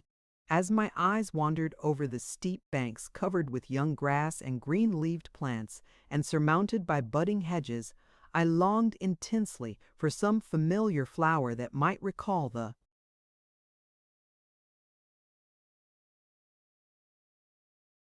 woody dills or green hillsides of home. The brown moorlands, of course, were out of the question. Such a discovery would make my eyes gush out with water, no doubt. But that was one of my greatest enjoyments now. At length I descried, high up between the twisted roots of an oak, 3 lovely primroses, peeping so sweetly from their hiding place that the tears already started at the sight, but they grew so high above me that I tried in vain to gather 1 or 2, to dream over and to carry with me. I could not reach them unless I climbed the bank, which I was deterred from doing by hearing a footstep at that moment behind me, and was therefore about to turn away when I was startled by the words, "Allow me to gather for them." Wit! Immediately the flowers were gathered, and in my hand. It was Mr. Weston, of course. Who else would trouble himself to do so much for me? I thanked him, whether warmly or coldly I cannot tell, but certain I am that I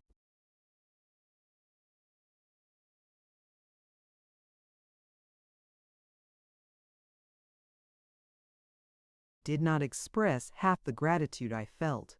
It was foolish, perhaps, to feel any gratitude at all, but it seemed to me at that moment as if this were a remarkable instance of his good nature, an act of kindness which I could not repay, but never should forget. So utterly unaccustomed was I to receive such civilities, so little prepared to expect them from anyone within 50 miles of Horton Lodge. Yet this did not prevent me from feeling a little uncomfortable in his presence, and I proceeded to follow my pupils at a bait, but pouts the way out.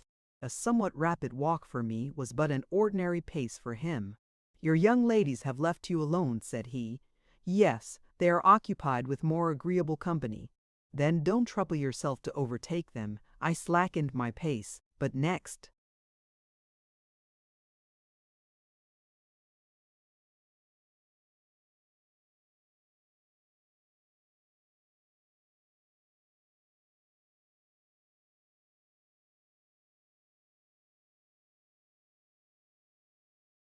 moment regretted having done so. My companion did not speak, and I had nothing in the world to say, and feared he might be in the same predicament.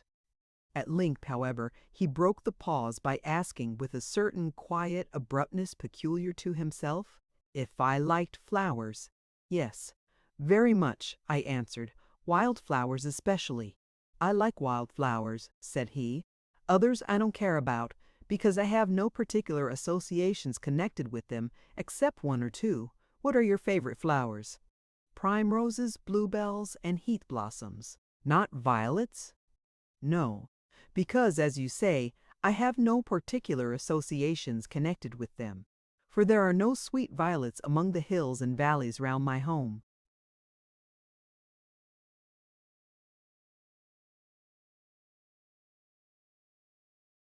"It must be a great consolation to you to have a home, Miss Grey," observed my companion after a short pause.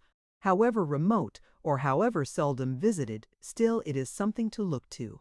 "It is so much that I think I could not live without it," replied I, with an enthusiasm of which I immediately repented, for I thought it must have sounded essentially silly. "Oh yes, you could," said he with a thoughtful smile. "The ties that bind us to life are tougher than you imagine, or than anyone can who has not felt how roughly they may be pulled without breaking. You might be miserable without a home, but even you could live, and not so miserably as you suppose. The human heart is like India rubber. A little swells it, but a great deal will not burst it.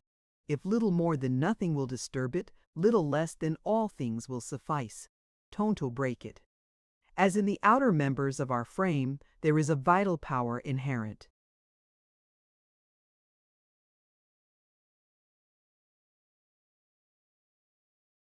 In itself that strengthens it against external violence. Every blow that shakes it will serve to harden it against a future stroke, as constant labor thickens the skin of the hand and strengthens its muscles instead of wasting them away, so that a day of arduous toil that might excoriate a lady's palm would make no sensible impression on that of a hardy plowman. I speak from experience partly my own. There was a time when I thought, as you do at least, I was fully persuaded that home and its affections were the only things that made life tolerable, that if deprived of these, existence would become a burden hard to be endured. But now I have no home unless you would dignify my 2 hired rooms at Horton by such a name, and not 12 months ago I lost the last and dearest of my early friends. And yet not only I live, but I am not wholly destitute of hope. It and camply can cohere than hope of that winter brook.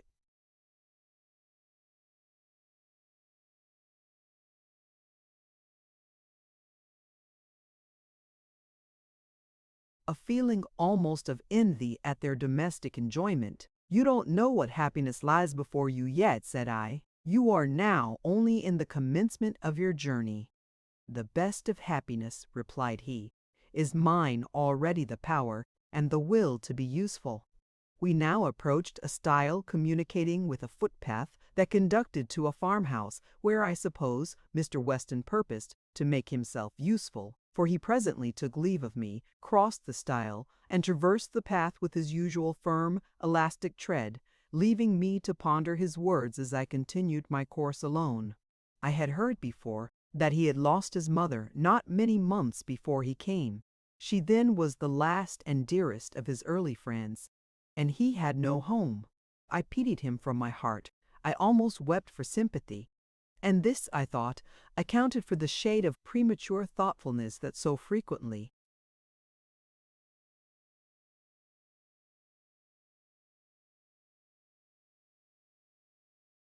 clouded his brow and obtained for him the reputation of a morose and sullen disposition with the charitable Miss Murray and all her kin.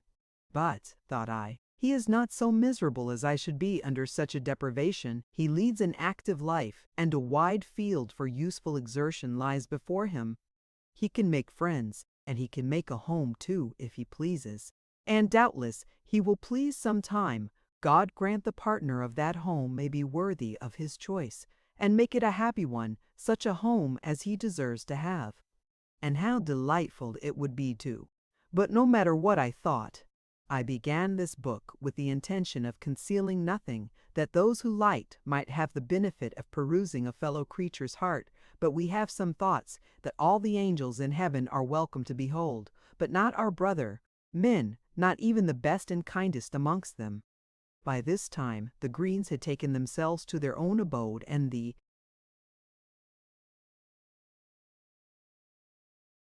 Murrays had turned down the private road, whither I hastened to follow them. I found the 2 girls warm in an animated discussion on the respective merits of the 2 young officers, but on seeing me, Rosalie broke off in the middle of a sentence to exclaim, with malicious glee, "Oh ho, Miss Grey! You're come at last, are you? No wonder you lingered so long behind, and no wonder you always stand up so vigorously for Mr. Weston when I abuse him. Aha! I see it all now. Now come, Miss Murray, don't be foolish," said I, attempting a good-natured laugh. "You know such nonsense can make no impression on me."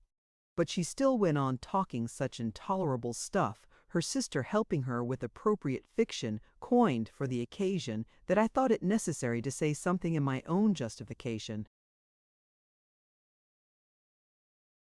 "What folly all this is!" I exclaimed. "If Mr. Weston's road happened to be the same as mine for a few yards, and if he chose to exchange a word or two in passing, what is there so remarkable in that?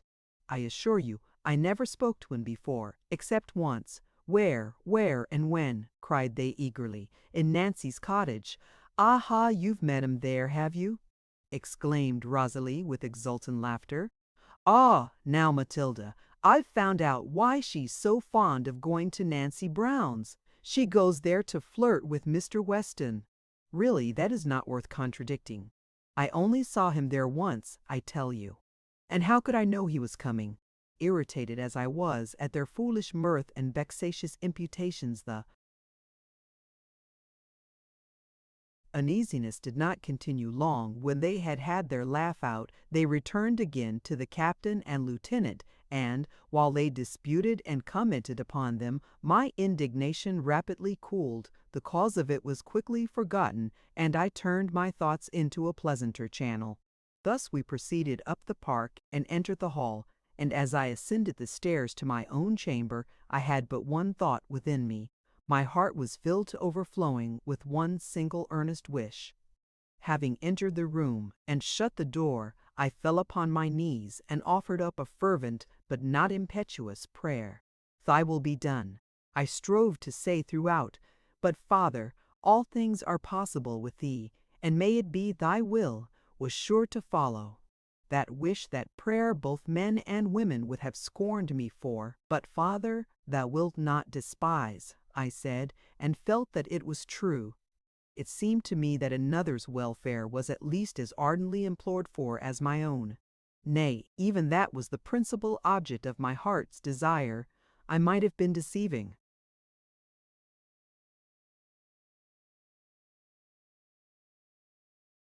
myself, but that idea gave me confidence to ask, and power to hope I did not ask in vain. As for the primroses, I kept 2 of them in a glass in my room until they were completely withered, and the housemaid threw them out. And the petals of the other I pressed between the leaves of my Bible. I have them still, and mean to keep them always.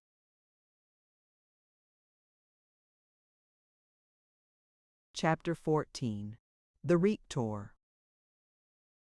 The following day was as fine as the preceding one. Soon after breakfast, Miss Matilda, having galloped and blundered through a few unprofitable lessons, and vengefully thumped the piano for an hour, in a terrible humor with both me and it, because her mamma would not give her a holiday, had betaken herself to her favorite places of resort, the yards, the stables, and the dog kennels, and Miss Murray was gone forth to enjoy a quiet ramble with a new fashionable novel for her companion, leaving me in the schoolroom hard at point a woot, at my feet lay a little rough terrier. It was the property of Miss Matilda, but she hated the animal and intended to sell it, alleging that it was quite spoiled. It was really an excellent dog of its kind, but she affirmed it was fit for nothing, and had not even the sense to know its own mistress.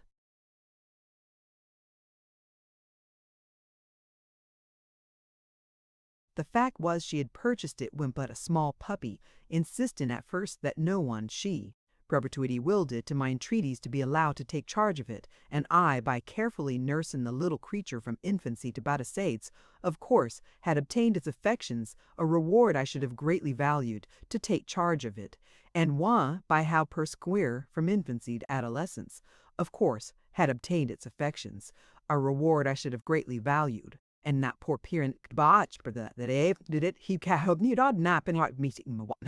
I could not make the dog hate me by cruel treatment, and she would not propitiate him by kindness. However, while I thus sat, working away with my pencil, Mrs. Murray came, half sailing, half bustling, into the room.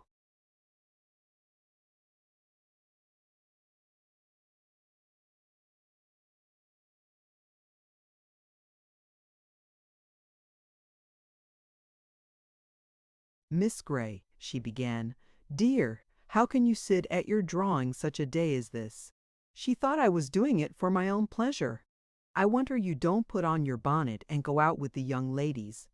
"I think, ma'am, Miss Murray is reading, and Miss Matilda is amusing herself with her dogs. If you would try to amuse Miss Matilda yourself a little more, I think she would not be driven to seek amusement in the companionship of dogs and horses and grooms, so much as she is, and if you would be a little more cheerful and conversable with Miss Murray, she would not so often go wandering in the fields with a book in her hand. However, I don't want to vex you," added she, seeing, I suppose, that my cheeks burned and my hand trembled with some unamiable emotion. "Do, pray, try not to be so touchy there's no speaking to you else. And tell me if you know where Rosalie is gone, and why she likes to be so much."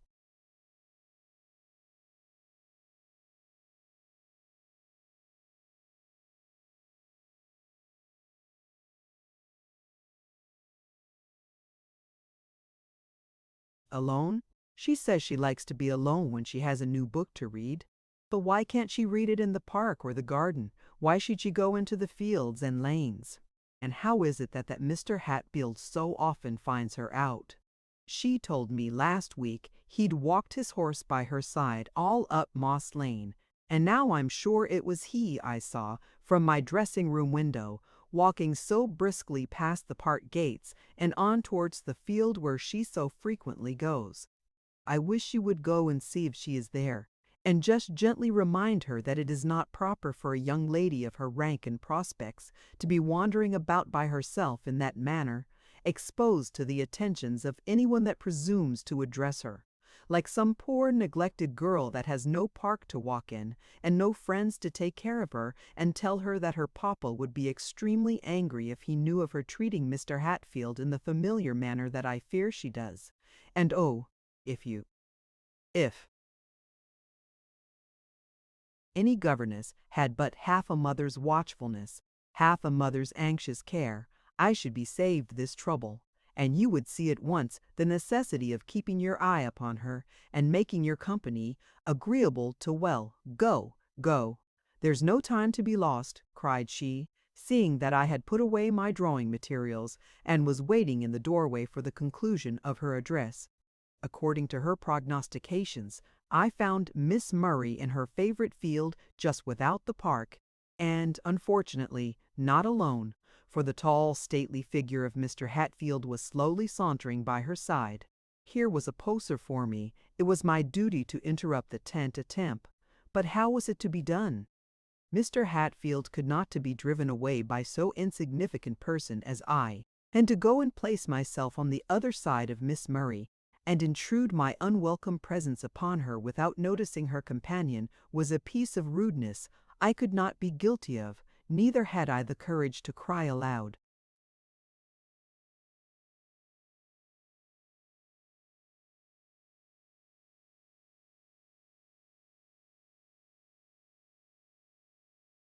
From the top of the field that she was wanted elsewhere, so I took the intermediate course of walking slowly but steadily towards them, resolving, if my approach failed to scare away the beau, to pass by and tell Miss Murray her mamma wanted her.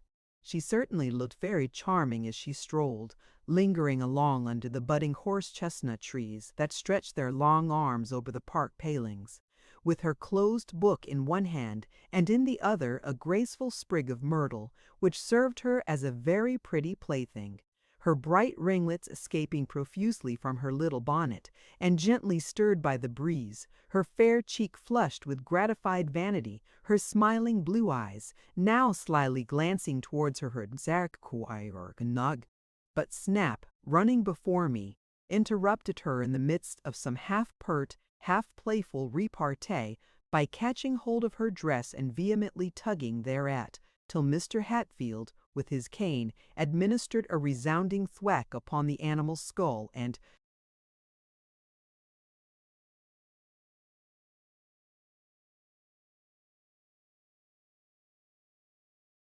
sent it yelping back to me with a clamorous outcry that afforded the reverend gentleman great amusement. But seeing me so near, he thought, I suppose, he might as well be taking his departure, and as I stooped to caress the dog with ostentatious pity to show my disapproval of his severity, I heard him say, "When shall I see you again, Miss Murray?" "At church, I suppose," replied she. unless your business chances to bring you here again at the precise moment when I happen to be walking by. I could always manage to have business here if I knew precisely when and where to find you. But if I would, I could not inform you, for I am so immethodical and never can tell today what I shall do tomorrow. Then give me that meantime to comfort me, said he, half jestingly and half in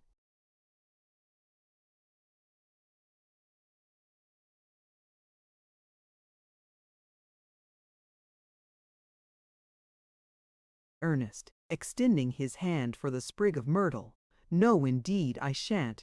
Do, pray do. I shall be the most miserable of men if you don't.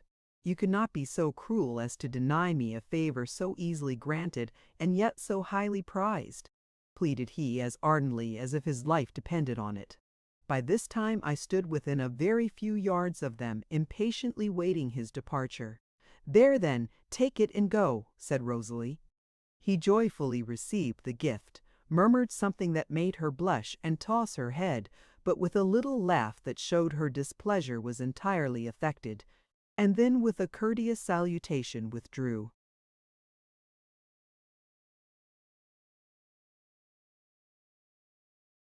"Did you ever see such a man, Miss Grey?" said she, turning to me.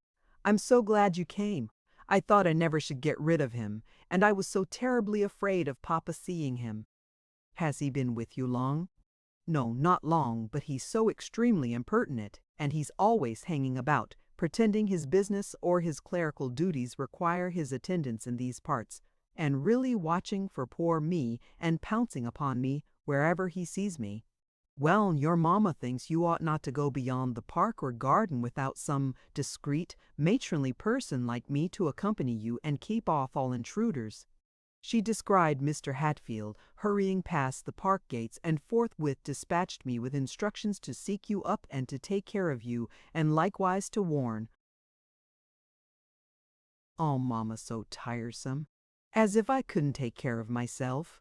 She bothered me before about Mr. Hatfield, and I told her she might trust me. I never should forget my rank and station for the most delightful man that ever breathed. I wish he would go down on his knees tomorrow and implore me to be his wife, that I might just show her how mistaken she is in supposing that I could ever— oh, it provokes me so. To think that I could be such a fool as to fall in love. It is quite beneath the dignity of a woman to do such a thing. Love. I detest the word. As applied to one of our sex, I think it a perfect insult. A preference I might acknowledge, but never for one like poor Mr. Hatfield, who has not 700 a year to bless himself with. I like to talk to him, because he's so clever and amusing. I wish Sir Thomas Ashby were half as nice. Besides, I must have somebody to flirt with, and no one else has the sense to come here.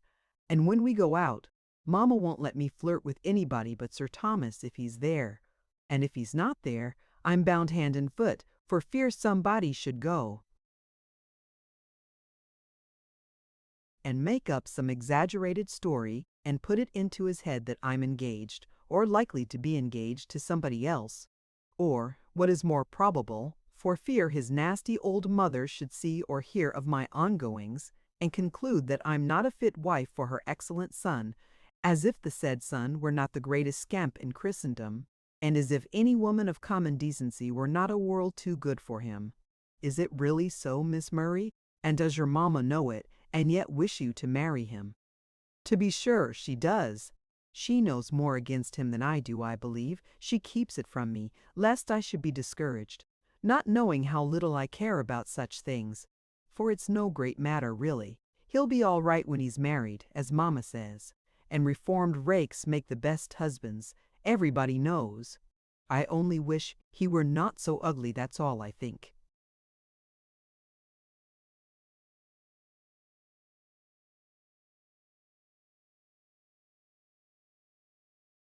About, but then there's no choice here in the country, and Papa will not let us go to London, but I should think Mr. Hatfield would be far better. And so he would if he were Lord of Ashby Park, there's not a doubt of it, but the fact is, I must have Ashby Park, whoever shares it with me. But Mr. Hatfield thinks you like him all this time. you don't consider how bitterly he will be disappointed when he finds himself mistaken. No, indeed. It will be a proper punishment for his presumption for ever daring to think I could like him. I should enjoy nothing so much as lifting the veil from his eyes. The sooner you do it, the better then.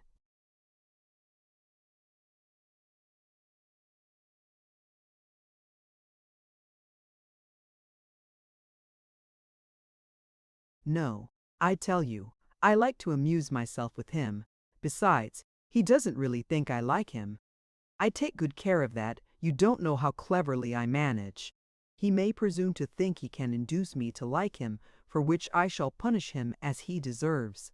Well, mind you don't give too much reason for such presumption, that's all, replied I. But all my exhortations were in vain. They only made her somewhat more solicitous to disguise her wishes and her thoughts from me.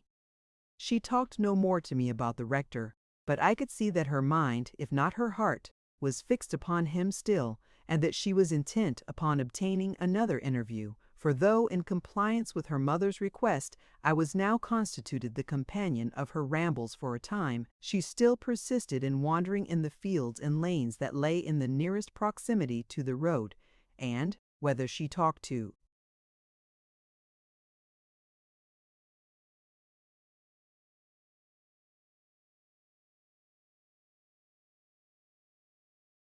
me or read the book she carried in her hand, she kept continually pausing to look round her or gaze up the road to see if anyone was coming.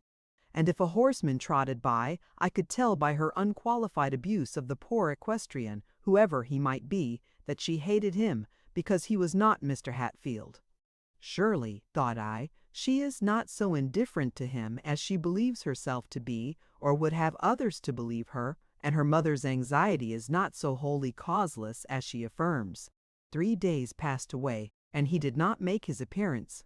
On the afternoon of the 4th, as we were walking beside the park palings in the memorable field, each furnished with a book, for I always took care to provide myself with something to be doing when she did not require me to talk, she suddenly interrupted my studies by exclaiming, "Oh, Miss Grey, do be so kind as to go and see Mark Wood, and take his wife."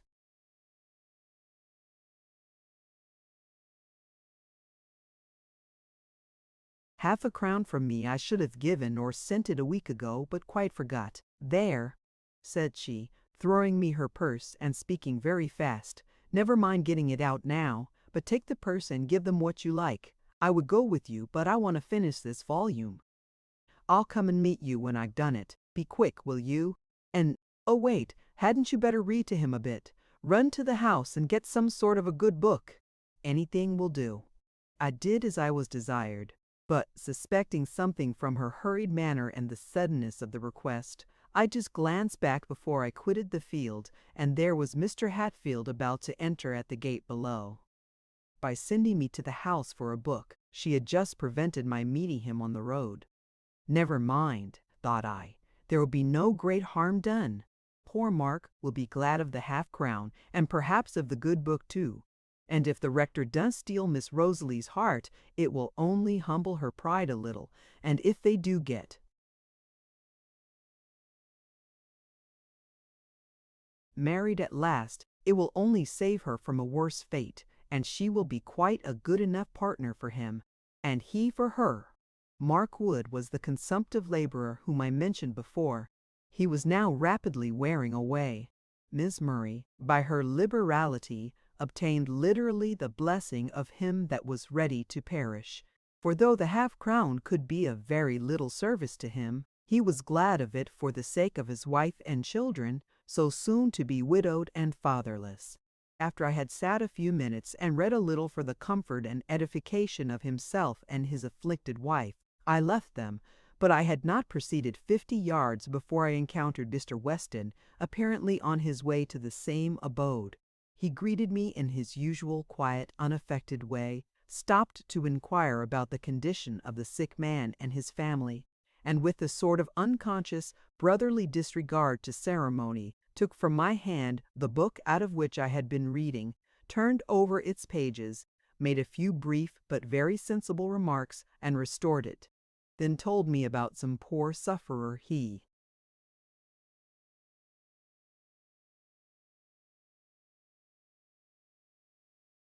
had just been visiting, talked a little about Nancy Brown, made a few observations upon my little rough friend the terrier, that was frisking at his feet, and finally upon the beauty of the weather, and departed. I have omitted to give a detail of his words, from a notion that they would not interest the reader as they did me, and not because I have forgotten them. No, I remember them well, for I thought them over and over again in the course of that day, and many succeeding ones, I know not how often, and recalled every intonation of his deep, clear voice, every flash of his quick brown eye, and every gleam of his pleasant but too transient smile. Such a confession will look very absurd, I fear, but no matter, I have written it, and they that read it will not know the writer. While I was walking along, happy within and pleased with all around, Miss Murray came hastening to meet me, her buoyant step, flushed cheek, and radiant.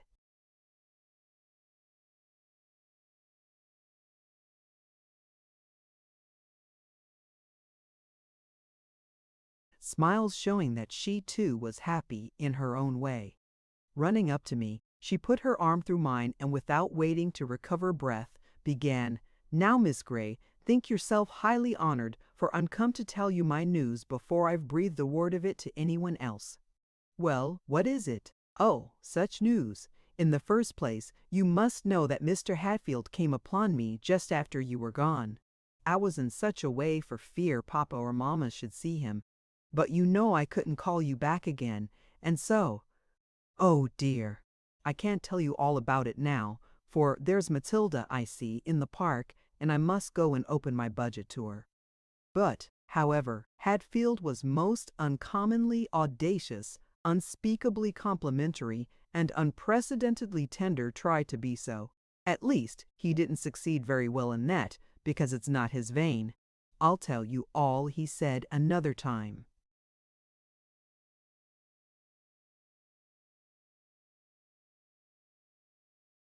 But what did you say? I'm more interested in that. I'll tell you that too, at some future period. I happened to be in a very good humor just then, but though I was complacent and gracious enough, I took care not to compromise myself in any possible way. But, however, the conceited wretch chose to interpret my amiability of temper his own way, and at length presumed upon my indulgence so far. What do you think? He actually made me an offer.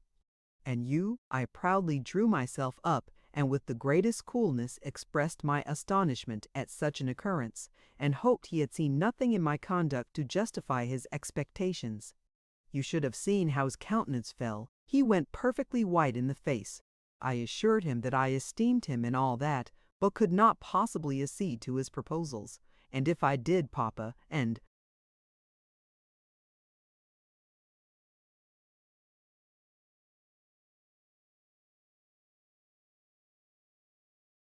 Mamma could never be brought to give their consent. "But if they could," said he, "would yours be wanting?" "Certainly, Mr. Hatfield," I replied, with a cool decision which quelled all hope at once. Oh, if you had seen how dreadfully mortified he was, how crushed to the earth by his disappointment. Really, I almost pitied him myself. One more desperate attempt, however, he made. After a silence of considerable duration, during which he struggled to be calm and I to be grave, for I felt a strong propensity to laugh which would have ruined all he said, with the ghost of a smile, "But tell me plainly, Miss Murray, if I had the wealth of Sir Hugh Meltham, or the prospects of his eldest son, would you still refuse me? Answer me truly upon your honor." "Certainly," said I, "that would make no difference whatever."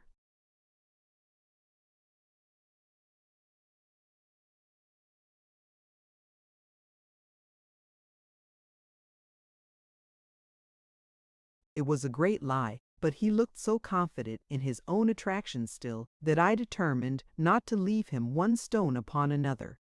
He looked me full in the face, but I kept my countenance so well that he could not imagine I was saying anything more than the actual truth.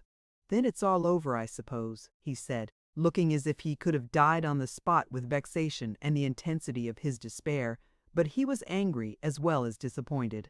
There was he, suffering so unspeakably, and there was I, the pitiless cause of it all, so utterly impenetrable to all the artillery of his looks and words, so calmly cold and proud, he could not but feel some resentment, and with singular bitterness he began, "I certainly did not expect this, Murray.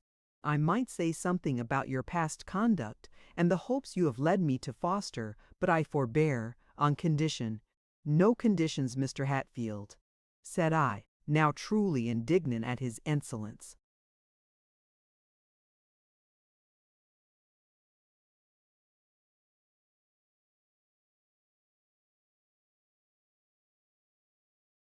"Then let me beg it as a favor," he replied, lowering his voice at once, and taking a humbler tone.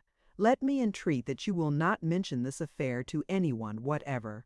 If you will keep silence about it, there need be no unpleasantness on either side, nothing, I mean, beyond what is quite unavoidable. For my own feelings I will endeavor to keep to myself. If I cannot annihilate them, I will try to forgive, if I cannot forget the cause of my sufferings.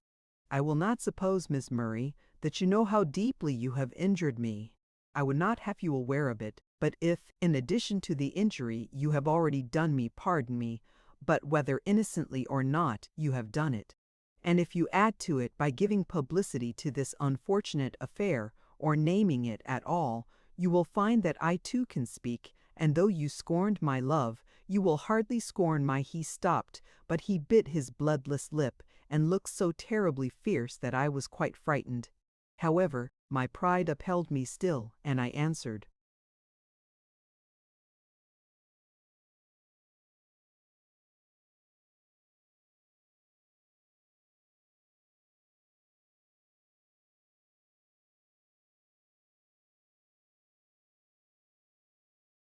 disdainfully, "I do not know what motive you suppose I could have for naming it to anyone, Mr. Hatfield, but if I were disposed to do so, you would not deter me by threats, and it is scarcely the part of a gentleman to attempt it."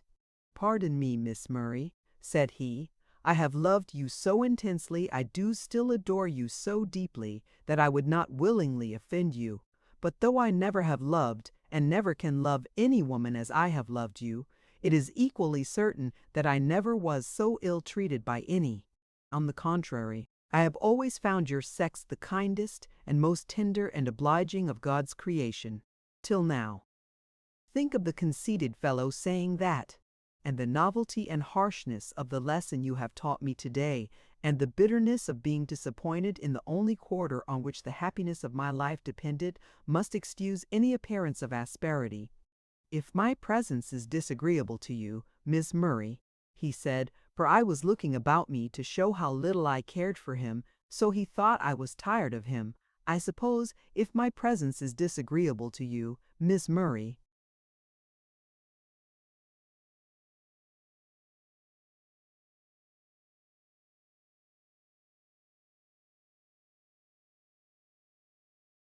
"You have only to promise me the favor I named, and I will relieve you at once. There are many ladies, some even in this parish, who would be delighted to accept what you have so scornfully trampled under your feet.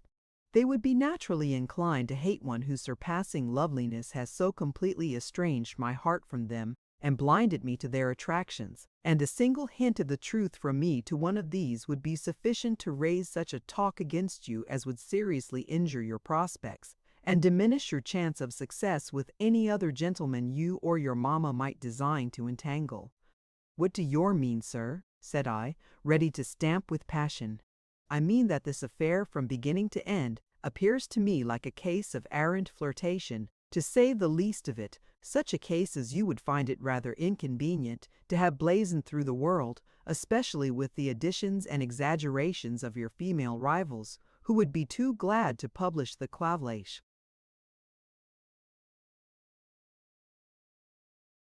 matter, if I only gave them a handle to it. But I promise you, on the faith of a gentleman, that no word or syllable that could tend to your prejudice shall ever escape my lips, provided you will—" "Well, well, I won't mention it," said I. "You may rely upon my silence, if that can afford you any consolation." "You promise it?" "Yes," I answered, for I wanted to get rid of him now.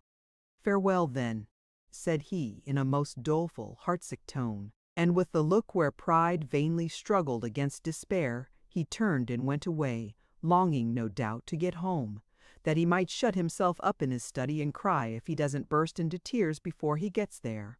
"But you have broken your promise already," said I, truly horrified at her.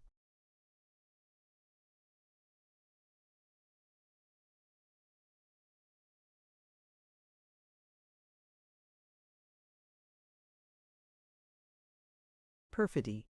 "Oh, it's only to you. I know you won't repeat it."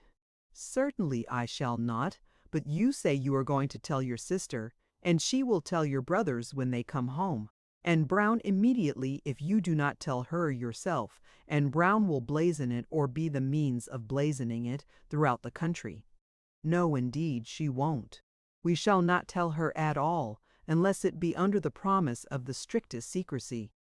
"But how can you expect her to keep her promises better than her more enlightened mistress?" "Well, well, she shan't hear it then," said Miss Murray somewhat snappishly.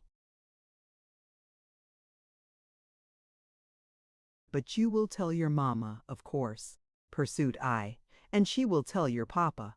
"Of course I shall tell mamma. That is the very thing that pleases me so much. I shall now be able to convince her how mistaken she was in her fears about me." "Oh, that's it, is it? I was wondering what it was that delighted you so much." "Yes, and another thing is that I've humbled Mr. Hatfield so charmingly, and another, why you must allow me some share of female vanity. I don't pretend to be without that most essential attribute of our sex, and if you had seen poor Hatfield's intense eagerness in making his ardent declaration, and his flattering proposal, and his agony of mind, that no effort of pride could conceal, on being refused, you would have allowed I had some cause to be gratified. The greater his agony, I should think, the less your cause for gratification."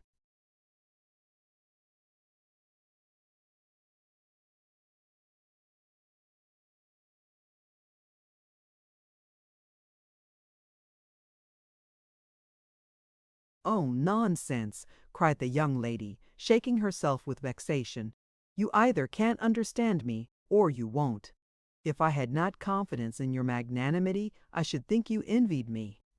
But you will, perhaps, comprehend this cause of pleasure, which is as great as any, namely, that I am delighted with myself for my prudence, my self-command, my heartlessness, if you please.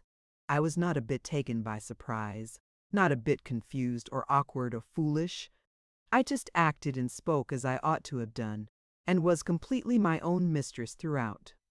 And here was a man decidedly good-looking. Jane and Susan Green call him bewitchingly handsome. I suppose they're two of the ladies he pretends would be so glad to have him. But, however, he was certainly a very clever, witty, agreeable companion. Not what you call clever, but just enough to make him entertaining, and a man one needn't be ashamed of anywhere, and would not soon grow tired of. And to confess the truth, I rather liked him better even, of late, than Harry Meltham, and he evidently idolized me. And yet and yet at the knob.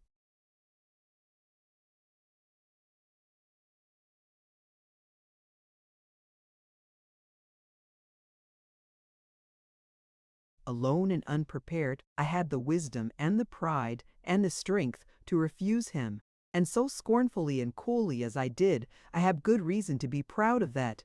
And are you equally proud of having told him that his having the wealth of Sir Hugh Meltham would make no difference to you, when that was not the case, and of having promised to tell no one of his misadventure, apparently without the slightest intention of keeping your promise? Of course, what else could I do? You would not have had me, but I see, Miss Grey, you're not in a good temper. Here's Matilda. I'll see what she and Mamma have to say about it." She left me, offended at my want of sympathy and thinking, no doubt, that I envied her. I did not, at least. I firmly believed I did not. I was sorry for her. I was amazed, disgusted at her heartless vanity. I wondered why so much beauty should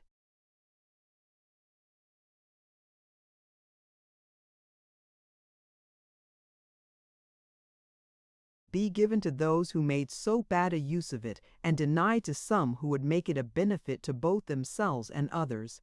But God knows best, I concluded. There are, I suppose, some men as vain, as selfish, and as heartless as she is, and perhaps such women may be useful to punish them.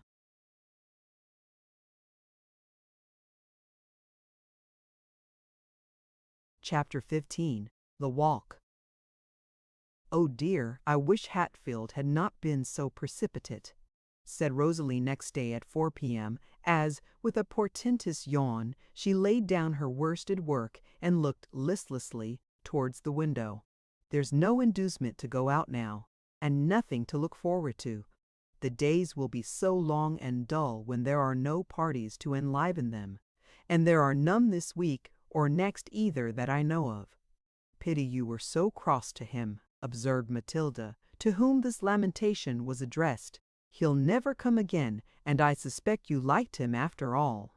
I hoped you would have taken him for your beau, and left dear Harry to me." "Humph! My beau must be an Adonis indeed, Matilda, the admired of all beholders, if I am to be contented with him alone. I'm sorry to lose Hatfield, I confess, but the first decent man or number of men that come to supply his place will be more than welcome. It's Sunday tomorrow. I do wonder how he'll—"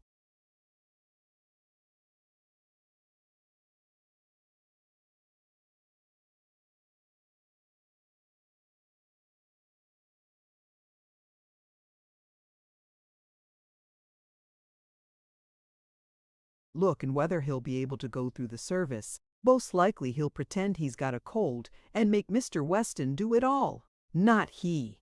exclaimed Matilda, somewhat contemptuously. "Full as he is, he's not so soft as that comes to."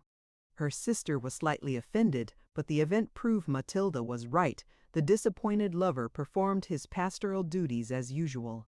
Rosalie, indeed, affirmed he looked very pale and dejected. He might be a little paler, but the difference, if any, was scarcely perceptible. As for his dejection, I certainly did not hear his laugh ringing from the vestry as usual, nor his voice loud in hilarious discourse, though I did hear it uplifted in rating the sexton in a manner that made the congregation stare, and in his transits to and from the pulpit and the communion table there was more of solemn pomp and less of that irreverent, self-delighted imperiousness with which he usually swept along that air that seemed to say, "You all reverence and adore me, I know, but if anyone does not, I defy him to the teeth." But the most remarkable change was, that he never once suffered his eyes to wander in the direction of Mr. Murray's pew, and did not leave the church till we were gone. Mr. Hatfield had doubtless received a very severe blow, but his pride impelled him to use every effort to conceal the effects of it. He had been disappointed in his certain hope of obtaining not only a beautiful and, to him, highly attractive wife, but one whose rank and fortune might give brilliance to far inferior charms. He was likewise, no doubt, intensely mortified by his repulse, and deeply offended at the conduct of Miss Murray throughout. It would have given him no little consolation to have known how disappointed she was to find him apparently so little moved, and to see that he was able to refrain from casting a single glance at her throughout both services. Though, she declared, it showed he was thinking of her all the time, or his eyes would have fallen upon her if it were.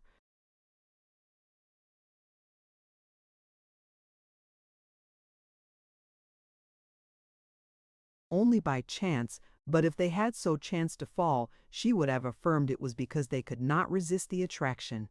It might have pleased him, too, in some degree, to have seen how dull and dissatisfied she was throughout that week, the greater part of it, at least, for lack of her usual source of excitement, and how often she regretted having used him up so soon, like a child that, having devoured its plum cake too hastily, sits sucking its fingers and vainly lamenting its greediness.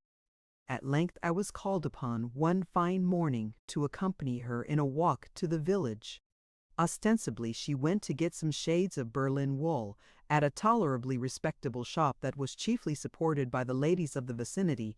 Really, I trust there is no breach of charity in supposing that she went with the idea of meeting either with the rector himself or some other admirer by the way, for as we went along, she kept wondering what Hatfield would do or say if we met him, and Annecy. As we passed Mr. Green's park gates, she wondered whether he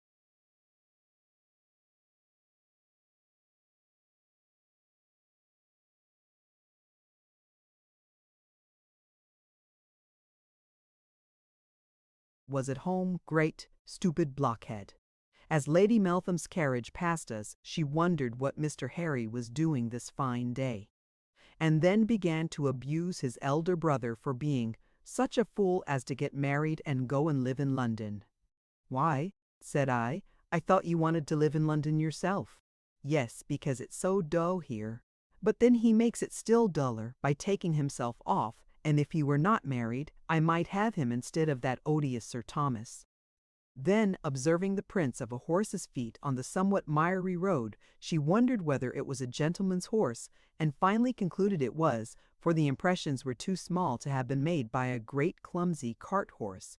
And then she wondered who the rider could be, and whether we should meet him coming back, for she was sure he had only passed that morning. And lastly, when we entered the village and saw only a few of its humble inhabitants moving about, she wondered why the stupid people couldn't keep in their houses. She was sure she didn't want to see their ugly faces and dirty, vulgar clothes. It wasn't for that she came to Horton. Amid all this, I confess, I wondered too in secret whether we should meet or catch a glimpse of somebody else, and as we passed his lodgings, I even went so far as to wonder whether he was at the window. On entering the shop, Miss Murray desired me to stand in the doorway while she transacted her business and tell her if anyone passed. But alas, there was no one visible besides the villagers, except Jane and Susan Green coming down the single street, apparently returning from a walk. "Stupid things," muttered she, as she came out after having concluded her bargain. "Why couldn't they have their dolt of a brother with them? Even he would be better than nothing."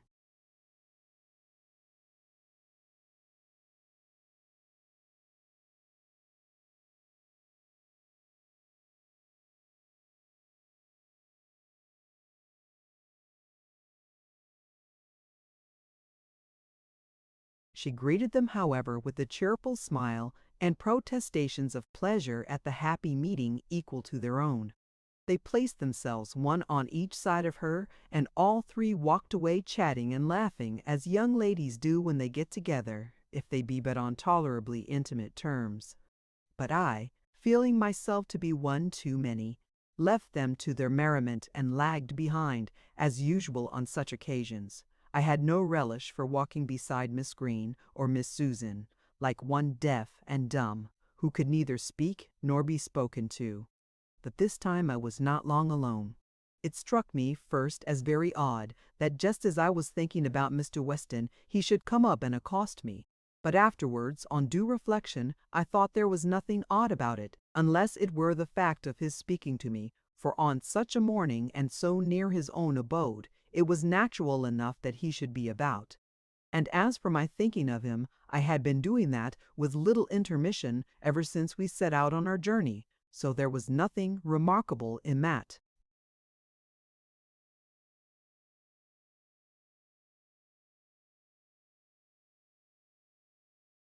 "You are alone again, Miss Grey," said he. "Yes. What kind of people are those ladies, the Mrs. Green? I really don't know." "That's strange, when you live so near and see them so often."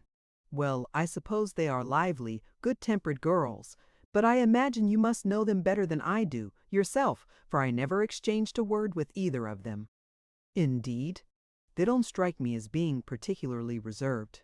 "Very likely they are not so to people of their own class, but they consider themselves as moving in quite a different sphere from me."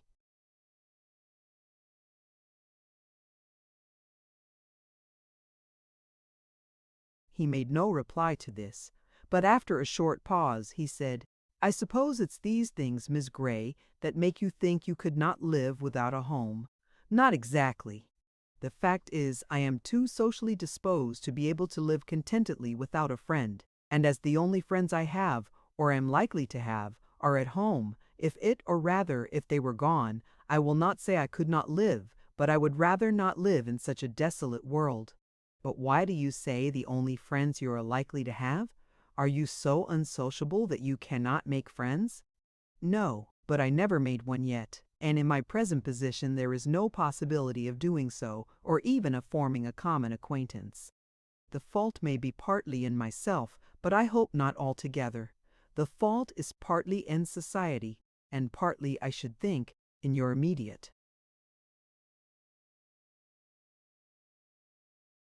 neighbors, and partly, too, in yourself. For many ladies in your position would make themselves be noticed and accounted of.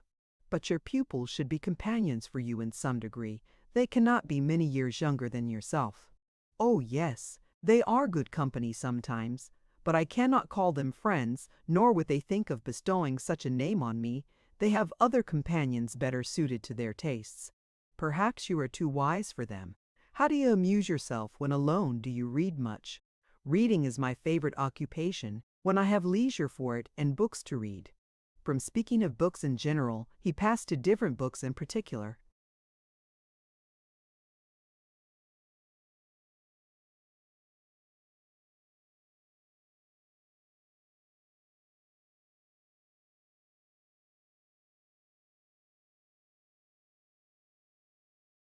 And proceeded by rapid transitions from topic to topic, till several matters both of taste and opinion had been discussed considerably within the space of half an hour, but without the embellishments of many observations from himself, he being evidently less bent upon communicating his own thoughts and predilections than on discovering mine. He had not the tact or the art to effect such a purpose by skilfully drawing out my sentiments or ideas through the real or apparent statement of his own, or leading the conversation by imperceptible gradations to such topics as he wished to advert to, but such gentle abruptness and such single-minded straightforwardness could not possibly offend me. And why should he interest himself at all in my moral and intellectual capacities? What is it to him what I think or feel? I asked myself. And my heart throbbed in answer to the question. But Jane and Susan Green soon reached their home. As they stood parleying at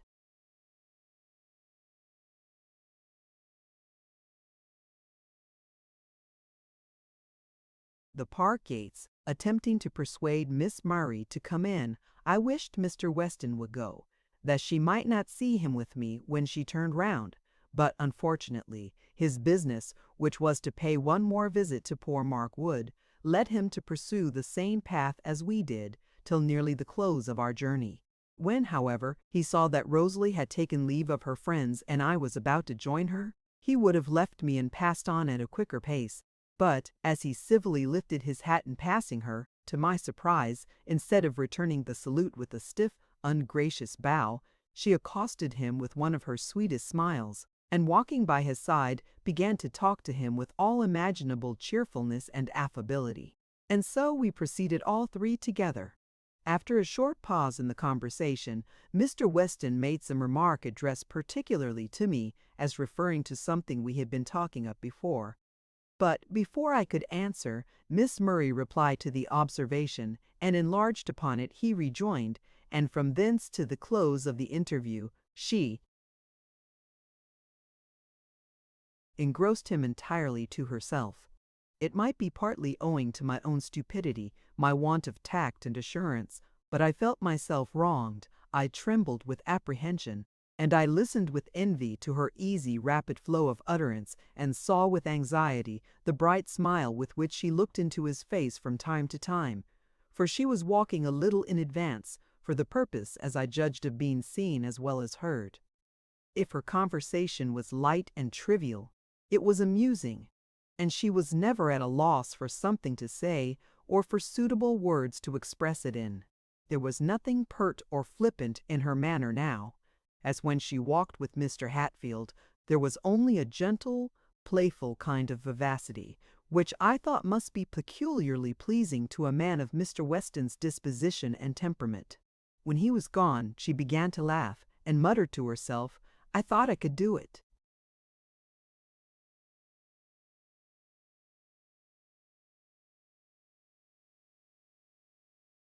"Do what?" I asked. "Fix that man?" What in the world do you mean?" "I mean that he will go home and dream of me. I have shot him through the heart." "How do you know?" "By many infallible proofs, more especially the look he gave me when he went away. It was not an impudent look I exonerate him from, that it was a look of reverential, tender adoration. Ha! He's not quite such a stupid blockhead as I thought him." I made no answer, for my heart was in my throat, or something like it, and I could not trust myself to speak. "Oh God, avert it!" I cried internally. "For his sake, not for mine." Miss Murray made several trivial observations as we passed up the park, to which, in spite of my reluctance to let one glimpse of my feelings appear, I could only answer by monosyllables. Whether she intended to torment me or merely to amuse herself, I could not tell and did not much care. But I thought of the poor man and his one lamb, and the rich man with his 1,000 flocks, and I dreaded I knew not what for Mr. Weston, independently of my own blighted hopes. Right glad was I to get into the house and find myself alone once more in my own room. My first impulse was to sink into the chair beside the bed, and laying my head on the pillow, to seek relief in a passionate burst of tears. There was an imperative craving for such an indulgence, but alas, I must restrain and swallow back my feelings still. There was the bell, the odious bell for the schoolroom.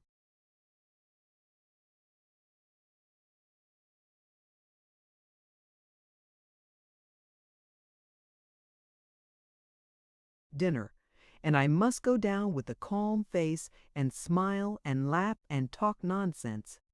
Yes, and eat too, if possible, as if all was right. And I was just returned from a pleasant walk.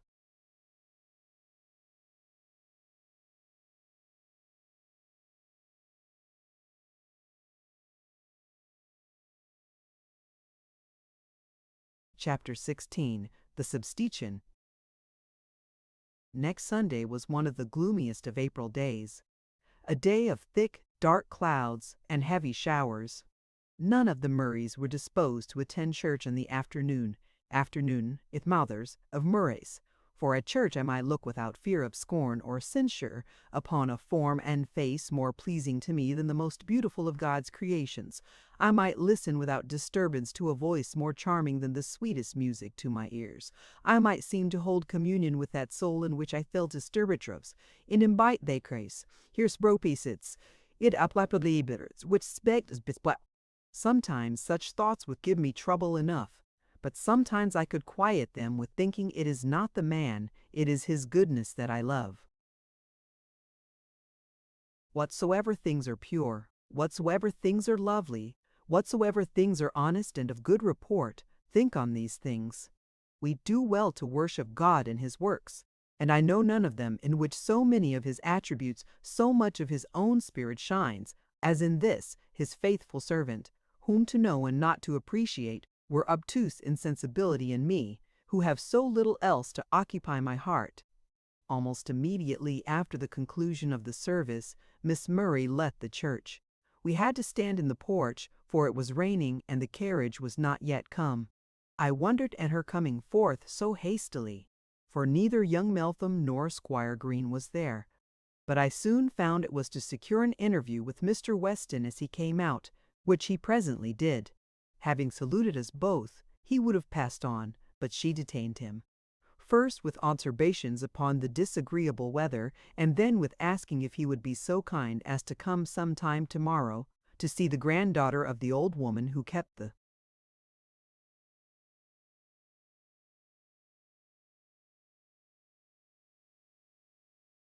porter's lodge, for the girl was ill of a fever and wished to see him. He promised to do so. "And at what time will you be most likely to come, Mr. Weston? The old woman will like to know when to expect you. You know such people think more about having their cottages in order when decent people come to see them than we are apt to suppose." Here was a wonderful instance of consideration from the thoughtless Miss Murray. Mr. Weston named an hour in the morning at which he would endeavor to be there. By this time the carriage was ready, and the footman was waiting with an open umbrella to escort Miss Murray through the churchyard. I was about to follow, but Mr. Weston had an umbrella too, and offered me the benefit of its shelter, for it was raining heavily. "No, thank you. I don't mind the rain," I said. I always lacked common sense.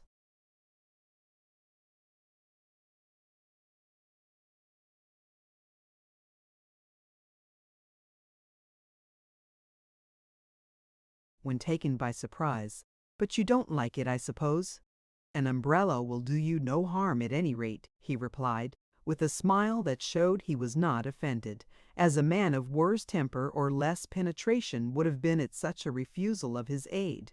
I could not deny the truth of his assertion, and so went with him to the carriage. He even offered me his hand on getting in, an unnecessary piece of civility, but I accepted that too for fear of giving offense. One glance he gave, one little smile at parting it, was but for a moment. But therein I read, or thought I read, a meaning that kindles in my heart a brighter flame of hope than had ever yet arisen. "I would have sent the footman back for you, Miss Grey, if you waited a moment. You needn't have taken Mr. Weston's umbrella," observed Rosalie, with a very unamiable cloud upon her pretty face. "I would have come without an umbrella, but Mr. Weston offered me the benefit of his, and I could not have refused it more than I did without offending him," replied I, smiling placidly, for my inward happiness made that amusing which would have wounded me at another time. The carriage was now in motion. Miss Murray bent forwards and looked out of the window as we were passing Mr. Weston. He was pacing homewards along the causeway, and did not turn his head.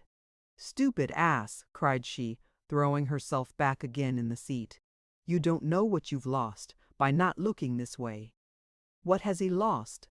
"A beau from me that would have raised him to the seventh heaven." I made no answer. I saw she was out of humor, and I derived a secret gratification from the fact, not that she was vexed, but that she thought she had.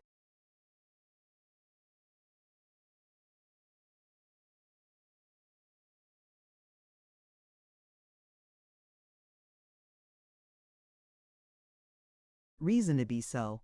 It made me think my hopes were not entirely the offspring of my wishes and imagination. "I mean to take up Mr. Weston instead of Mr. Hatfield," said my companion after a short pause, resuming something of her usual cheerfulness.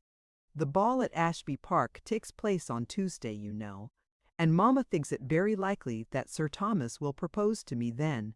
Such things are often done in the privacy of the ballroom, when gentlemen are most easily ensnared, and ladies most enchanting. But if I am to be married so soon, I must make the best of the present time. I am determined. Hatfield shall not be the only man who shall lay his heart at my feet, and implore me to accept the worthless gift in vain." "If you mean Mr. Weston to be one of your victims," said I, with affected indifference, "you will have to make such overtures yourself that you will find it difficult to draw back when he asks you to fulfill the expectations you have."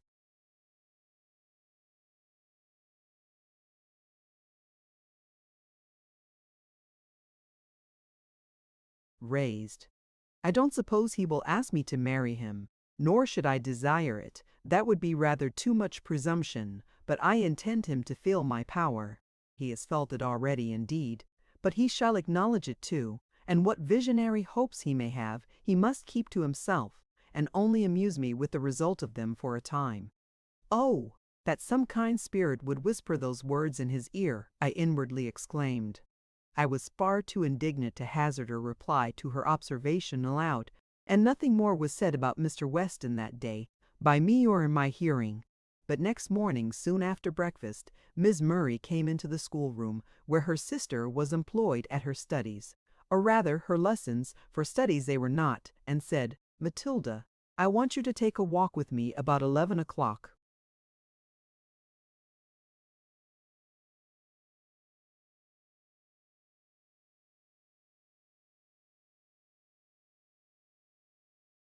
"Oh, I can't, Rosalie. I have to give orders about my new bridle and saddlecloth, and speak to the rat-catcher about his dogs. Miss Grey must go with you." "No, I want you," said Rosalie. And calling her sister to the window, she whispered an explanation in her ear. upon which the latter consented to go. I remembered that 11 was the hour at which Mr. Weston proposed to come to the porter's lodge, and remembering that, I beheld the whole contrivance. Accordingly, at dinner, I was entertained with a long account of how Mr. Weston had overtaken them as they were walking along the road, and how they had had a long walk and talk with him, and really found him quite an agreeable companion, and how he must have been, and evidently was, delighted with them, and ever tensing ascension. And see.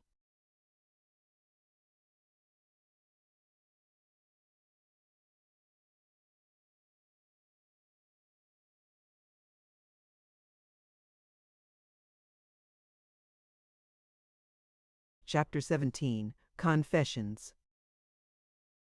As I am in the way of confessions, I may as well acknowledge that, about this time, I paid more attention to dress than ever I had done before. This is not saying much, for hitherto I had been a little neglectful in that particular, but now, also, it was no uncommon thing to spend as much as 2 minutes in the contemplation of my own image in the glass, though I never could derive any consolation from such a study. I could discover no beauty in those marked features, that pale hollow cheek and ordinary dark brown hair.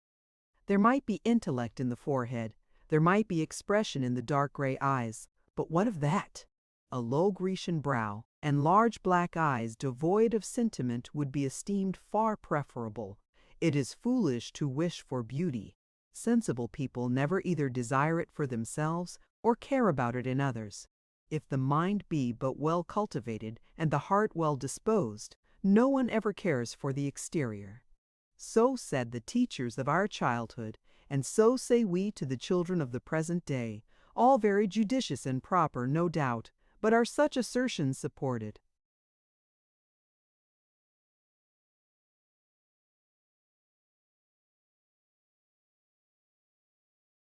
By actual experience? We are naturally disposed to love what gives us pleasure, and what more pleasing than a beautiful face when we know no harm of the possessor at least. A little girl loves her bird. Why? Because it lives and feels, because it is helpless and harmless? A toad likewise lives and feels, and is equally helpless and harmless. But though she would not hurt a toad, she cannot love it like the bird, with its graceful form, soft feathers, and bright speaking eyes. If a woman is fair and amiable, she is praised for both qualities, but especially the former, by the bulk of mankind. If, on the other hand, she is disagreeable in person and character, her plainness is commonly inveighed against as her greatest crime, because to common observers it gives the greatest offense, while if she is plain and good, provided she is a person of retired manners and secluded life, no one ever knows of her goodness except her immediate connections. Others, on the contrary, are disposed to form unfavorable opinions of her mind and disposition, if it be but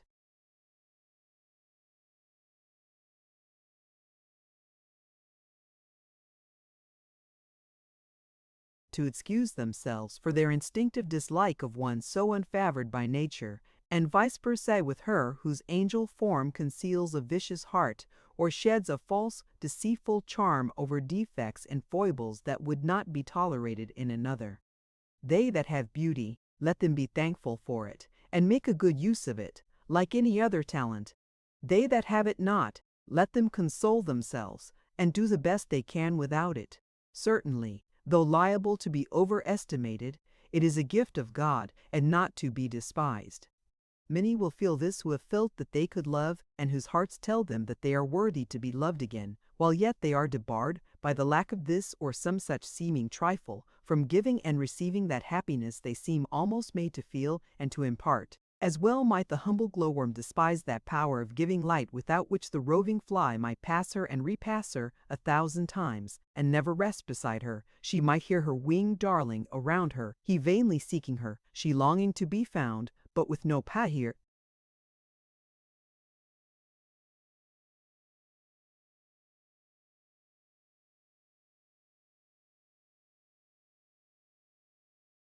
Presence known, no voice to call him, no wings to follow his flight. The fly must seek another mate, the worm must live and die alone. Such were some of my reflections about this period. I might go on prosing more and more. I might dive much deeper and disclose other thoughts, propose questions the reader might be puzzled to answer, and deduce arguments that might startle his prejudices, or perhaps provoke his ridicule because he could not comprehend them. But I forbear. Now, therefore, let us return to Miss Murray. She accompanied her mamma to the ball on Tuesday, of course splendidly attired and delighted with her prospects and her charms. As Ashby Park was nearly 10 miles distant from Horton Lodge, they had to set out pretty early, and I intended to have spent the evening with Nancy Brown, whom I had not seen for a long time, but my kind pupil took care I should spend it neither there nor anywhere else beyond the limits of the schoolroom, by giving me a piece of music to copy, which kept me closely occupied till bedtime. About 11 next morning, as soon as she had left her room, she came to tell me her news. Sir Thomas had indeed proposed to her at the ball, an event which reflected great credit on her mamma's sagacity, if not upon her skill and contrivance. I rather inclined to the belief that she had first laid her plans and then predicted their success. The offer had been accepted, of course, and the bridegroom-elect was coming that day to settle matters with Mr. Murray. Rosalie was pleased with the thoughts of becoming mistress of Ashby Park. She was elated with the prospect of the bridal ceremony and its attendant splendor and eclat, the honeymoon spent abroad and the subsequent gaiety she expected to enjoy in London and elsewhere. She appeared pretty well pleased, too, for the time being, with Sir Thomas himself, because she had so lately seen him, danced with him, and been flattered by him. But after all, she seemed to shrink from the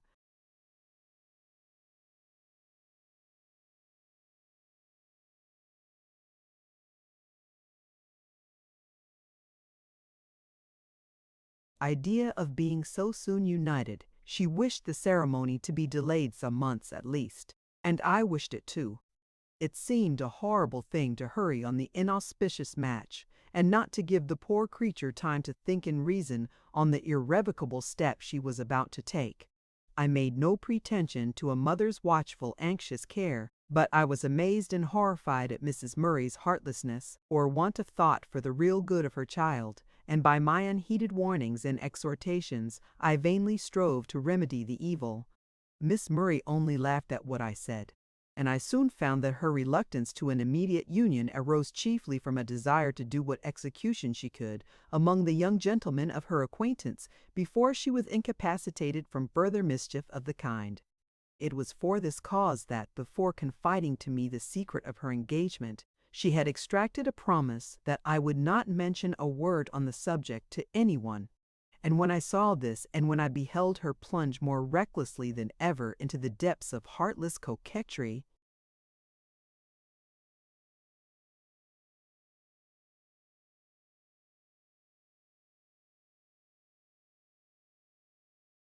I had no more pity for her. Come what will, I thought, she deserves it. Sir Thomas cannot be too bad for her, and the sooner she is incapacitated from deceiving and injuring others, the better. The wedding was fixed for the 1st of June. Between that and the critical ball was little more than 6 weeks. But with Rosalie's accomplished skill and resolute exertion, much might be done, even within that period, especially as Sir Thomas spent most of the interim in London, whither he went up, it was said, to settle affairs with his lawyer and make other preparations for the approaching nuptials. He endeavored to supply the want of his presence by a pretty constant fire of billet stew. But these did not attract the neighbors' attention and open their eyes as personal visits would have done, and old Lady Ashby's haughty, sour spirit of reserve withheld her from spreading the news, while her indifferent help prevented her coming to visit her future daughter-in-law, so that, altogether, this affair was kept far closer than such things usually are.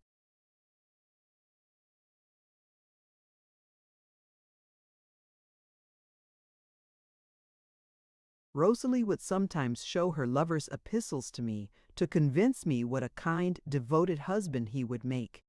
She showed me the letters of another individual, too, the unfortunate Mr. Green, who had not the courage, or, as she expressed it, the spunk, to plead his cause in person, but whom one denial would not satisfy. He must write again and again. he would not have done so if he could have seen the grimaces his fair idol made over his moving appeals to her feelings, and heard her scornful laughter, and the opprobrious epithets she heaped upon him for his perseverance. "Why don't you tell him at once that you are engaged?" I asked. "Oh, I don't want him to know that," replied she. "If he knew it, his sisters and everybody would know it, and then there would be an end of my and besides, if I told him that, he would think my engagement was the only obstacle, and that I would have him if I were free, which I could not bear that any man should think, and he of all others at least.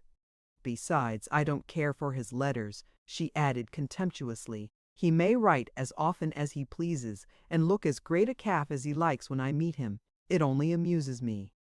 Meantime, young Meltham was pretty frequent in his visits to the house or transits past it, and, judging by Matilda's execrations and reproaches, her sister paid more attention to him than civility required. In other words, she carried on as animated a flirtation as the presence of her parents would admit. She made some attempts to bring Mr. Hatfield once more to her feet, but finding them unsuccessful, she repaid his haughty indifference with still loftier scorn, and spoke of him with as much disdain and detestation as she had formerly done of his curate.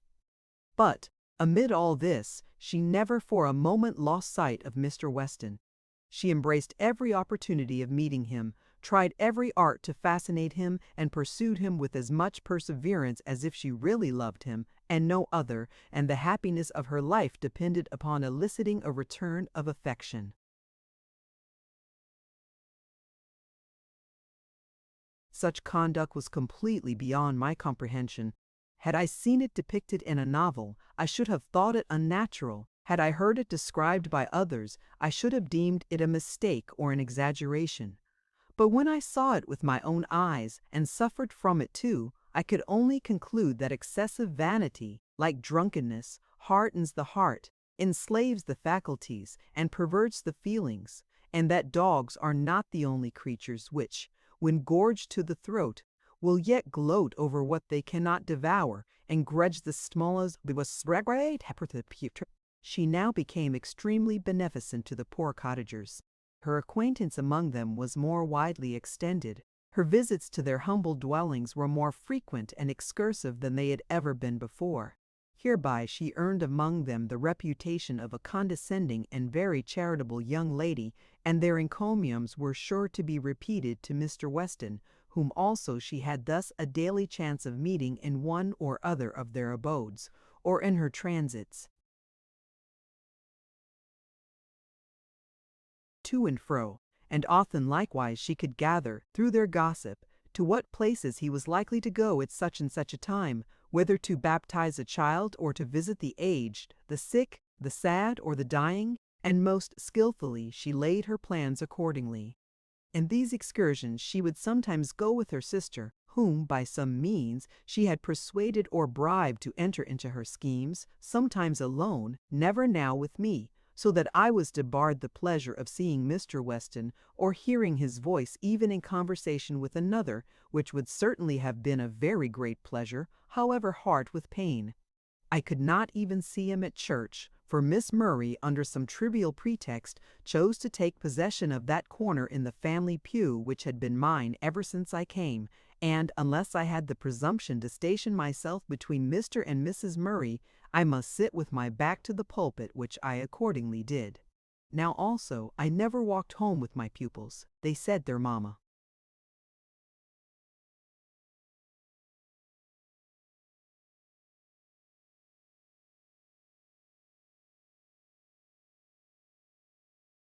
thought it did not look well to see 3 people out of the family walking, and only 2 going in the carriage, and, as they greatly preferred walking in fine weather, I should be honored by going with the seniors.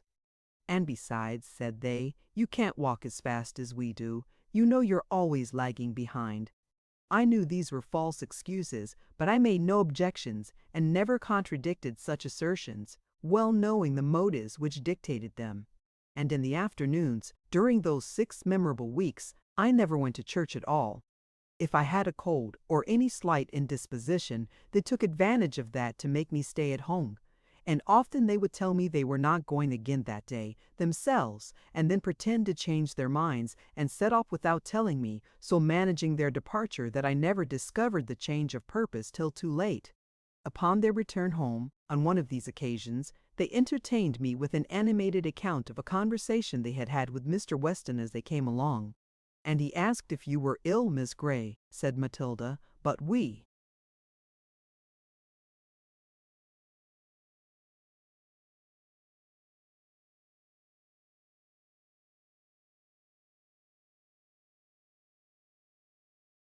told him you were quite well, only you didn't want to come to church so he'll think you're turned wicked." All chance meetings on weekdays were likewise carefully prevented, for, lest I should go to see poor Nancy Brown or any other person, Miss Murray took good care to provide sufficient employment for all my leisure hours. There was always some drawing to finish, some music to copy, or some work to do, sufficient to incapacitate me from indulging in anything beyond a short walk about the grounds, however she or her sister might be occupied. One morning, having sought and waylaid Mr. Weston, they returned in high glee to give me an account of their interview. "And he asked after you again," said Matilda, in spite of her sister's silent but imperative intimation that she should hold her tongue. "He wondered why you were never with us, and thought you must have delicate health, as you came out so seldom."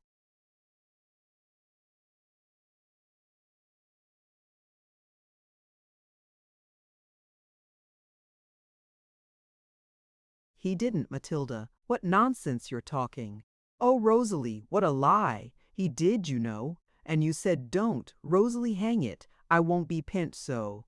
And, Miss Grey, Rosalie told him you were quite well, but you were always so buried in your books that you had no pleasure in anything else. What an idea he must have of me!" I thought. And I asked, "Does old Nancy ever inquire about me?" "Yes, and we tell her you are so fond of reading and drawing that you can do nothing else." "That is not the case, though. If you had told her I was so busy I could not come to see her, it would have been nearer the truth."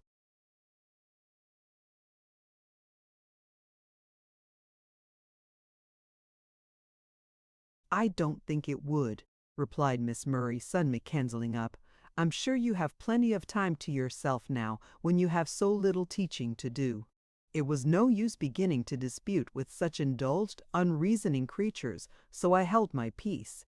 I was accustomed now to keeping silence when things distasteful to my ear were uttered, and now, too, I was used to wearing a placid, smiling countenance when my heart was bitter within me.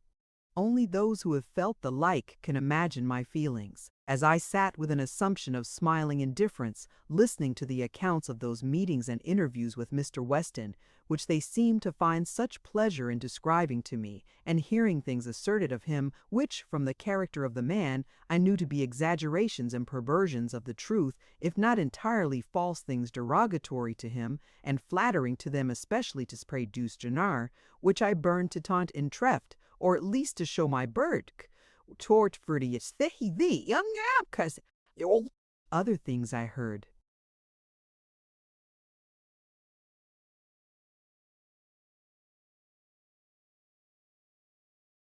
which I felt or feared were indeed too true, but I must still conceal my anxiety respecting him, my indignation against them, beneath a careless aspect. Others, again, mere hints of something said or done, which I longed to hear more of, but could not venture to inquire.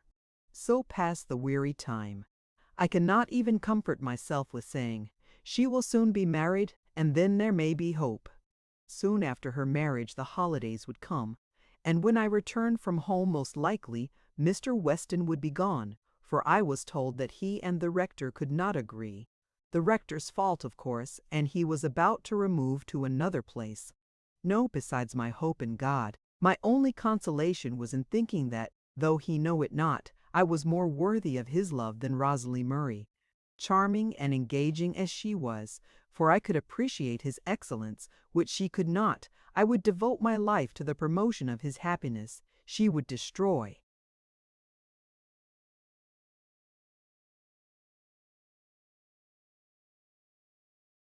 his happiness for the momentary gratification of her own vanity. Oh, if he could but know the difference! I would earnestly exclaim. But no! I would not have him see my heart. Yet if he could but know her hollowness, her worthless, heartless frivolity, he would then be safe, and I should be almost happy, though I might never see him more. I fear, by this time, the reader is well nigh disgusted with the folly and weakness I have so freely laid before him. I never disclosed it then, and would not have done so had my own sister or my mother been with me in the house. I was a close and resolute dissembler in this one case at least. My prayers, my tears, my wishes, fears, and lamentations were witnessed by myself and heaven alone. When we are harassed by sorrows or anxieties, or long oppressed by any powerful feelings which we must keep to ourselves, for which we can obtain and seek no sympathy from any living creature, and which yet we cannot or will not,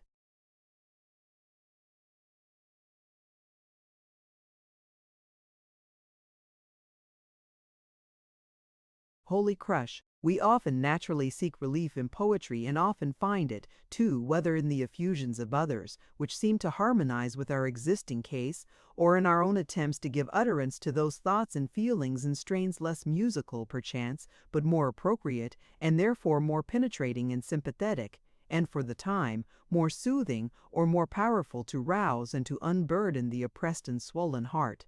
Before this time, at Wellwood House, and here when suffering from homesick melancholy, I had sought relief twice or thrice at this secret source of consolation, and now I flew to it again with greater avidity than ever, because I seemed to need it more. I still preserve those relics of past sufferings and experience, like pillars of witness set up in traveling through the vale of life to mark particular occurrences. The footsteps are obliterated now. The face of the country may be changed, but the pillar is still there, to remind me how all things were when it was reared. Lest the reader should be curious to see any of these effusions, I will favor him with one.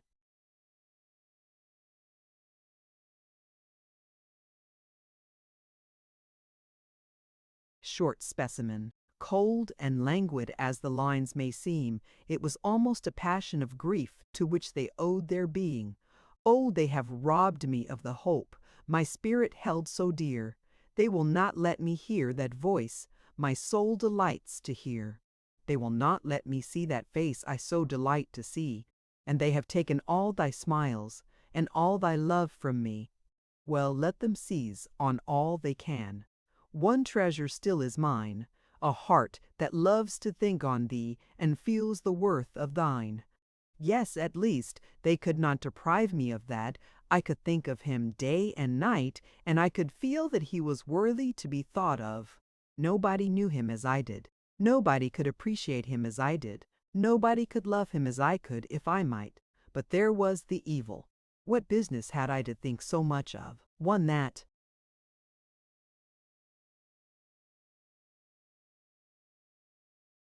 never thought of me? Was it not foolish? Was it not wrong? Yet, if I found such deep delight in thinking of him, and if I kept those thoughts to myself, and troubled no one else with them, where was the harm of it? I would ask myself, and such reasoning prevented me from making any sufficient effort to shake off my fetters. But if those thoughts brought delight, it was a painful, troubled pleasure, too near akin to anguish, and one that did me more injury than I was aware of. It was an indulgence that a person of more wisdom or more experience would doubtless have denied herself.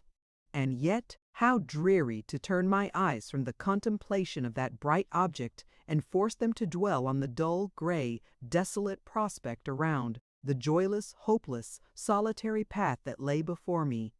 It was wrong to be so joyless, so desponding. I should have made God my friend, and to do his will the pleasure and the business of my life. But faith was weak, and passion was too strong.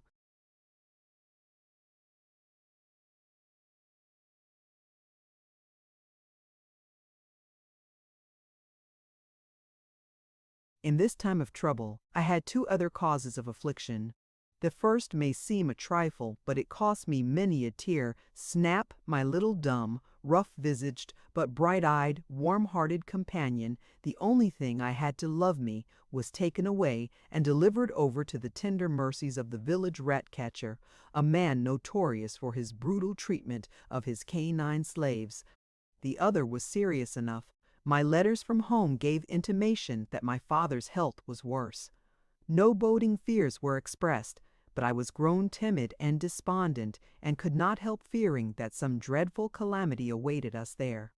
I seemed to see the black clouds gathering round my native hills, and to hear the angry muttering of a storm that was about to burst and desolate our hearth.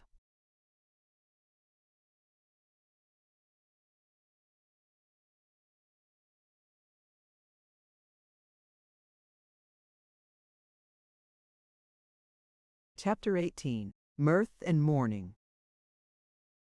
The 1st of June arrived at last, and Rosalie Murray was transmuted into Lady Ashby, most splendidly beautiful. She looked in her bridal costume. Upon her return from church, after the ceremony, she came flying into the schoolroom, flushed with excitement, and laughing, half in mirth and half in ruthless desperation, as it seemed to me. "Now, Miss Grey, I'm Lady Ashby," she exclaimed. "It's done. My fate is sealed. There's no drawing back now. I'm come to receive your congratulations and bid you good-bye, and then I'm off for Paris, Rome, Naples, Switzerland, London. Oh dear, what a deal I shall see and hear before I come back again. But don't forget me. I shan't forget you, though I've been a naughty girl. Come, why don't you congratulate me?"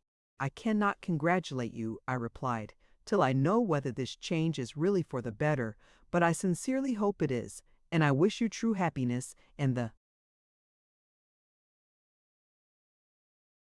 best of blessings. Well, good-bye, the carriage is waiting, and they're calling me." She gave me a hasty kiss, and was hurrying away, but, suddenly returning, embraced me with more affection than I thought her capable of evincing, and departed with tears in her eyes. Poor girl! I really loved her then, and forgave her from my heart all the injury she had done me and others also. She had not half known it, I was sure, and I prayed God to pardon her too. During the remainder of that day of festal sadness, I was left to my own devices. Being too much unhinged for any steady occupation, I wandered about with a book in my hand for several hours, more thinking than reading, for I had many things to think about.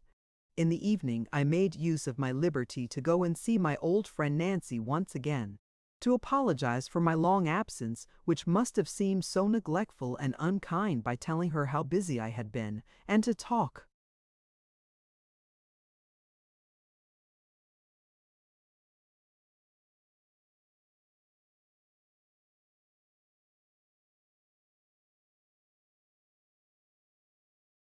or read or work for her, whichever might be most acceptable, and also, of course, to tell her the news of this important day, and perhaps to obtain a little information from her in return respecting Mr. Weston's expected departure.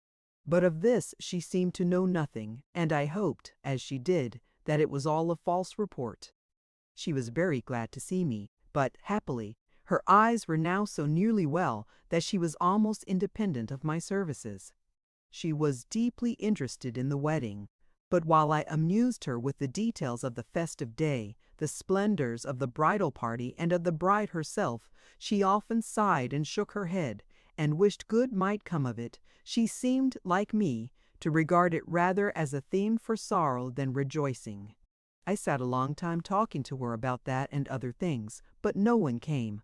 Shall I confess that I sometimes looked towards the door with a half-expectant wish to see it open and give entrance to Mr. Weston, as had happened once before, and that, returning through the lanes and fields, I often paused to look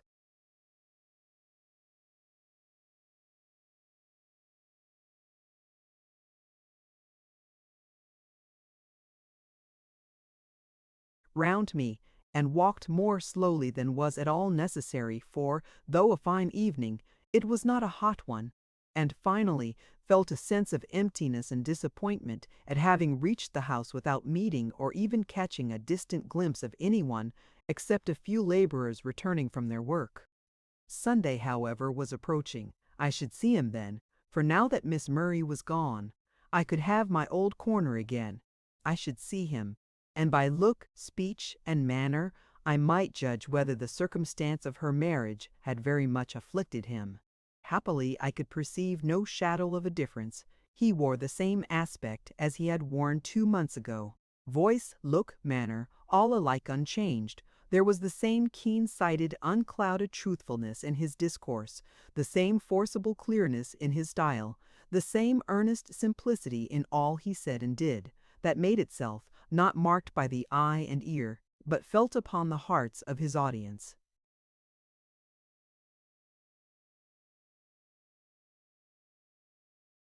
I walked home with Miss Matilda, but he did not join us. Matilda was now sadly at a loss for amusement, and woefully in want of a companion, her brothers at school, her sister married and gone, she too young to be admitted into society, for which, from Rosalie's example, she was in some degree beginning to acquire a taste at least for the company of certain classes of gentlemen. At this dull time of year, no hunting going on, no shooting even for, though she might not join in that. It was something to see her father or the Gabe, hey go be blades abbot. Now, also, she was denied the solace which the companionship of the coachman, grooms, horses, greyhounds, and pointers might have afforded, for her mother having, notwithstanding the disadvantages of a country life, so satisfactorily disposed of her elder daughter, the pride of her heart had begun seriously to turn her attention to the younger, and being truly alarmed at the roughness of her manners, and thinking it high time to work a reform, had been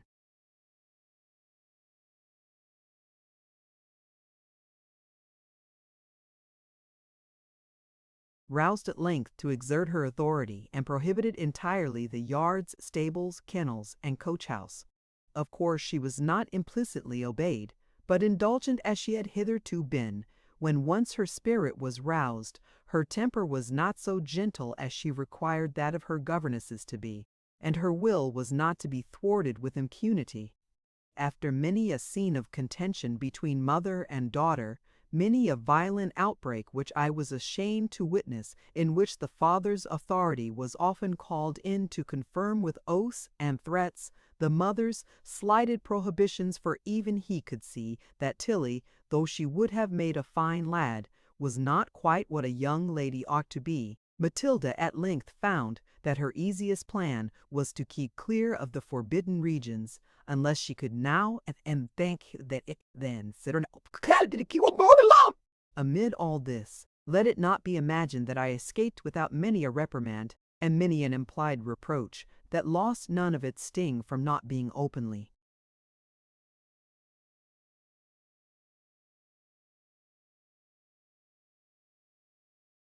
worded, but rather wounded the more deeply because, from that very reason, it seemed to preclude self-defense. Frequently I was told to amuse Miss Matilda with other things, and to remind her of her mother's precepts and prohibitions. I did so to the best of my power, but she would not be amused against her will, and could not against her taste, and though I went beyond mere reminding, such gentle remonstrances as I could use were utterly ineffectual. Dear Miss Grey, it is the strangest thing. I suppose you can't help it, if it's not in your nature, but I wonder you can't win the confidence of that girl, and make your society at least as agreeable to her as that of Robert or Joseph. They can talk the best about the things in which she is most interested, I replied. Well, that is a strange confession, however, to come from her governess. Who is to form a young lady's tastes, I wonder, if the governess doesn't do it? I have known governesses who have so completely identified themselves with the reputation of their young ladies for elegance and propriety in mind and manners that they would blush to speak a word against them, and to hear the slightest blame imputed to their pupils was worse than to be censured in their own persons, and I really think it very natural for my part. Do you, ma'am? Yes, of course, the young lady's proficiency and elegance is of more consequence to the governess than her own, as well as to the world. If she wishes to prosper in her vocation, she must devote all her energies to her business. All her ideas and all her ambition will tend to the accomplishment of that one object. When we wish to decide upon the merits of a governess, we naturally look at the young lady she professes to have educated and judge accordingly. The judicious governess knows this. She knows that, while she lives in obscurity,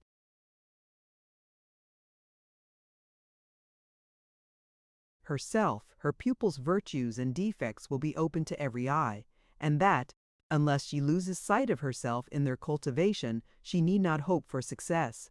You see, Miss Grey, it is just the same as any other trade or profession. They that wish to prosper must devote themselves body and soul to their calling. And if they begin to yield to indolence or self-indulgence, they are speedily distanced by wiser competitors. There is little to choose between a person that ruins her pupils by neglect and one that corrupts them by her example. You will excuse my dropping these little hints. You know it is all for your own good. Many ladies would speak to you much more strongly, and many would not trouble themselves to speak at all, but quietly look out for a substitute. That, of course, would be the easiest plan. But I know the advantages of a place like this to a person in your situation, and I have no desire to part with you, as I am sure you would do very well if you will only think of these things and try to exert yourself a little more. Then, I am convinced, you would soon acquire that delicate tact which,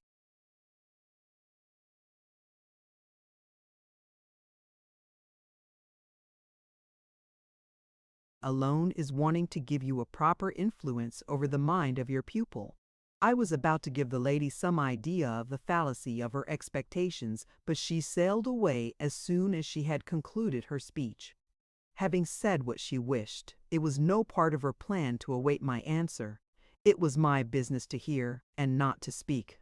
However, as I have said, Matilda at length yielded in some degree to her mother's authority. Pity it had not been exerted before, and being thus deprived of almost every source of amusement, there was nothing for it but to take long rides with the groom and long walks with the governess, and to visit the cottages and farmhouses on her father's estate, to kill time in chatting with the old men that inhabited them. In one of these walks, it was our chance to meet Mr. Weston. This was what I had long desired, but now, for a moment, I wished either he or I were away. I felt my heart throb so violently that I dreaded lest some outward signs of emotion should appear. But I think he hardly glanced at me, and I was soon calm enough. After a brief salutation to both, he asked Matilda if she had lately heard from her sister. Yes, replied she. She was at Paris when she wrote, and very well, and very happy. She spoke the last word emphatically and with a glance impertinently sly. He did not seem to notice it, but replied with equal emphasis and very seriously, I hope she will continue to be so.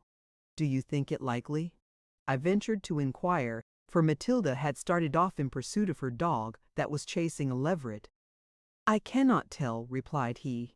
Sir Thomas may be a better man than I suppose, but from all I have heard and seen, it seems a pity that one so young and gay, and interesting, to express many things by one word whose greatest, if not her only fault, appears to be thoughtlessness, no trifling fault to be sure, since it renders the possessor liable to almost every other, and exposes him to so many temptations. But it seems a pity that she should be thrown away on such a man. It was her mother's wish, I suppose? Yes, and her own too, I think, for she always laughed at my attempts to dissuade her from the step. You did attempt it. Then, at least, you will have the satisfaction of knowing that it is no fault of yours, if any harm should come of it. As for Mrs. Murray, I don't know how she can justify her conduct. If I had sufficient acquaintance with her, I'd ask her. It seems unnatural, but some people think rank and wealth the chief good, and if they can secure that for their children, they think they have done their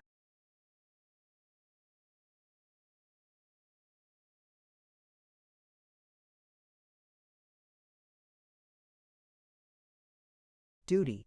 True, but is it not strange that persons of experience who have been married themselves should judge so falsely?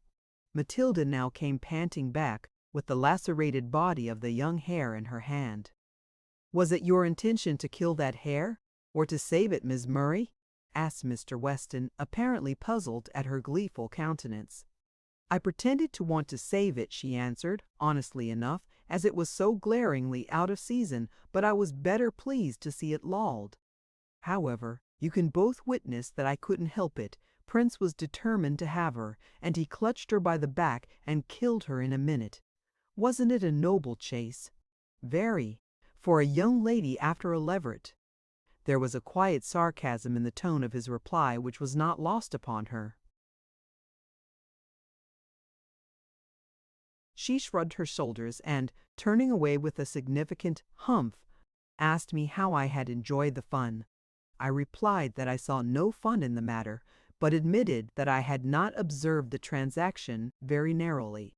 "Didn't you see how it doubled, just like an old hare? And didn't you hear it scream? I'm happy to say I did not. It cried out just like a child." "Poor little thing, what will you do with it?" "Come along, I shall leave it in the first house we come to. I don't want to take it home for fear Papa should scold me for letting the dog kill it." Mr. Weston was now gone, and we too went on our way, but as we returned,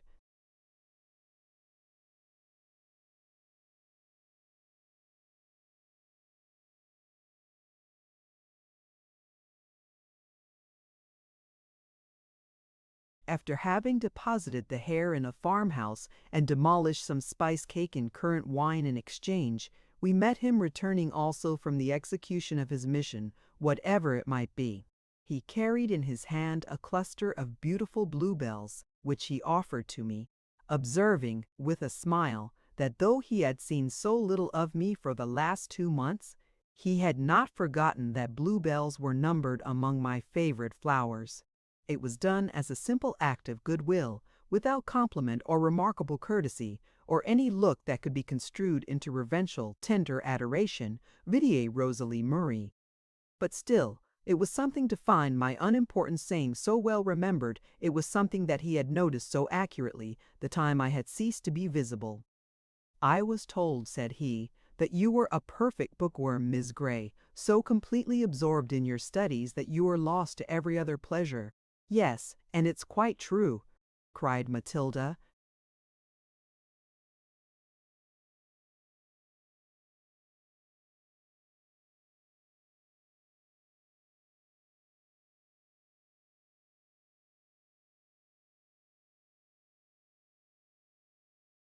"No, Mr. Weston, don't believe it. It's a scandalous libel. These young ladies are too fond of making random assertions at the expense of their friends, and you ought to be careful how you listen to them. I hope this assertion is groundless at any rate. Why? Do you particularly object to ladies studying?"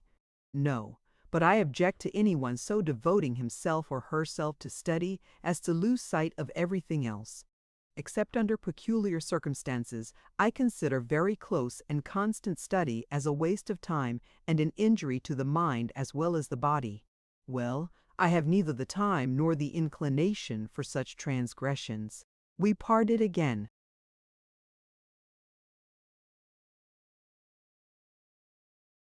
Well, what is there remarkable in all this? Why have I recorded it?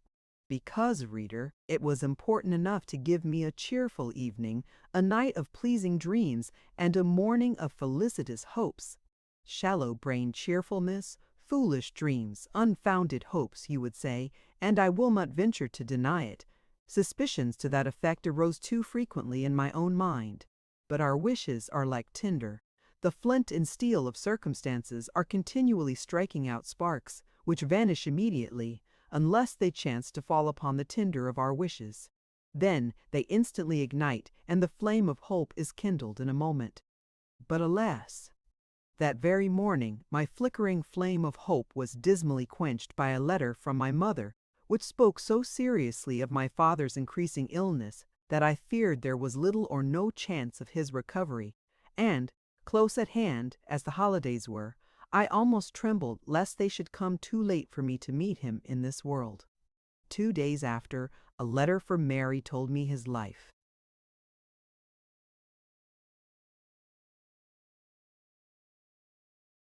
was despaired of, and his end seemed fast approaching. Then, immediately, I sought permission to anticipate the vacation and go without delay. Mrs. Murray stared and wondered at the unwonted energy and boldness with which I urged the request, and thought there was no occasion to hurry, but finally gave me leave, stating, however, that there was no need to be in such agitation about the matter. It might prove a false alarm after all, and if not, why, it was only in the common course of nature. We must all die some time, and I was not to suppose myself the only afflicted person in the world.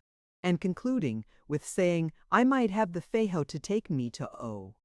And instead of repining, Miss Grey, be thankful for the privileges you enjoy.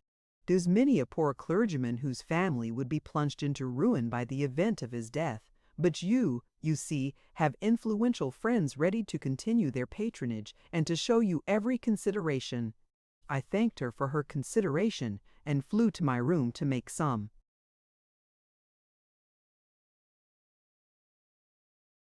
hurry preparations for my departure. My bonnet and shawl being on, and a few things hastily crammed into my largest trunk, I descended. But I might have done the work more leisurely, for no one else was in a hurry, and I had still a considerable time to wait for the phaeton. At length it came to the door, and I was off. But, oh, what a dreary journey was that! How utterly different from my former passages homewards! Being too late for the last coach I had to hire a cab for 10 miles, and then a car to take me over the rugged hills. It was 10:30 before I reached home. They were not in bed. My mother and sister both met me in the passage, sad, silent, pale. I was so much shocked and terror-stricken that I could not speak, to ask the information I so much longed yet dreaded to obtain. "Agnes," said my mother, struggling to repress some strong emotion.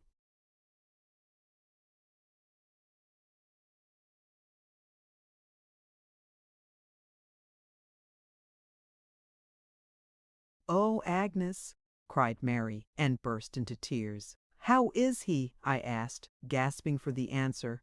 "Dead!" It was the reply I had anticipated, but the shock seemed none the less tremendous.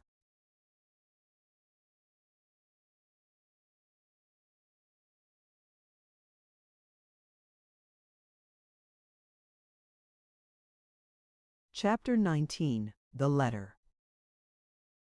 My father's mortal remains had been consigned to the tomb, and we, with sad faces and somber garments, sat lingering over the frugal breakfast table, revolving plans for our future life.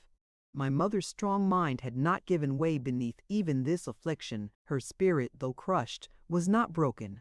Mary's wish was that I should go back to Horton Lodge, and that our mother should come and live with her and Mr. Richardson at the vicarage. She affirmed that he wished it no less than herself, and that such an arrangement could not fail to benefit all parties. For my mother's society and experience would be of inestimable value to them, and they would do all they could to make her happy, but no arguments or entreaties could prevail. My mother was determined not to go. Not that she questioned, for a moment, the kind wishes and intentions of her daughter, but she affirmed that so long as God spared her health and strength, she would make use of them to earn her own livelihood, and be chargeable to no one, whether her dependence would be felt as a burden or not. If she could afford to reside as a lodger in vicarage, she would choose that house before all others as the place of her abode. But not being so circumstanced, she would never come under its roof, except as an occasional visitor, unless sickness or calamity should render her assistance really needful, or until age or infirmity made her incapable of maintaining herself. "No, Mary," said she, "if Richardson and you have anything to spare, you must lay it aside for your family, and Agnes and I must gather honey for ourselves. Thanks to my having had daughters to educate, I have not forgotten my accomplishments. God willing, I will check this vain repining," she said, while the tears coursed one another down her cheeks in spite of her efforts, but she wiped them away and, resolutely shaking back her head, continued, "I will exert myself and look out for a small house commodiously situated in some populous but healthy district, where we will take a few young ladies to board and educate if we can get them, and as many day pupils as will come, or as we can manage to." Instruct. Your father's relations and old friends will be able to send us some pupils, or to assist us with their recommendations, no doubt. I shall not apply to my own. What say you to it, Agnes? Will you be willing to leave your present situation and try? Quite willing, mamma, and the money I have saved will do to furnish the house. It shall be taken from the bank directly. When it is wanted, we must get the house and settle on preliminaries first. Mary offered to lend the little she possessed, but my mother declined it, saying that we must begin on an economical plan, and she hoped the whole or part of mine, added to what we could get by the sale of the furniture, and what little our dear papa had contrived to lay aside for her since the debts were paid, would be sufficient to last us till Christmas, when, it was hoped, something would accrue from our united labors. It was finally settled that this should be our plan.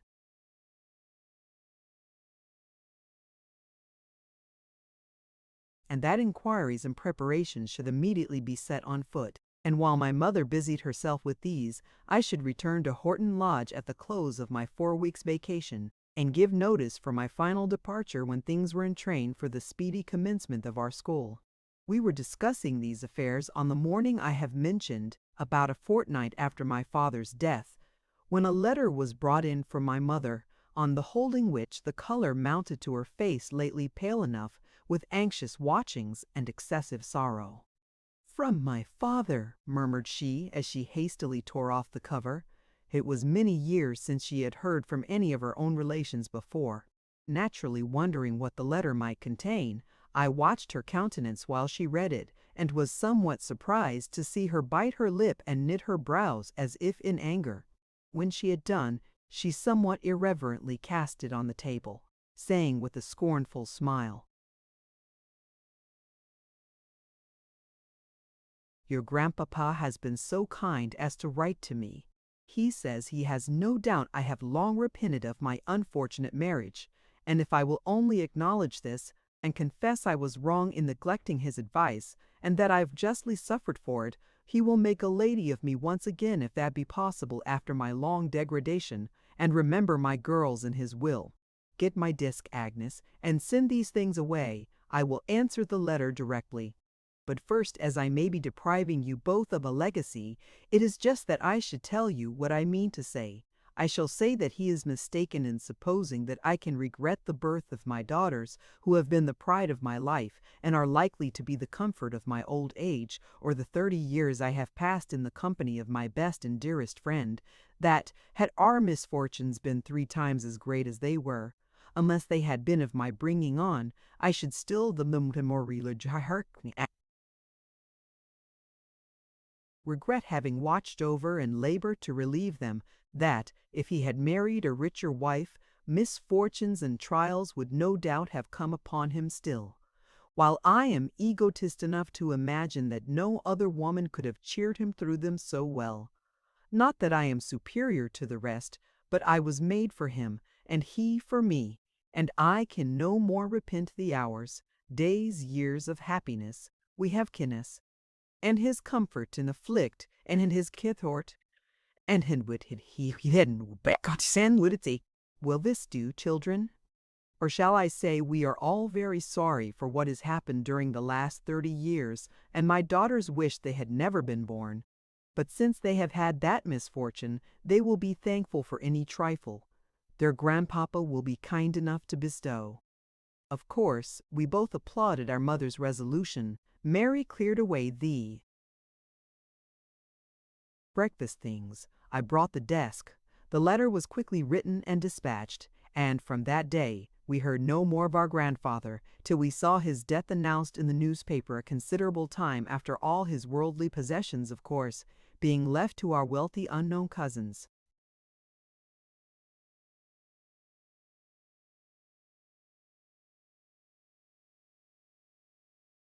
Chapter 20. the far evil well. A house in A, the fashionable watering place, was hired for our seminary, and a promise of 2 or 3 pupils was obtained to commence with. I returned to Harton Lodge about the middle of July, leaving my mother to conclude the bargain for the house, to obtain more pupils, to sell off the furniture of our old abode, and to fit out the new one. We often pity the poor because they have no leisure to mourn their departed relatives, and necessity obliges them to labor through their severest afflictions. But is not active employment the best remedy for overwhelming sorrow, the surest antidote for despair? It may be a rough comforter. It may seem hard to be harassed with the cares of life when we have no relish for its enjoyments, to be goaded to labor when the heart is ready to break and the vexed spirit implores for rest only to weep in silence. But is not labor better than the rest we covet, and are not those petty, tormenting cares less hurtful than a continual brooding over the great affliction that oppresses us? Besides, we cannot have cares, Anne,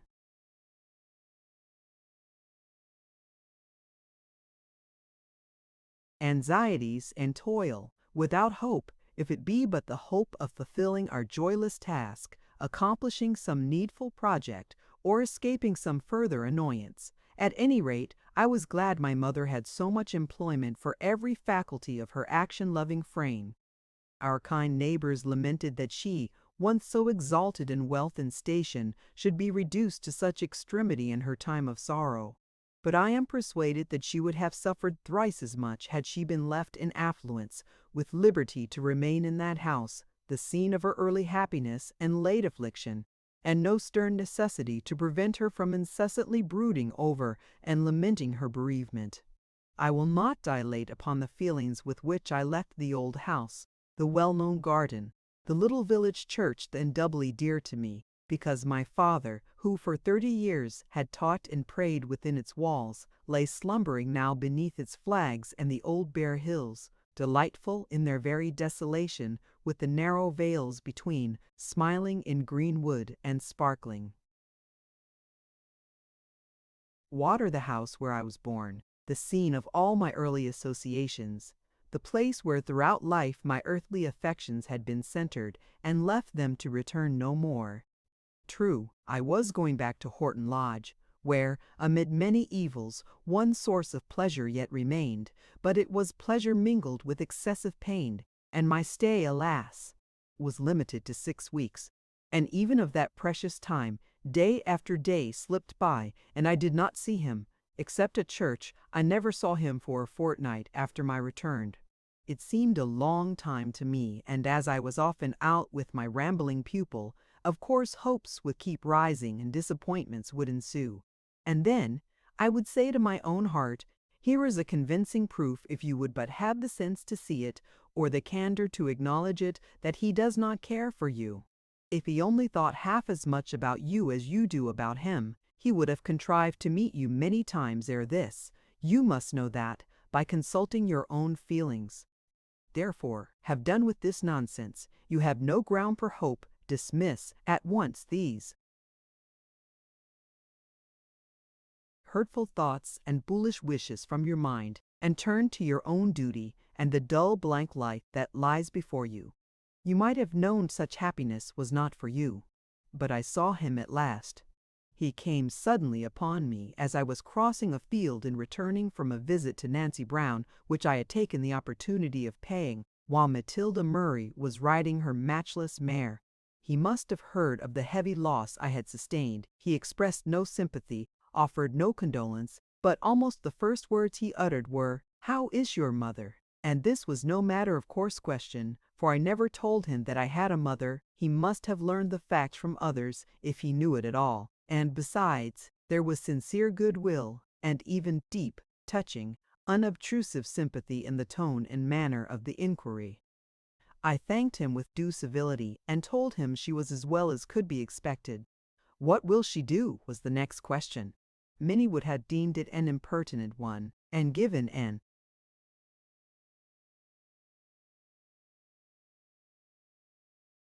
evasive reply, but such an idea never entered my head, and I gave a brief but plain statement of my mother's plans and prospects.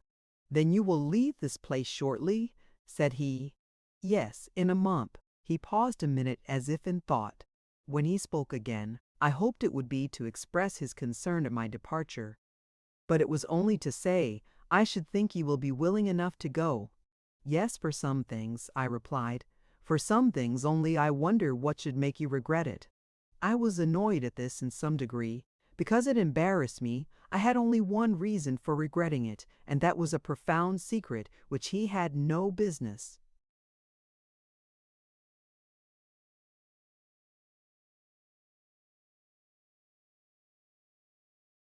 to trouble me about. "Why?" said I. "Why should you suppose that I dislike the place? You told me so yourself," was the decisive reply. "You said, at least, that you could not live contentedly without a friend, and that you had no friend here, and no possibility of making one, and besides, I know you must dislike it." "But if you remember rightly," I said, "or meant to say I could not live contentedly without a friend in the world, I was not so unreasonable as to require one always near me. I think I could be happy in a house full of enemies. But no, that sentence must not be continued." I paused, and hastily added, "And besides, we cannot well leave a place where we have lived for 2 or 3 years without some feeling of regret. Will you regret to part with Miss Murray, your sole remaining pupil and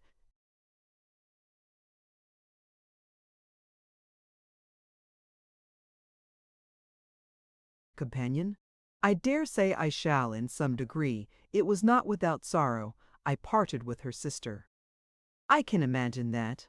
"Well, Miss Matilda is quite as good, better in one respect." "What is that?" "She's honest, and the other is not." "I should not call her dishonest, but it must be confessed she's a little artful." "Artful, is she? I saw she was giddy and vain, and now," he added after a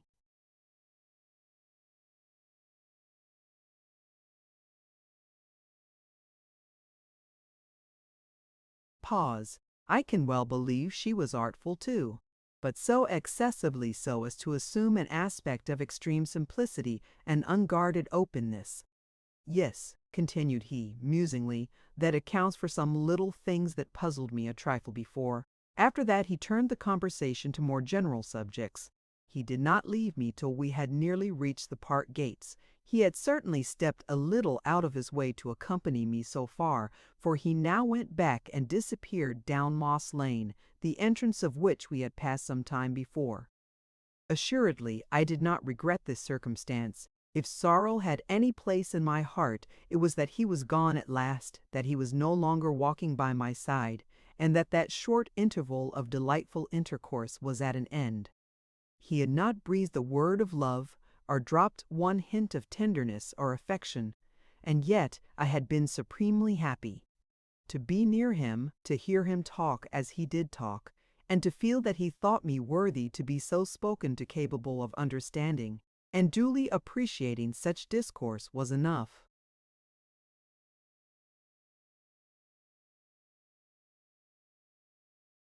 Yes, Edward Weston, I could indeed be happy in a house full of enemies, if I had but one friend who truly, deeply, and faithfully loved me.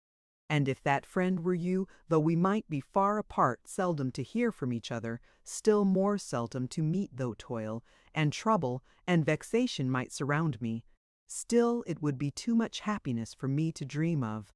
Yet who can tell, said I within myself, as I proceeded up the park, who can tell what this 1 month may bring forth? I have lived nearly 23 years, and I have suffered much, and tasted little pleasure yet. Is it likely my life all through will be so clouded? Is it not possible that God may hear my prayers, disperse these gloomy shadows, and grant me some beams of heaven's sunshine yet? Will he entirely deny to me those blessings which are so freely given to others, who neither ask them nor acknowledge them when received? May I not still hope and trust? I did hope and trust for a while, but alas, alas, the time ebbed away. 1 week followed another, and excepting one distant glimpse and 2 transient meetings,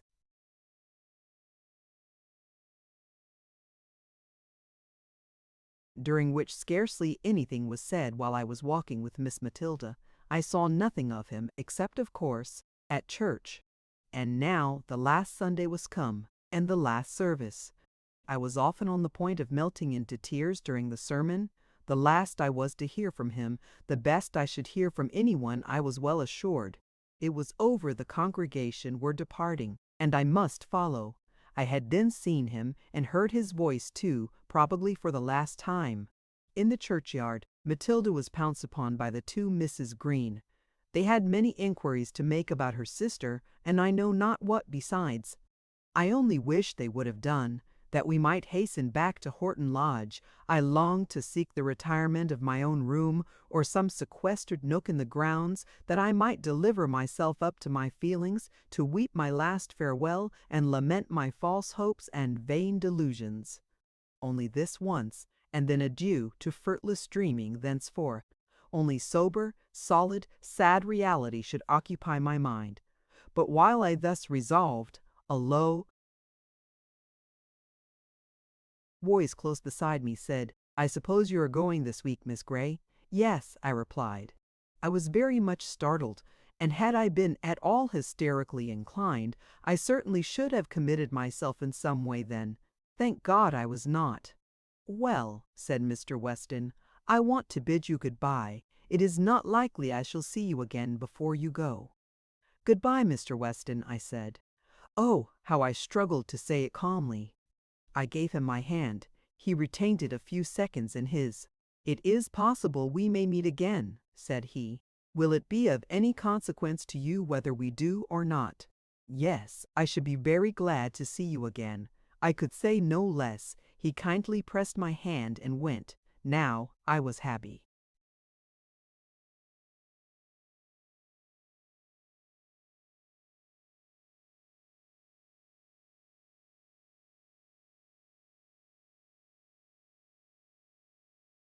Again, though more inclined to burst into tears than ever. If I had been forced to speak at that moment, a succession of sobs would have inevitably ensued, and as it was, I could not keep the water out of my eyes. I walked along with Miss Murray, turning aside my face, and neglecting to notice several successive remarks, till she bawled out that I was either deaf or stupid, and then, having recovered my self-possession as one awakened from a fit of abstraction, I suddenly looked up and asked what she had been saying.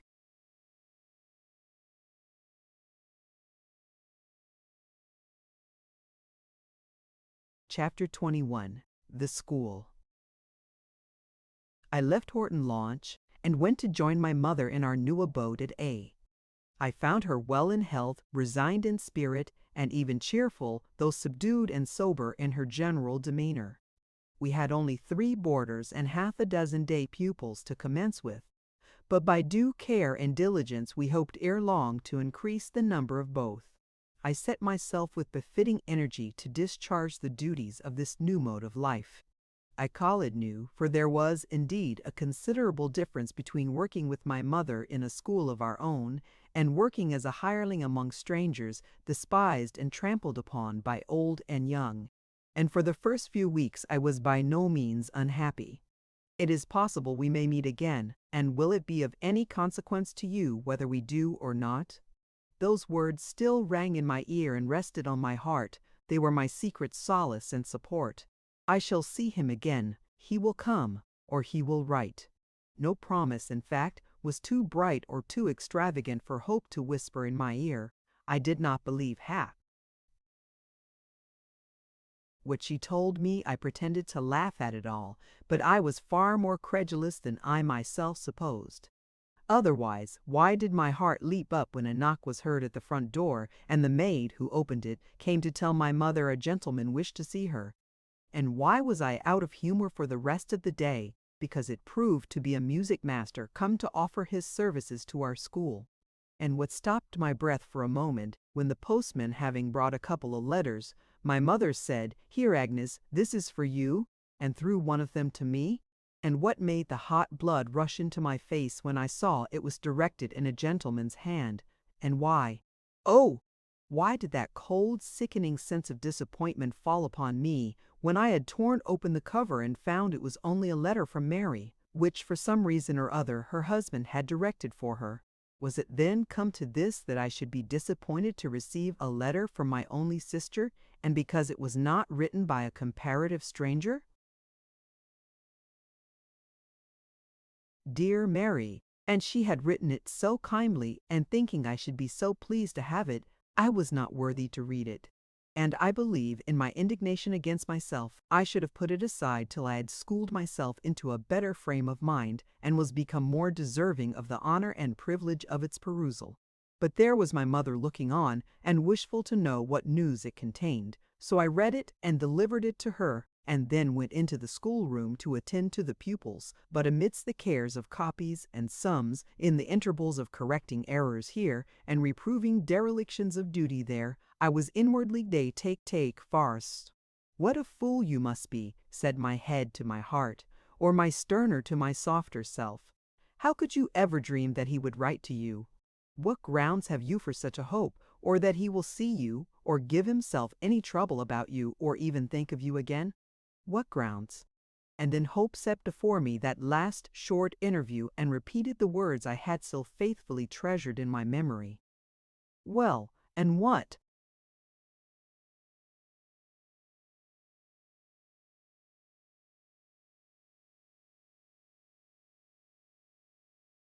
Was there in that? Who ever hung his hopes upon so frail a twig? What was there in those words that any common acquaintance might not say to another? Of course, it was possible you might meet again. He might have said so if you had been going to New Zealand, but that did not imply any intention of seeing you. And then, as to the question that followed, anyone might ask that, and how did you answer? Merely with a stupid, commonplace reply, such as you would have given to Master Murray, or anyone else you had been on tolerably civil terms with. But then, persisted Hope, the tone and manner in which he spoke. Oh, that is nonsense. He always speaks impressively, and at that moment there were the Greens and Miss Matilda Murray just before, and other people passing by, and he was obliged to stand close beside you and to speak very low, unless he wished everybody to hear what he said, which, though it was nothing at all particular, of course, he would rather not. But then, above all, that emphatic yet gentle pressure of the hand which seemed to say, "Trust me," and many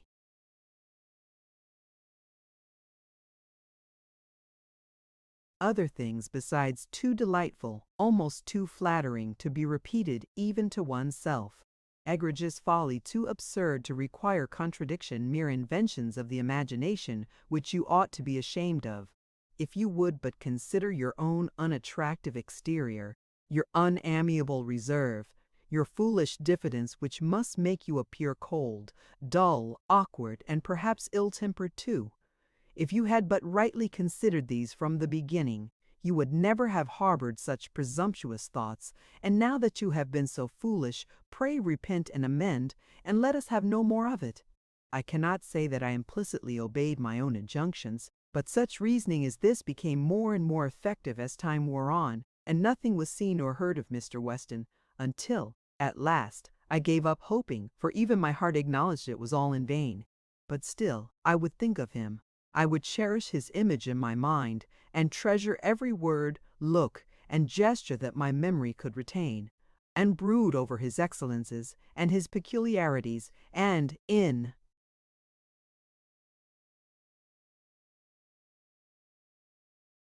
fact, all I had seen, heard, or imagined respecting him. Agnes, the sea air and change of scene do you no good. I think I never saw you look so wretched. It must be that you sit too much, and allow the cares of the schoolroom to worry you. You must learn to take things easy, and to be more active and cheerful. You must take exercise whenever you can get it, and leave the most tiresome duties to me. They will only serve to exercise my patience, and perhaps try my temper a little. So said my mother as we sat at work one morning during the Easter holidays.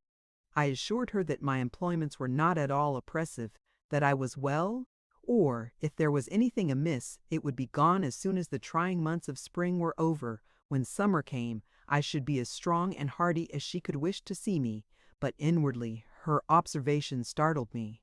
I knew my strength was declining, my appetite had failed, and I was grown listless and desponding, and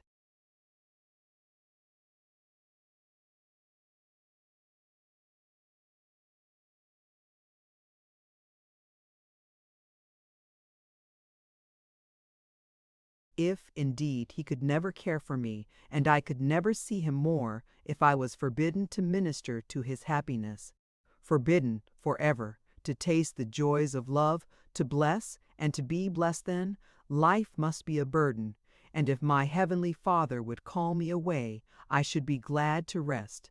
But it would not do to die and leave my mother, selfish, unworthy daughter, to forget her for a moment. Was not her happiness committed in a great measure to my charge? And the welfare of our young pupils, too? Should I shrink from the work that God had set before me, because it was not fitted to my taste? Did not He know best what I should do, and where I ought to labor? And should I long to quit His service before I had finished my task, and expect to enter into His rest without having labored to earn it? No. By His help I will arise and address myself diligently to my appointed duty. If happiness in this world is not for me, I will endeavor to promote the welfare of those around me, and my reward shall be hereafter. So said I in my heart, and from that hour I only permitted my thoughts to wander.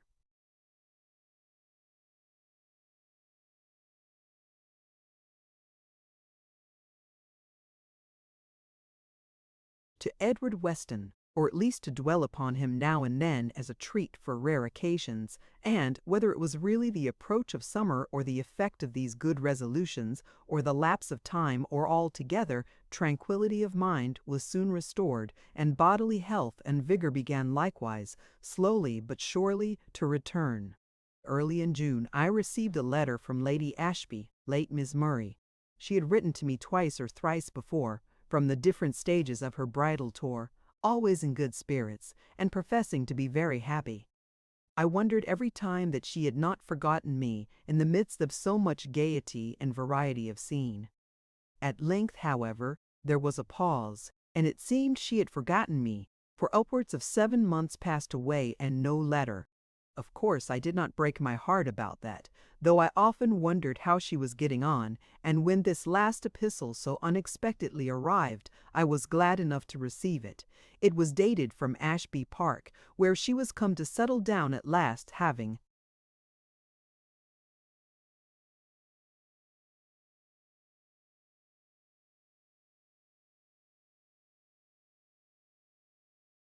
previously divided her time between the continent and the metropolis.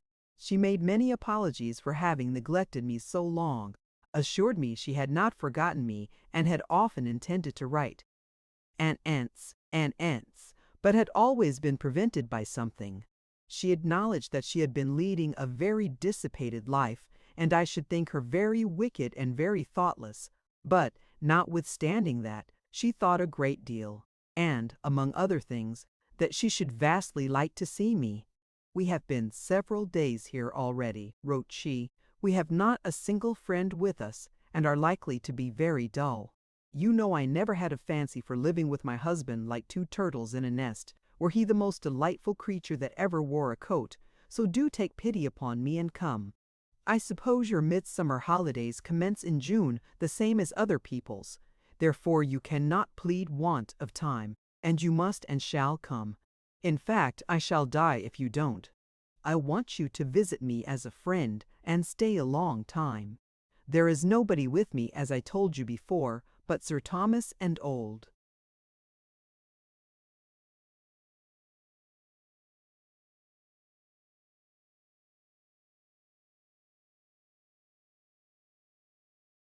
Lady Ashby. But you needn't mind them, they'll trouble us but little with their company. And you shall have a room to yourself, whenever you like to retire to it, and plenty of books to read when my company is not sufficiently amusing. I forget whether you like babies. If you do, you may have the pleasure of seeing mine, the most charming child in the world, no doubt, and all the more so that I am not troubled with nursing it. I was determined I wouldn't be bothered with that. Unfortunately, it is a girl, and Sir Thomas has never forgiven me, But, however, if you will only come, I promise you shall be its governess as soon as it can speak, and you shall bring it up in the way it should go, and make a better woman of it than its mamma. And you shall see my poodle, too, a splendid little charmer imported from Paris, and 2 fine Italian paintings of great value, I forget the artist. Doubtless you will be able to discover prodigious beauties in them, which you must point out to me as I only admire by hearsay, and many elegant curiosities besides, which I purchased at Rome and elsewhere, and finally, you shall see my new home, the splendid house and grounds I used to covet so greatly. Alas, how far the promise of anticipation exceeds the pleasure of possession! There's a fine sentiment. I assure you I am become quite a grave old matron. Pray come, if it be only to witness the wonderful change. Write by return of post, and tell me when your vacation commences, and say that you will come the day after, and stay till the day before it closes. In mercy to yours affectionately, Rosalie Espy. I showed the strange epistle to my mother, and consulted her on what I ought to do. She advised me to go, and I went willing enough to see Lady Ashby and her baby too, and to do anything I could to benefit her by consolation or advice, for I imagined she must be unhappy, or she would not have applied to me thus, but feeling, as may readily be conceived, that in accepting the invitation I made a great sacrifice for her, and did violence to my feelings in many ways, instead of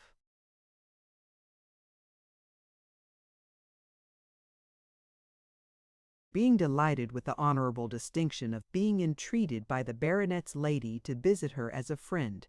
However, I determined my visit should be only for a few days at most, and I will not deny that I derived some consolation from the idea that, as Ashby Park was not very far from Horton, I might possibly see Mr. Weston, or at least hear something about him.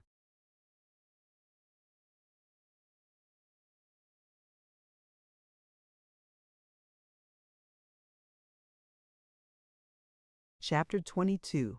The Visit.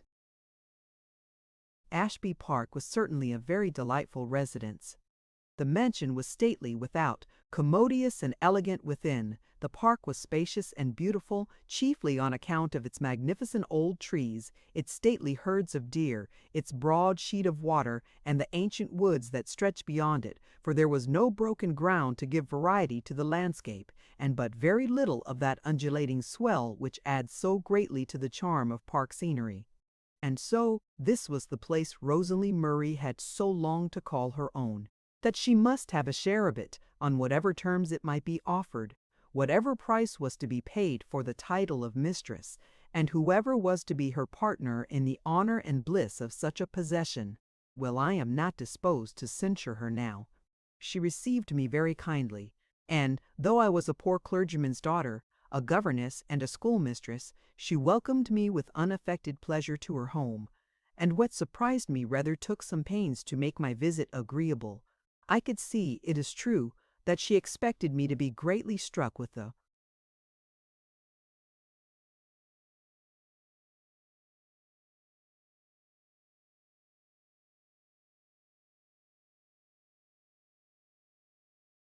magnificence that surrounded her, and I confess, I was rather annoyed at her evident efforts to reassure me and prevent me from being overwhelmed by so much grandeur, too much awed at the idea of encountering her husband and mother-in-law, or too much ashamed of my own humble appearance.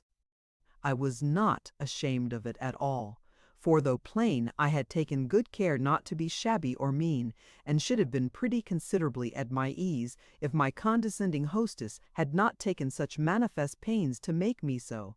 And as for the magnificence that surrounded her, nothing that met my eyes struck me or affected me half so much as her own altered appearance.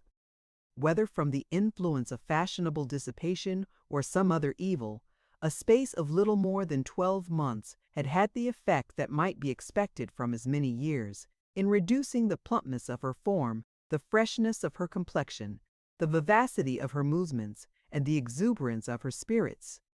I wished to know if she was unhappy, but I felt it was not my province to. inquire, I might endeavor to win her confidence, but if she chose to conceal her matrimonial cares from me, I would trouble her with no obtrusive questions. I, therefore, at first, confined myself to a few general inquiries about her health and welfare, and a few commendations on the beauty of the park, and of the little girl that should have been a boy, a small, delicate infant of 7 or 8 weeks old, whom its mother seemed to regard with no remarkable degree of interest or affection, though full as much as I expected her to show. Shortly after my arrival, she commissioned her maid to conduct me to my room and see that I had everything I wanted. It was a small, unpretending, but sufficiently comfortable apartment. When I descended thence, having divested myself of all traveling encumbrances and arranged my toilet with due consideration for the feelings of my lady hostess, she conducted me herself to the room I was to occupy when I chose to be alone, or when she was engaged with visitors, or obliged to be with her mother-in-law, or otherwise prevented, as she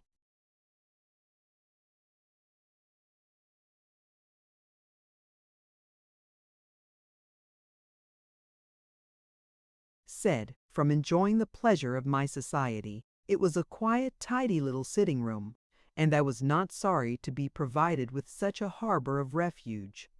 "And some time," said she, "I will show you the library. I never examined its shelves, but I dare say it is full of wise books, and you may go and burrow among them whenever you please. And now you shall have some tea. It will soon be dinner time, but I thought, as you were accustomed to dine at 1, you would perhaps like better to have a cup of tea about this time, and to dine when we lunch, and then, you know, you can have your tea in this room, and that will save you from having to dine with Lady Ashby and Sir Thomas, which would be rather awkward, at least, not awkward, but rather you know what I mean. I thought you mightn't like it so well, especially as we may have other ladies and gentlemen to dine with us occasionally." "Certainly," said I would much rather have it as you say, and, if you have no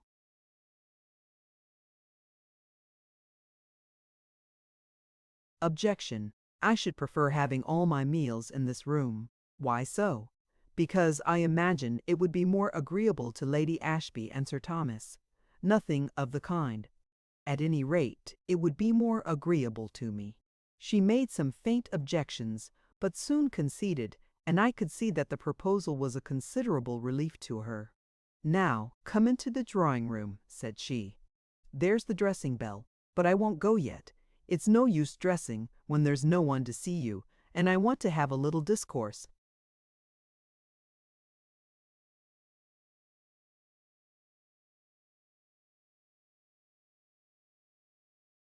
The drawing-room was certainly an imposing apartment, and very elegantly furnished, but I saw its young mistress glance towards me as we entered, as if to notice how I was impressed by the spectacle, and accordingly I determined to preserve an aspect of stony indifference, as if I saw nothing at all remarkable.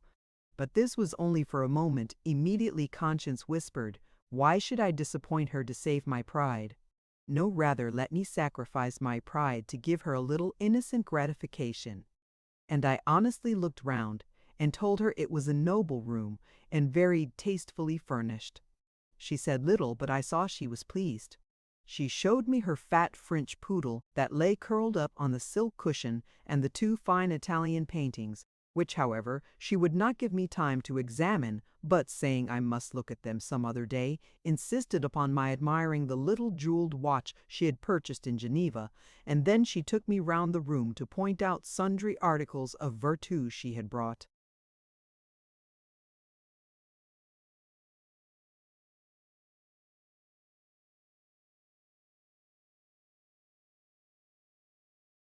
From Italy, an elegant little timepiece and several busts, small, graceful figures and vases, all beautifully carved in white marble.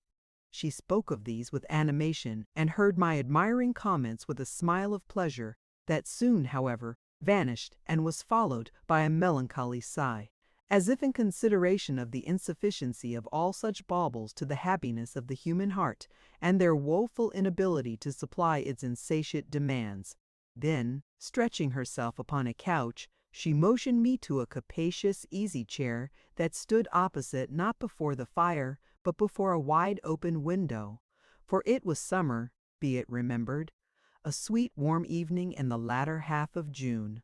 I sat for a moment in silence, enjoying the still, pure air, and the delightful prospect of the part that lay before me, rich in verdure and foliage, and basking in yellow sunshine, relieved by the long shadows of declining day.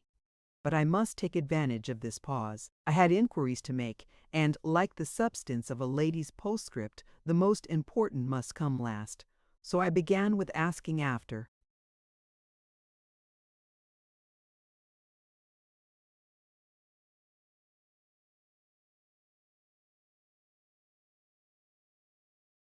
Mr. and Mrs. Murray, and Miss Matilda and the young gentleman.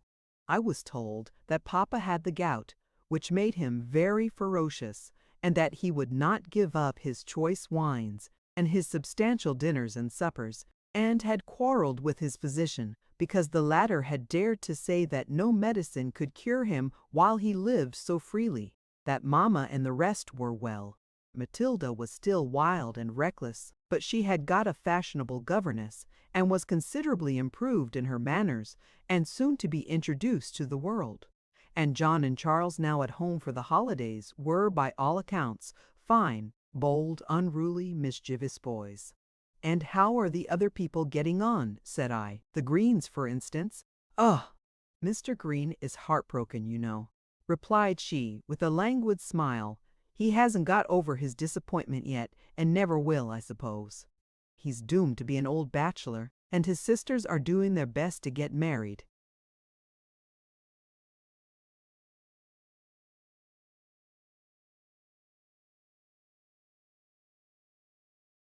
"And the Melthams? Oh, they're jogging on as usual, I suppose. But I know very little about any of them except Harry," said she, blushing slightly and smiling again. "I saw a great deal of him while we were in London, for as soon as he heard we were there, he came up under pretence of visiting his brother, and either followed me, like a shadow, wherever I went, or met me, like a reflection, at every turn.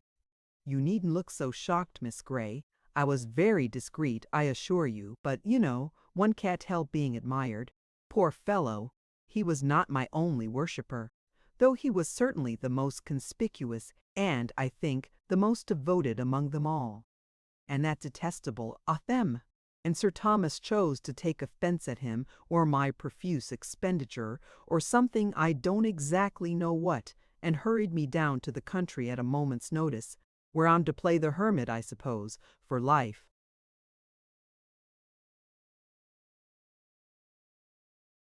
And she bit her lip, and frowned vindictively upon the fair domain she had once so coveted to call her own. "And Mr. Hatfield," said I, "what is become of him?" Again she brightened up, and answered gaily, "Oh! He made up to an elderly spinster, and married her, not long since, weighing her heavy purse against her faded charms, and expecting to find that solace in gold, which was denied him in love. Ha! ha!" "Well, and I think that's all except Mr. Weston. What is he doing?" "I don't know, I'm sure. He's gone from Horton, how long since, and where is he gone to?" "I know nothing about him," replied she, yawning, "except that he went about a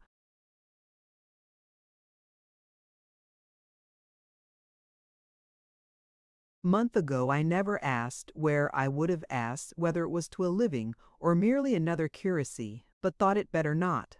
And the people made a great rout about his leaving," continued she, "much to Mr. Hatfield's displeasure, for Hatfield didn't like him, because he had too much influence with the common people, and because he was not sufficiently tractable and submissive to him, and for some other unpardonable sins, I don't know what. But now I positively must go and dress. The second bell will ring directly, and if I come to dinner in this guise, I shall never hear the end of it from Lady Ashby. It's a strange thing one can't be mistress in one's own house. Just ring the bell, and I'll send for my maid and tell them to get you some tea.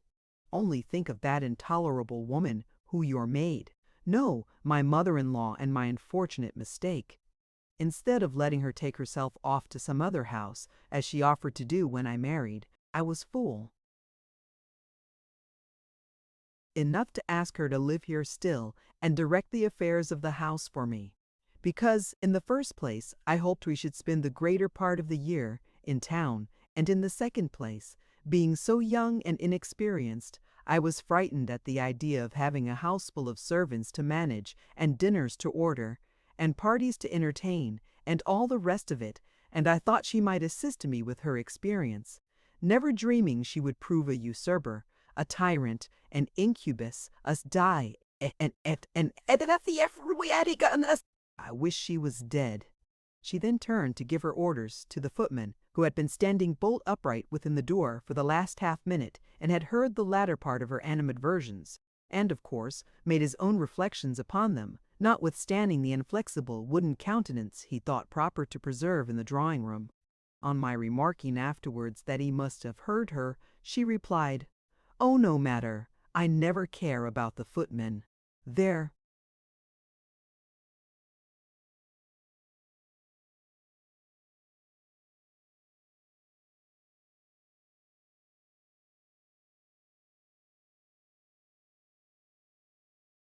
Mere automatons. It's nothing to them what their superiors say or do. They won't dare to repeat it, and as to what they think, if they presume to think at all, of course nobody cares for that. It would be a pretty thing indeed if we were to be tongue-tied by our servants. So saying, she ran off to make her hasty toilet, leaving me to pilot my way back to my sitting-room, where, in due time, I was served with a cup of tea. After that, I sat musing on Lady Ashby's past and present condition, and on what little information I had obtained respecting Mr. Weston, and the small chance there was of ever seeing or hearing anything more of him throughout my quiet drab-colored life, which henceforth seemed to offer no alternative between positive rainy days and days of dull gray clouds without downfall. At length, however, I began to weary of my thoughts, and to wish I knew where to find the library my hostess had spoken of, and to wonder whether I was to remain there doing nothing till bedtime.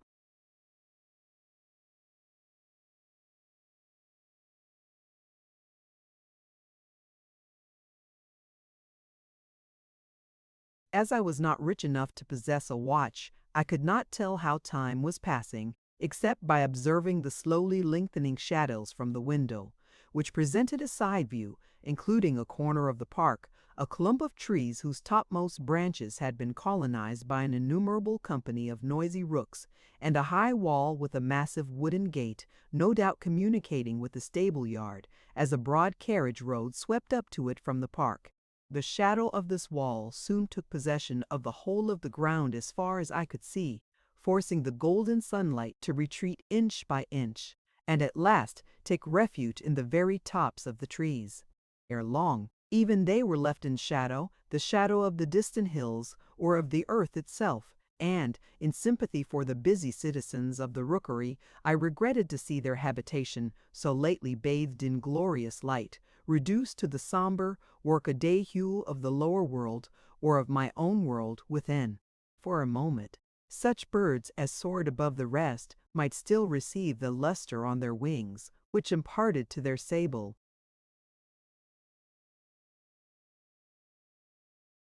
plumage the hue and brilliance of deep red gold. At last, that too departed. Twilight came stealing on. The rooks became more quiet. I became more weary, and wished I were going home tomorrow.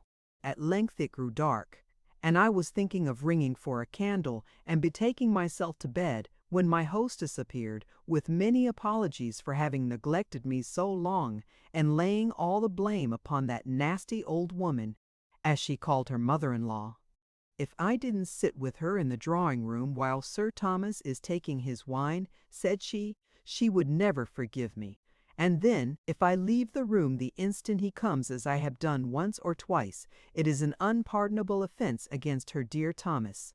She never showed such disrespect to her husband, and as for affection, wives never think of that nowadays, she supposes, but things were different in her time. As if there was any good to be done by staying in the room when he does nothing but grumble and scold when he's in a bad humor, talk disgusting nonsense when he's in a good one, and go to sleep on.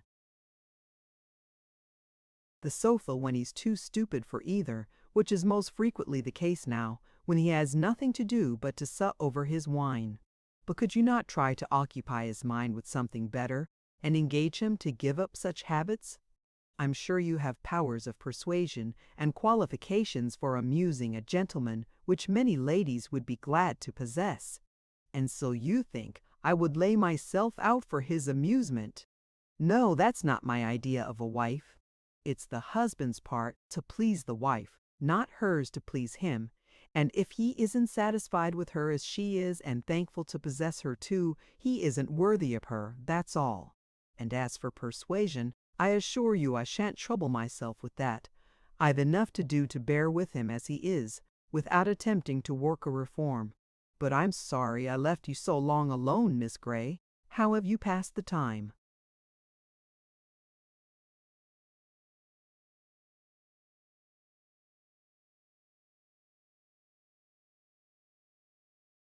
Chiefly in watching the rooks. Mercy, how dull you must have been!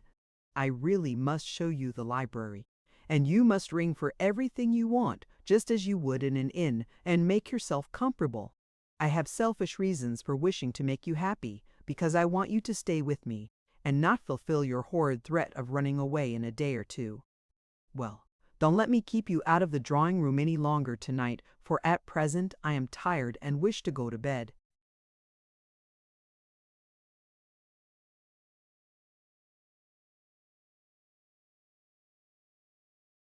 The end. Thank you for listening to this story. I hope you enjoyed the journey, the characters, and the world they carried with them. If you enjoyed this audiobook, please subscribe to the channel and leave a comment below. Your support helps keep these stories alive and allows more timeless books to be shared with listeners around the world. Until next time, thank you for listening.